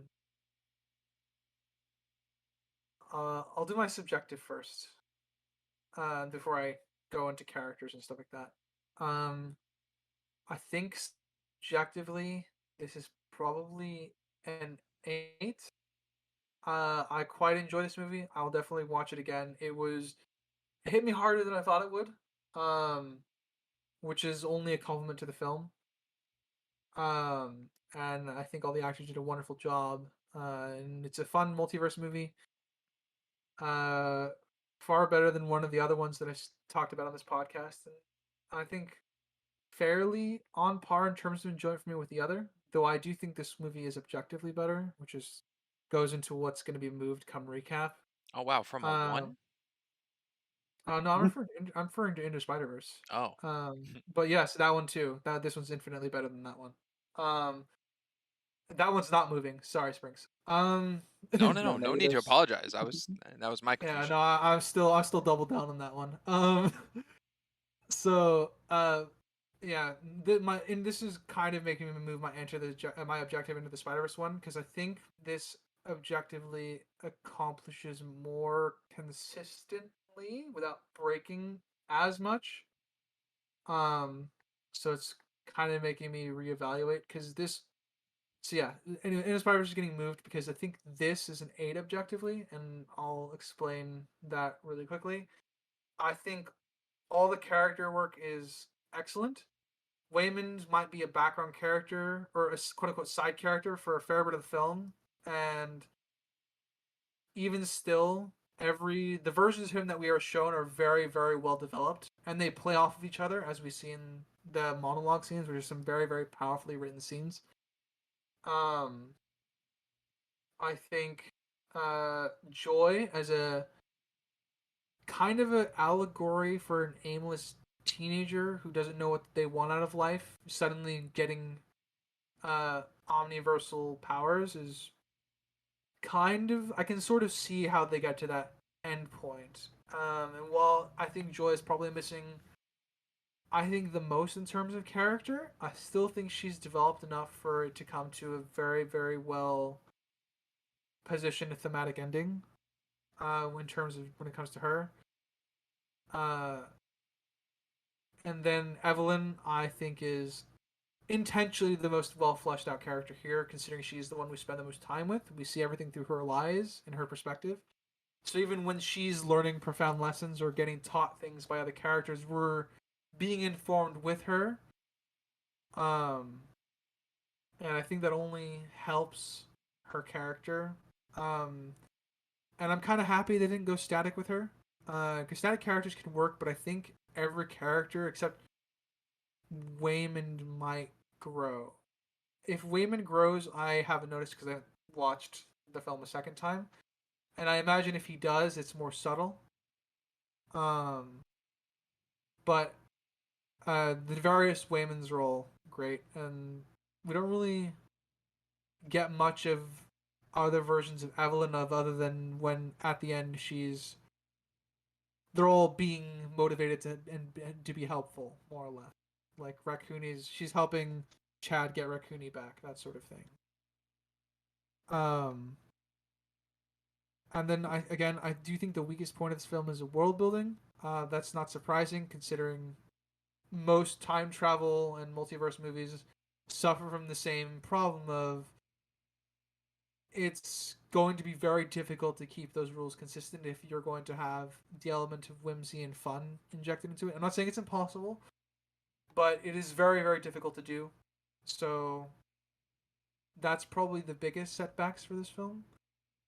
Uh, Other than that, though, I think everybody does their jobs really, really well. Um, and the world building is probably the point and a half that's lost for me here. But I think, yeah, um, I'm on an 8 right now. It might be an 8.5 after a second viewing, but I think objectively I'm gonna sit at an 8 for now. All right. We'll go with Rex. Oh boy.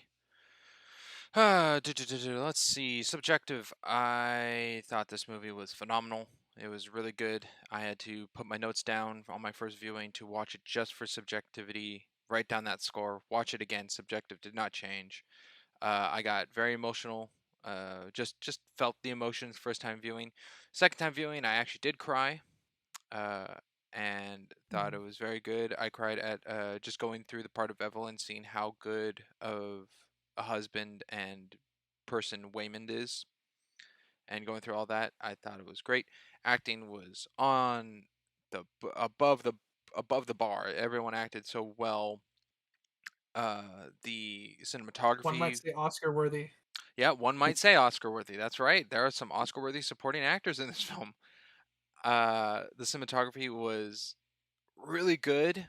The only cinematography shot that still questions me is the one point of view shot where she's told to sit down and why there isn't more of it, and it was only one time usage. Um, but everything else, I mean, the laundromat cinematography I thought was great. The what was it? The fanny pack on the floor rolling around with the camera movement was great. The choreography was really good. With the fighting, with the what was it? The choreography of the kung fu learning to the music cue on the stairs.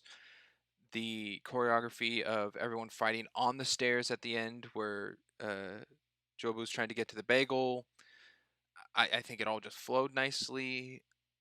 Prop department did fine. I've never touched on prop department. I don't know why the hell my brain just thought of that, but hey, props look good. Look real cool. Costume design was really nice. I like how each universe had its own distinct style of clothing choices, and that you could see how close or far away a universe is depending on things not only in the universe but to each individual's outfit. For example, the first travel to the janitor's closet, they are wearing the same outfits of Waymond and Evelyn, to somewhat show how close those two are. Uh, I think the editing is very well done, and I think this flows into editing over cinematography. Could be both, hand in hand, of the usage of letterbox styling and pillar box styling of 4:3 formatting, and film grain on the old learning kung fu scenes and that universe, and the CGI use and the animation use in like the drawing universe and all that, and just the creative aspect put into it to show its distinctiveness, but also not making it corny or over the top being used. I think that was all really well. The script is tight. Writer pointed out already that the first 15 minutes really are like cemented of like what is happening to these characters, and you know, like giving you the worldview of what is happening through the eyes of Evelyn without going out of a building, pretty much, until they get to the IRS building. But it's just very compact, very tight. The writing is corny at some points, yes, but it is granted for it. And the working of a family dialogue works well. Maybe not exactly on par as some would think, being that the ridiculousness of universal travel and whatnot uh, would affect a family. But then again, it's not necessarily the same character being talked to at the time, like Waymond, Alpha Raymond, Waymond, and Jobu versus Joy, and what have you. But overall, oh boy, I said subjective, and I'm giving objective scalings. Okay. I guess I'm going with both here. My subjective is an 8.5. Because I just really enjoyed it. Watched it twice. I will watch it again. I will recommend it to people. I don't know if it's my favorite A24 film. I don't know if I You like watch this. none more? No, no, no, no, no, no, no. I don't know if I like this or Ex Machina more. I can't. That was A24. Yeah, I'll have to rewatch Ex Machina to figure that out, because I do believe that is A24. And then objective, my objective actually went down by 0.5 because of all the conveniences we brought up, which I think were just somewhat overlooked to go with the flow and pace of the film, um, rather than the like sticking to a science and writing around the science. It was more of like, this is the story and working around the story.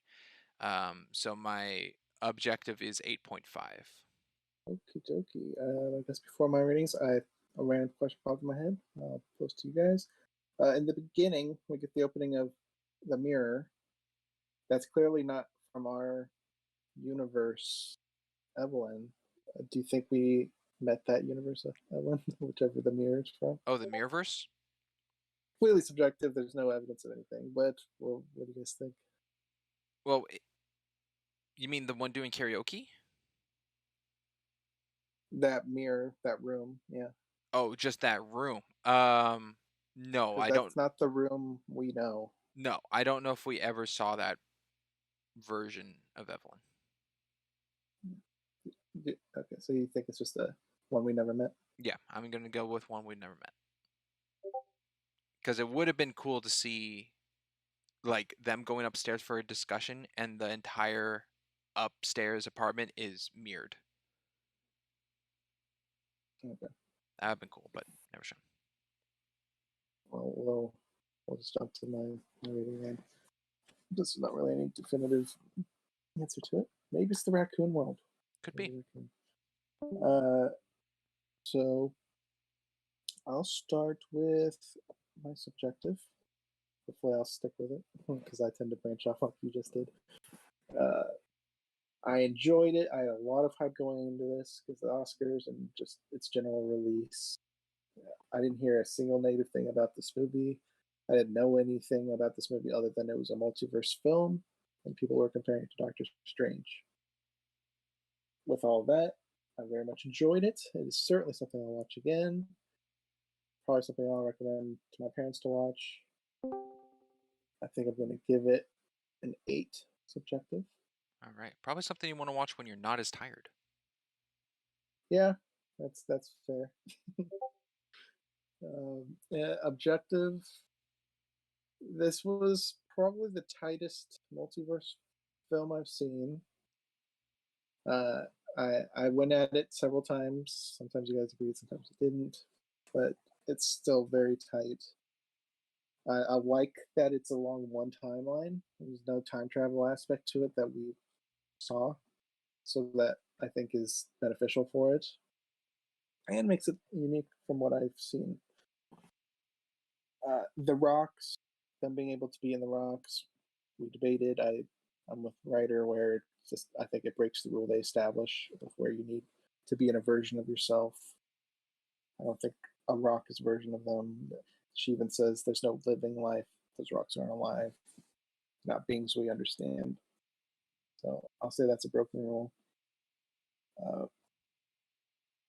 You pointing out the fact that Joy is still alive in the Alpha world can be explained by her escaping, but we get nothing on it, so it is weird that she's there. So I think that is borderline objectively wrong, because it is explainable, but they never do the explaining. The dog, he pointed out how she was inconsistent with her dog, because she would be an agent just focusing on Evelyn. I agree with that. That was a good thing to point out. This won't be a big point, because I think I don't know how they'd work it in the story, but me pointing out there'd be infinite omniversal beings that aren't Joy is a factor when doing multiversal things. You gotta deal with this problem, and this is one that I don't think they did. We have the limits of the Alpha universe, but this is omniversal being problems that I don't think they addressed. Let's see. All the characters I think are pretty darn consistent. The only time I think that it was odd, and I talked to Ryder about, was when Evelyn brought up being in a better world without him. Frank, you read anything on that one? I thought that was the only part that really stood out as kind of being odd, potentially out of character. You guys talked me out of the rock cursing thing, so I think that's fine now. And the jump pads and the wheelchair, pretty much anything associated with being physical and connected to the Alpha universe. It's not explained how they're there. It's a lot there, and we got the conveniences that you also kept on your review. So with all of that, I'm kind of like Ryder, where I was 8.5 and 8, and I think I'll land at 8. I'll land on 8. An 8. Okay. Yeah, I'll stick to 8. And right. Anything else before Ryder signs us off, I guess? Well, that was Decade. Yeah, made it through 100 years, baby. Woo! Stay tuned for the recap. Season Yeah, 8. recap's Yeah, we gonna, got the recap. recap's gonna be chaotic, but it'll be fun. Might be a lengthier recap Yeah, compared to the other ones, maybe. being that we have 10 things One to and go a half over to if need 2, be. probably. Yeah. Let's And hey, see. don't fear. Like, hey, if you got things to say about everything, this film, and you Post go, oh, comments. they might not see it until the recap. Totally fine. We can do it for the following recap. We will go back and look at things. Don't be afraid to put stuff down below wherever you are, Spotify, Samsung, whatever, to comment. We will try our best to cover them. Yeah. So, shall I read us out then? On that note. I believe so.